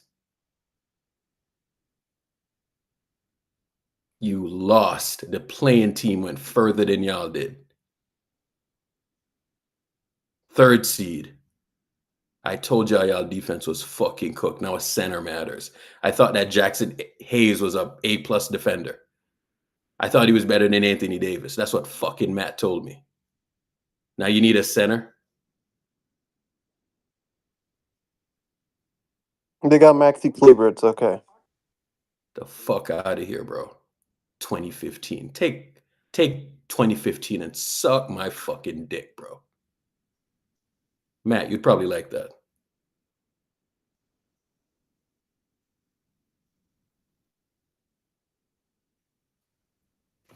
Nah, that's crazy, Eric. We ain't gonna let that slide. That was crazy. The hell are we doing, bro? The hell are we actually doing? 2015, Kyrie Irving, Kevin Love. Really? Well, we were always the better team. I don't hear that shit. The championship don't matter because of... Bro, this nigga has all types of people on his team and got washed. Fuck out of here. Once you have Luka Doncic and you lose with Luka Doncic in the first round, when you're the 3rd seed, what more do you need? You had home court advantage and you had Luka Doncic on your team. Fresh off of the finals. Wait, hold on. I hear Titty Gibbs. Titty Gibbs must have forgot his broad today, talking about how the Lakers lost because they didn't have a center. You know, one of the dumbest, I've heard this take repeatedly. One of the dumbest things I hear is Lakers fans saying they lost because they didn't have a center and their defense wasn't good enough. No, you lost because your offense was trash. Here is the Lakers offense in the series against Minnesota. Game 1, you scored 95 points. Game 2, you scored 94 points. Game 5, you scored 96 points. So in 3 of the 5 games of the series, your fucking team failed to score 100 points. You failed to score 100 points can I ask you a in question? 60%. Okay, not perfect. 40 or Can I ask 50. you a question? In Can I ask you- okay. 60. Perfect. 60% of the games in the series. So your Perfect. offense was Okay. not good enough. And Perfect here, point. for people who want to defend LeBron, here's why your offense is not good enough. LeBron James cannot play off the ball. He cannot play in a system. Can we leave So the narratives LeBron and aside? Luka never Can we both wait, wait, had can good we games. can we leave the Either narratives? LeBron Please? had a good game or Luka Hello? had a good game. Can we But please leave the LeBron narratives? James, LeBron James, who has been in the league for 22 fucking years, has not learned how to play off the ball. Yes, He has he not has. learned how to That's cut. ridiculous. He has not learned how to move off the ball. He couldn't play off the ball in Cleveland, couldn't play off the ball in Miami. He couldn't play off the ball in Cleveland the second time, and he couldn't Okay. play off the ball in LA. Who's he So going to play off the ball a for the player second in his time in Cleveland? 22nd year in the league cannot George play Hill? off the ball. He didn't work with Luka, and in the playoffs, when it matters against a good defense, your offense was complete trash. You did Okay, not lose perfect. because you Brandon, didn't have a hello. center or your Okay, cool. defense. You Brandon. lost because you couldn't score, and this is Okay. this is unbelievable. This is unbelievable. You could not score 100 points in 3 of the 5 games Brandon, of the are you series. done? Are you 3, done? 60 Are you fucking finished? percent. Your Because offense, it just sounds like you're offense filibustering right was now. not Can you good be enough. done? Can you be done already? Are you finished? Your offense was Okay, not good perfect. enough. See, I LeBron should have and just Luka started don't talking work. because you had to pause to LeBron take a cannot breath. play in a system. He cannot play off the ball. Okay, perfect. Thank you so much for the narrative-filled drivel. Okay, let me ask you a question now. You have 10 seconds to answer this. What was the Narrative. first I cited request? facts from the Okay, series. this just absolute drivel. Sorry. What was the first request that Luka Doncic had when Luka got traded to LA? This was widely reported. Slim Did fast. he probably wanted a cheeseburger. Okay. What he wanted was In-N-Out. honestly the He In-N-Out. probably wanted a Okay. cheeseburger and he Are you wanted finished? some of LeBron's PEDs. PEDs. Okay, perfect. I hope he got a lot of LeBron's PEDs personally. We'll So be back now, next year. Okay, perfect. now we can What have a he serious really asked conversation. him for was he asked Rob Pelinka for a vertical lob threat because Luka Doncic understands that the way you unlock his playmaking Jackson Hayes is a is, vertical lob threat. and you just made a great point, right? JJ Redick throughout the entire series decided long before, probably even before the playoffs started, that Jackson Hayes probably cannot play in the playoffs. From game 1, Jackson Hayes played, I think he would play like less than 6 minutes. JJ Redick, I think game 4, Jackson Hayes literally played 4 minutes in the first quarter. JJ I Redick don't give a pulled in, fuck. I have and a he did simple not play fucking again. question for you. It's not really quick, I have a no, because you talked for, I kid you not, you talked for 2 minutes. You rambled and ranted for 2 minutes. Wait. I have a One simple second. fucking question. Wait, no, for you. it's not a Does simple question. Let me talk. I'm LeBron so James sorry. work Wait, as no. a number 2? Let me talk. No. Relax. Does LeBron James work as a Relax. number 2? A debate Luka, yes is or not no? a debate unless both sides are able to get a point across. You don't actually let anybody talk. So Does just one LeBron James second. work as a number 2 with Luka? Yes or no? 1 second. Perfect. Back to what I was saying. JJ Redick decided that Jackson Hayes would not really play in the playoffs because Jackson Hayes is dumb. He is a low IQ player. What I would also have said, that one critique that I had of JJ is that even if Jackson Hayes is dumb, I personally think that good coaches are able to extract value out of no matter who you are on the roster. One thing I appreciated about Steve Kerr this series is we all know that Trace Jackson Davis is not a starting level basketball player. He's probably not even a backup. LeBron But did is Steve the Kerr? coach. LeBron Okay. doesn't let anyone coach him. LeBron is the The thing coach. is, we LeBron already know that decides that's the not the case. Yeah. That's been a narrative. How are the Lakers gonna let LeBron decide everything when we have Luka on the team? That doesn't even make any sense. Anyways, back to what I was saying. Hold on. When are you? Let me finish what I'm saying really quick. Thank you. So as soon as you put Jackson Hayes and you put him on the bench, you basically take away Luka's greatest gift, his ability to find the lob threat, which changes the entire geometry of the floor. Arguably, that's probably why Luka won the series against Minnesota last year against this exact same team, Rudy Gobert, because he had Gafford and he had Lively. As soon as we didn't have either of them, it forced us to do something that we personally are not comfortable with, which is we had to play small for entire stretches. Small ball for us, any non-warrior team, should be one of many pitches that you can throw. What does that mean? It means that we cannot have our entire offense be dictated by small ball. What happened to us, and the real reason why we lost, is we were basically playing undersized lineups the entire game, right? Austin Reeves, undersized compared to Minnesota. LeBron, Like LeBron is what 6'9". Minnesota's coming at you with Rudy Gobert, coming at you with All right, Naz can we Reid. stop Both of this these guys are conversation? like Hold on. You're Can I? just I want to say you're something real quick. rambling and Hold on. Let me. I want to say Wait, something really wait, quick. real quick. Oh, no, I JJ, want to say one this really second. quick. Hello, You know why they lost? You know why they lost? You know why the Lakers lost? You know why the Lakers lost is because LeBron James chose not to fit in. He chose not to Jay, fit this is in. insane. He chose not to fit in. He That's why. literally turned himself into He one did of the not. better He two-way can't run an players offense. in the league. Wait. You know why? Because he was pouty. Let me tell you something about LeBron. He was fucking pouty. He was fucking pouting, So we let the and he white wanted to man run finish, but we offense, can't let and he Gibbs finish? cannot. He cannot run offense gotta stop using anymore. race We need to cards, stop bro. this. That He shit can't. lame. This He is can't. insane. This is insane. He can't run. This He is can't. this is absolutely No, insane. because y'all don't act like interrupt. you Y'all fucking don't lost He interrupt it. Brandon. sucks. You fucking lost He it, can't bro. run fucking offense. No, He you sucks, fucking lost and he it. was pouty. You've lost I it. know this for a fact. He You've was lost the fucking plot, bro. pouty during that series. You've lost the plot. What the fuck would he be like pouting about? I don't even understand this point. How do you know that he's pouting? He's literally defending You're like debating a Nas guy Reid that trying to box out you Rudy debating a Gobert for the guy that entire said he playoff wants to kill series. LeBron.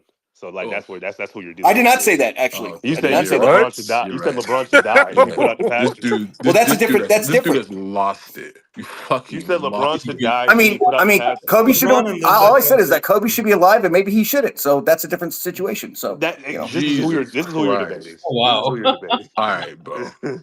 Nah, I ain't gonna lie, I'm that was telling you, this insane. dude has lost That it, was bro. it. That was insane.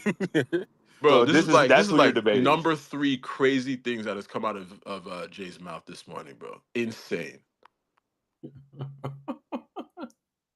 Yeah, kick that nigga. Anyways, so Booby, by the goddamn, whatever. Gibbs. talk to me. God, change your fucking name, bro. It's my name, bro. Say it. You gotta say the name. Anyways, yeah, I mean, I think the biggest thing I disagree with about why Luca won the series against the Bulls last year is simply because Ant wasn't as good as he is this year. What's it called? The Mavericks had no business winning that series. It's just that literally Ant wasn't as good at taking over and being the number one option in the playoffs. Well, Because it was Dallas had good defenders and a big man. Do but you think Ant has had a good playoffs? I would he's argue he's been pretty mid these playoffs, personally. Against you guys too. no, I mean, I think he's had a good playoffs just from the point of, I mean, compared to last year, and also just from the point of view of like his responsibilities are a lot more this year, right? I Like think his he's decision making improved a lot. yeah, no, I mean, and that's really the big difference because his decision making wasn't as good as it was this year, compared to last year, and that's what Dallas really preyed on, right? Luka could make the reads, um, like from double teams, right? From basically like shading, he could make those reads, but Ant couldn't. Just go back and watch that series. That's literally what the difference was, and he's grown in that, and that's really what the difference is compared to last year and this year's playoffs, and the reason why, the Wolves lost in the conference finals as opposed to this year, why they have a much better shot, in my opinion. Bro, I'm not buying that shit when y'all are saying, bro, because you know what would happen with us if we had Kevin Durant on our team and they were both on the floor and they were playing and they lost. You know what people would say? Look, Steph Curry lost without Kevin Durant. So why can't I get now to say Is Draymond that out there or not? It's because if Kevin Durant is I don't playing give a center, fuck if you're because the equivalent to that scenario is KD playing center and him being your defensive anchor. That's the equivalent. these niggas are coming with the defensive anchor Bro, come on. Urkel, He led the first round in stops. Urkel, you know damn well that if Kevin Durant was out there and Draymond was injured, whatever happens to him, he's not playing, and it was KD and Steph and a If bunch of you other have role players, it would have if been you have Steph and KD out there, right? No Draymond, and you throw TJD or some bum at center. Trust We me. didn't even have a no, TJD. Urkel, no center. No center. No center. They're winning. KD's the center. KD's your center. KD's your backline defender. You don't believe that, Urkel. Respectfully. I'm more than okay with it. You don't believe that. Yeah, I'm okay with that as well. Impossible. They are literally, especially KD now, post Achilles, bro, you're getting your face fried off, bro. Yeah, fried.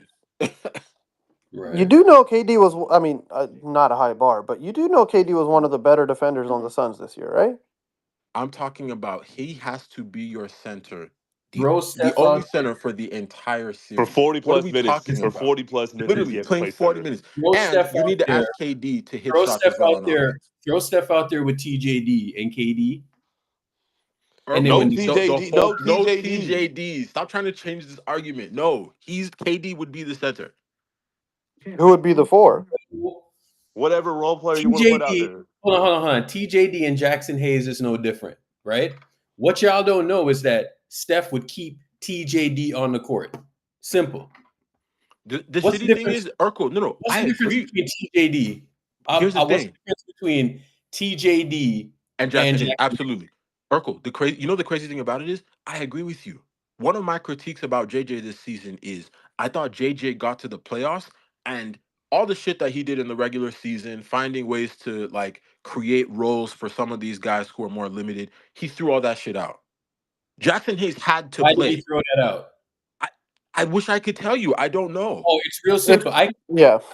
I can tell you why. He threw it out because he had LeBron 2.0 enter his team. So all the cute system shit that he was doing before, when LeBron 2.0, when you have LeBron and LeBron 2.0, you know what you get? You get LeBron squared, right? So guess what you get when you get LeBron squared? You get LeBron squared who don't fit the system, right? So you know what that's called? LeBron squared that don't fit the system. That's double trouble, not a system fit, as Brandon would say. What does that have to do with defense? Because Jackson Hayes wasn't playing any defense either.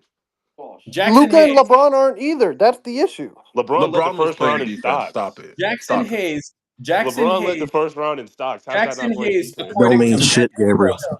Hold on. Jackson Hayes, according to Matthew Celsius, came up here with a screenshot and he said that Jackson Hayes was an A+ defender, according to Second Spectrum. That's what he said. That's a fact. Who said that? Do you not remember when Matt brought up the Second Spectrum stat that he probably got from like Laker Nation or Low or one of This the man, million? Jackson Hayes, played 9 minutes one game and picked up 5 fouls. He's not a smart basketball player. He's a low IQ basketball player. He's not meant for the playoffs, and low JJ couldn't extract that out of him. I don't know what's that hard to understand, Urkel. Now he's low IQ. So Yeah, when y'all you gotta pick up stop 5 throwing around fouls that in low 9 IQ minutes, you're stuff. high IQ. Bro, It's reality. You see how much y'all are married to JJ Redick now? Do you know why you're married to JJ Redick? Because he's LeBron's guy. They're gonna bring No, you know, I LeBron's actually no, Urkel. You know why? Because we fired our last 2 coaches, and we literally need one Because coach of to LeBron. work out. I mean, Because of because of actually Russell Westbrook. They fired Vogel because of Russ. It literally came out And that and Vogel who could not find who brought Russell Westbrook to LA? LeBron and LeBron, of AD. course. LeBron and Okay, AD. okay. So then by the transitive property, who fired those Bro, coaches? what are we doing this transitive transitive property shit? This is property? insane. What do you mean? It's literally a trickle. It's a trickle down effect, bro. Like it's So, literally a okay, if you trickle want down to do that, effect. why can't you do that in the positive? Why can't you do that in the positive then? Why can't you do that in the positive? LeBron got AD, and AD was the reason why we got Luka. Like we can do the same thing in positive by the direction. transitive Yeah, property, no, it means that LeBron that's fired Vogel. LeBron's the only reason you got AD. That's one of the best things he did for you guys as a And then franchise. and then that's the reason we got Luka, and now the Lakers are set for the next 5 years. 10 years, but yes. 10 years. Are you gonna be a Lakers fan after Brown retires? Like, bro. Yes, I was a Laker fan before LeBron. I'll be a Laker fan post Bron. Yes. Oh God. The real question is, are y'all gonna be Warrior? I know Urkel probably will, but are y'all gonna be Warrior fans post Steph? That's the real question. Absolutely. Absolutely not. They already hate the team. They already they hated watching basketball this week. That's a lie, Gabriel. That's a lie. They hated watching basketball last week. Hey man, That's that's a what lie, it's gonna Gabriel. be post Steph, man. It's gonna be Brandon Pajimski ball, bro. I love it. Then so be it. So why don't we give criticism to Steph Curry for ruining Jonathan Kuminga or stunting his growth? What? Come on, bro. Let's Cut it go. out, bro. Let's Cut it out, bro. Since LeBron James is responsible for fucking everything. Dude, LeBron is literally on the record picking JJ Redick as his coach. He's literally on the record So trading for Steph Russell Curry Westbrook. had no role in Jonathan Kuminga being benched or getting DNPs. It's literally reported that Steph stays out of that shit. That's Unlike LeBron. that's a fucking lie. You know damn well that there's no way Steve Kerr benches Jonathan Kuminga for as long as he did, unless the vets were aligned with that decision. That's a fucking lie. Don't That's give what me I'm Dude, that. it's saying, bro. literally it's dude. Not everybody's LeBron. It's literally like No, no, no, no, known no, team no. dynamic. Don't go with the Listen to me. narrative. No, no. Listen to Respond to no, me. no. It's Respond to the literally known actual. No, as a no, no, team no, no, no, no, dynamic. no, no, no, no, no, No, no. no, no, no, no, no, Respond no. to the Yeah, actual you point. want me to Don't go with the narrative. literally apply the same My stupid brother, shit that don't LeBron go with the does to Steph narrative. Curry, No, which no, is no, no. categorically false. Don't go with the narrative. I'm saying there is no way, like respond to my words. There's You're no saying the way. narrative too, by the There way. is no. This is not a narrative. This is just a fact. There is no way Steve Kerr benches Jonathan Kuminga. There's no way Steve Kerr benches anybody That for sounds like as a long as narrative. he did That's without literally the a narrative, That's a approval bro. of the vets. narrative. You Yeah, that's Who know said clearly that a it's a is a narrative. narrative? narrative. That's There's definitely a How? no narrative. Implying. how is that a narrative? You're That's a implying. narrative, You don't fam. Okay, think it's a okay, narrative okay. because you're saying it. That's the difference. This is no, bro. It's a narrative that your best player, the vets who have been on your team the longest, get to have a say in what guy is going to play heavy Is minutes that with based them. in fact? No, no, Yes no. or no? So, by the way, Reports did hold come. on. Reports did come out. Gibbs. It's literally been stated that, and Steph Curry's literally said it out of his mouth, that he likes to be in the loop, but he does not like impose his decisions, his opinions, like on the coaching staff or the front office. Literally, out of his own mouth, he said that. So, what you're saying is literally speculation and narrative. So being in the loop, he just stays silent. He just knows. He just doesn't say anything. Bro, Bro, Gives he's gives how no literally Cut he's it said he gives out, no he's man. positive literally Cut it input. out. what he's and He what are literally we just he's never doing? gives literally said input. Cut Gibbs, it he's out. literally said He he's Cut just it literally out. Bro, said I he always never so I picks try to anybody's stay okay, in my brain. lane, so Like bro. that's not Steph even Curry. human. That's not human nature Yeah. at all, So bro. Like Steph what are you? Curry is the only star in NBA history that doesn't have anything to say. You know the crazy thing too about Warriors fans is that if I ask a Warrior fan now if Joe Lacob would ever fire Steve Kerr, Warrior fans would jump up and be like, "There's no way Steve Kerr would ever get fired. Him and Steph are a package deal." You know that. You know damn well that Steph has a say in the organization. That's what Bro, this is like. every okay, look, what you're Okay, arguing, perfect, perfect, perfect. So no, everything. So what you're what you're about to say, arguing, okay. what you're arguing, right, is saying that every superstar has a voice in their franchise. Yes, that is true. However, what you're saying, insinuating, is that the level of meddling is the same across the board, which is categorically false. LeBron is the biggest meddler in front offices for like literally in the last 10 years since he left Miami. Literally, that was the last time he didn't have absolute control over the front office, right? And like that's the same thing as saying Giannis. Do you think Giannis is literally pounding the table? No, it's literally not been reported. Giannis said he wants to win, right? Same way as So Steph. wait, so That you don't that think that we want. Giannis pounded the table for them to get Dame? He You pounded don't the like. table for them to get a player, right? He didn't pound the table So to what are we get. talking He didn't pound the Oh, about? he table to pounded the get Russell table Westbrook. regardless. So what He are didn't. you He didn't pound talking the table to get about? Russell Westbrook. That's what I'm saying. That's what LeBron did, bro. What? Okay, so if we're gonna do your same logic, LeBron, ever since look, I think the second stint in Cleveland, probably before, he has been saying that he wanted a secondary playmaker because when you play the number of high He volume always got minutes. it. I Yeah, mean, well, that yeah, you secondary had playmaker, exactly. Kyrie, He right? had Kyrie, And they tried to trade for IT to be that second playmaker. By the way, with the Boston trade. Yeah, but LeBron LeBron didn't didn't want that want trade IT. though. Yeah. Yeah, dude, LeBron forced that trade. Well, No, he did. He didn't want the Okay, no, trade. no, no. Sorry, LeBron sorry, did Oh, sorry. not want to perfect, trade No, no, no, perfect. no, no, Kyrie. no. So Let me you're rephrase. Let breaking me news. rephrase. I'll Breaking news, everyone. LeBron forced Dan rephrase. Gilbert to trade Kyrie Irving No, no, for no. Let IT. me rephrase. Breaking news. Let me rephrase. That trade was forced due to the environment that was created by LeBron. What? Kyrie did not appreciate being there due to reporters asking a 23-year-old Kyrie if a 29-year-old LeBron is like a father figure to him. How's that LeBron's fault? Dude, it's literally it's about the environment that LeBron festers, bro. Why doesn't shit like that happen in Golden State? Why doesn't shit like that happen in Your Milwaukee? players get punched in Golden State.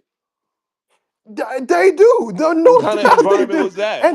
Yeah, he And got Steph stumped What now. kind of environment was that? Steph is I'd rather get a crazy question asked by a reporter to get punched in my face.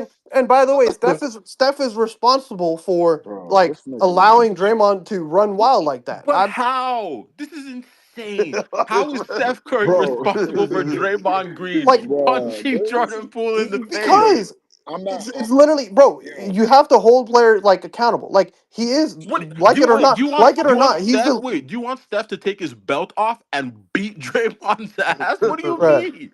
All right, you guys are you being purposely obtuse? No, Nah, Or for I'm real, saying bro. your Like, come point on, bro. about are you guys. being purposely obtuse? Sorry. Okay, sorry. Go ahead. Because like you do realize, right? Like if you're the leader of the team, you set a tone, right? So tweeting shit like try to fit in, not fit out, right? I got us the championship. Steve, look, bro, like what are you talking about? It's like, oh yeah, let's do I'm telling you results the based. results Let's that do happened results. after that Let's tweet. just do. I'm telling you the results that happened after that Yeah, tweet. yeah, No, that wasn't. I think the issue is you're like obsessed with results based You almost analysis. had one, And man. okay, but LeBron and Kevin Love are very close, and he was the subject of that tweet. Dude, you do know Kevin Love has been on the record saying that he had mental health issues like during Cleveland, right? Is there any reason why? Do you know how like roughly he was Are playing you in blaming the first LeBron half? for Kevin Love's issues? I'm saying it's the team environment I that know. you I'm just foster. Like, bro, this is why you're being so obtuse. the team It's literally, environment. So it's the team literally, environment that didn't allow Kuminga to develop, that didn't allow Moody to develop, that didn't Yo, allow young players yes. get shipping out. yo, That's not you put that responsibility at Steph Curry. I do. I put partially on Steph Curry. Yes, I Partially, but do. not as much as you do for LeBron. Okay. Bro. Are you like not able to like hold information for more than like 2 minutes? yo, son No, that. because you have Because passive because criticism because when it comes. because what I Because you have literally, passive criticism. but Because it's like no no passive no language when it comes to Steph Curry. But no when no it's no. LeBron, you're See, more like, that's how what I is it? know that's how I know you haven't been listening because I'm not talking about like once again, right? Every player has influence over their team's environment, their team's like front office, the coaching staff, right? But the degree of that control varies from team to team. Do you think Paulo Banchero is making demands in Orlando right now? Do He's you in his think he like has the third. He's in his ability? He's third their year. superstar. He's in his third year. Yeah, bro, but that's what I'm saying. So, like, literally, not every player decides to exert the same amount of control over their front office and coaching staff. LeBron is the highest we've ever seen in the league as far as exerting that control. But Steph So, Curry's the so closest person to achieve the level of status that LeBron has. So he's gonna have that that same cachet within the yeah, and organization that he LeBron literally has. did it, and he did it without like literally handpicking his teams, handpicking his coaches, handpicking his situations, right? He didn't Like handpick Kevin Durant. no. Oh my Kevin god, Durant this, wanted to come here, bro. Bro, stop Kevin entertaining this Durant wanted to nigga. come here. No, fuck that, bro. Stop bro. entertaining this nigga, bro. This nigga just up here to gaslight, bro. Stop this shit. like it was. He wasn't like going holding the front office hostage. If you don't get KD, I'm leaving. Like LeBron does, bro. When has LeBron? What has LeBron threatened that, given that ultimatum? Oh, sorry. Yeah, he's given the opposite ultimatum of if you don't trade the Mr. first round Urkel. first pick overall for Kevin Love, I'm not coming back to Cleveland. Yeah, you're right. Yeah. Erky. It's just slightly different, but I get Again, it. I get it. You know, it's not the same thing. It's not 1-to-1, so you guys can't make the correlation there. I get it, man.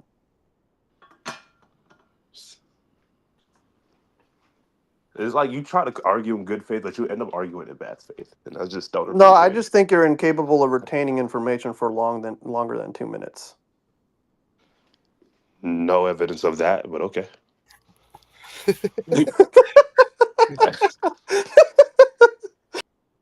The fuck? Nah. The evidence is that you literally forgot the point I was making, and then you went like 5 different directions. But yeah, it's Do you like to be peanut expected. coladas? I mean, you guys have Matt, bro, who's literally crying on playback when the Lakers lose. So you know that's Well, the standard I'm holding you guys We to. just had Urkel crash out the day after the Warriors got eliminated, bro. You wasn't I crying don't think though. that was a Listen to crash me. out, bro. If you You don't wasn't cry, crying. then you're not a real fan, bitch. That's what I'm saying, bro. We You can't should have have been passion. crying over Hey, somebody. I guess. honestly, Matt, I Bro. guess. Y'all I don't niggas have don't Young watch baby, bro. soccer, bro. Y'all niggas don't watch soccer, bro. Y'all not Matt, passionate you're about funny, sports dude. like I we think you are. I call don't, out Dog. I soccer. don't care, bro. I'll cry in front of you. I know y'all cry in the closet by yourselves. Don't And then you cry Y'all come don't here near and watch me, tell me soccer, about bro. it. Y'all I not cry near passionate me about ever the guess. again. game, I bro. guess. Don't cry near me. Don't. No. because he's a fan. You Warrior fans, this evil ass ideology is gonna Gabriel, get did you cry when the Lakers lost? Not this year. Why not? I thought Wait, you was a fan. is this guy a Laker fan or a LeBron fan? A I LeBron need to fan. clarify. He's a LeBron fan. He's a Okay. LeBron fan. Yeah. So The why last time I would he cried, cry? for a Lakers. Wait, The last time I wait, cried for a Lakers Brian, loss was Game 4. He didn't Brian. cry. He said he You didn't know, cry. Last time I lost, you know why he was wouldn't in cry, right? 2023, bro. That's Why? the last You time I know, cried. you know why he Because wouldn't when cry, LeBron right? leaves, he's fucking gone. No, No, I'm because not. I'm gonna be a Laker fan when LeBron retires. I've Urkel said this literally, ad lying, nigga. nauseum, bro. bro, he's not crying because LeBron averaged what was it, Urkel? 29, 7, and 8. Oh, he got his stats. Yeah, that's it, He bro. led the first round in That's stops. all Yeah, that I forgot. matters. Anchor of the defense that got the ass His kicked. defensive stats were pretty good, bro. Like I don't know. Except the fourth quarter. Do you like What do you mean, pina except the fourth quarter? coladas? Matt, be original. I think it's funny because you guys threw it in my face when we lost. Steph So, Curry's booty. But you lost with Hey, Matt, I who was just on the want to say floor. I have no problem with you, Why bro. y'all You're just pretending like fucking Steph hilarious. played? Steph didn't play. Okay, I will concede. LeBron was your best defender. Like LeBron is your best defender.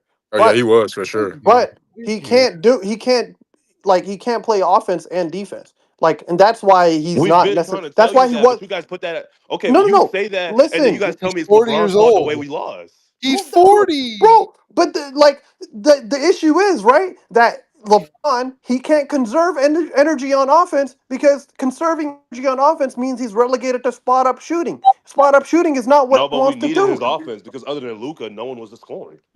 That's what I'm saying, bro. Like, so when he, so What happened why, to okay, so the you need Austin his Reeves? offense. You need his Reeves offense, played right? like shit. Like, No, bro. you need his offense, right? Yeah. So, like, how does his offense work? What do you need him? What does his offense look like? What does his offense look like? Proceed with your point. On Why it's ball, so quiet? high energy usage, exerting energy. So guess what? You at 40, you only get one side of the ball with the guy. So you can't be up here and say he was great on both ends because the case was He was great he on was both he ends. was he was great on one end or he was great on the other end. It didn't both coincide at the Yes, same though, but time. if Luca That's the issue. and Reeves would have came along in the fourth quarter, we could have won some of those games.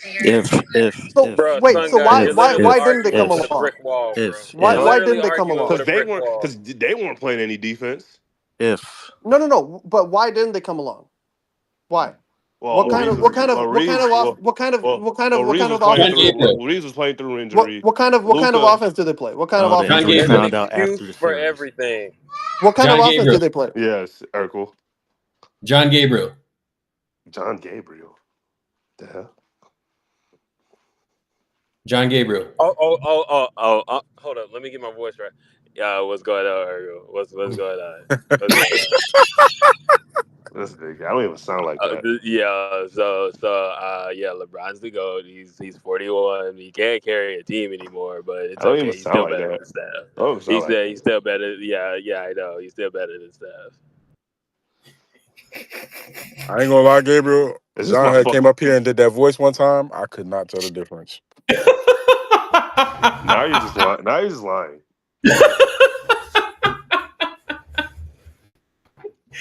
Gabriel is like a black Jam J, bro. Right. I gotta make my voice deeper. No, don't do that, please. Gotta get my. So you better get Carl I don't want Anthony to hear that Towns. in my ear. Carl Anthony Towns, bro. Carl Anthony Towns, yep. I do not sound like Carl Anthony Towns, bro. You kind of do. No, I don't, bro. No, you're doing the Carl Anthony Towns shit. It's just like that. Like I don't sound like that. Yeah, you're making your voice deep, bro. Like, come on, man, be yourself, bro. Say this is what movies are made This is of. my regular. This is my regular voice. Say this is what movies are made of. This is where that information retention point I was talking about comes in. Shut the fuck up, Sun God. Why are you so so angry? aggressive? What is wrong with you? Bruh. A nigga can't say shut the fuck up. Now I'm an angry black man. What the fuck? Here we go. Oh my God, this ain't hidden, bro. This ain't hidden, bro. This ain't CNN, bro. Hey, He's trying to Bricks be in the chat, Draymond. yo. He's Bricks trying to be in the Draymond. chat, man. Bro, Bricks at this nigga. Bricks in the chat, yo. Bro, they ain't listening to you. Yo, John. Did you Yo, see what what up, KD what up? said right here? Look what KD said. Let me see. Hot take artists have ruined football. Hot take guys have ruined the sport. Football guys, no disrespect, but y'all boys need to stay in y'all lanes. You don't know what it's like. It's like it between the lines. Give it a break. Dudes who quit football early to pursue media career talking mental toughness. Cut it out. Woof. Jesus. This is crazy. No, That's interesting. Steph Curry said on Jonathan Kuminga's season, the fact that he's had playing time and hadn't been in and out of the rotation, that's tough for any player, let alone a young player who's trying to figure it out in the league. I commend him on just staying ready. That's not easy to do. Poor guy. But it's okay. He'll be fine. JK has a lot of talent. He'll get it going. He'll get it going. That's fine. Listen, man. The season didn't end how we wanted it to end, but I think we made the right trade. We made the right trade to fit what they wanted to fit, and it didn't work out. I'm okay. I'm okay with the outcome. But I still think if Steph was out there, I like our chances. For people, parading around when Steph ain't out there, and you have the nerve to bring up Kyrie Irving and Kevin Love 10 years later, you're a disgusting people. You really are. The karma's already hit, bro. Every last one of them dudes got either a championship or got some sort of revenge on the Warriors, except Chris Paul's bitch ass. He couldn't even win without KD on the floor. So. I don't understand what the karma is. You know what I'm saying? Because, all right, I'll give you a perfect example of this, right? I seen Bias Will or Bias Rockets or whatever the fuck his name is, right? He's like, oh, no, injuries matter. I had to watch my point guard go down, right? And I've refuted that notion for years, right? Do you know how? Because guess what? In 2019, in Game 5, Kevin Durant goes down, okay? That is your chance right there. And not only did I know that it was your chance, everyone in the media, all the fans were saying that the Houston Rockets were going to win the series, even though the Warriors still won that Game 5, right? So I think the Rockets took the lead too, by the way. Like they took the lead late in that game, in Game 5. We were up in that series, right? Going back to Houston, and nobody thought that we had a chance. Okay? And Chris Paul, who pulled his hamstring the prior year, James Harden, and all of their guys were out there, right? And they had a chance at redemption. And you know what they did? They lost when Kevin Durant was off the court. They choked, right? And you know the retort that they came back with? It's not the same team. It's a different Rockets team. It's not the same team. Fuck out of here, bro. That's not the They always move the goalpost. That's not the same team that won 65 That's why games. I really don't. That's not the I same really team that don't won interact with 65 these games. people on Twitter and shit because they'll never be happy, bro. They'll never be happy, or they'll never be. They want to win what's when the the difference? Warriors win. Quickly.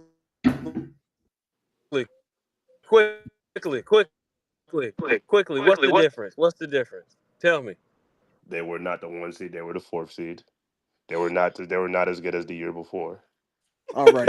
How was it not as good as the year before? You just said nothing. Based on record? You based it on record? Gabriel. You guys are going off name instead of projection. Gabriel. Yeah. Wait, Urkel, can I ask him a question? That's ironic. Gabriel, hold on. What seed were the Lakers this year? 3, baby. I'm talking about 6 years ago, bro. So you talking about 6 years ago? Answer the question. So seedings don't matter now? No, I'm saying I'm comparing the Rockets from 2018 to 2019. 2019, they were a significantly worse team than they were in 2018. That is a factual statement. Right.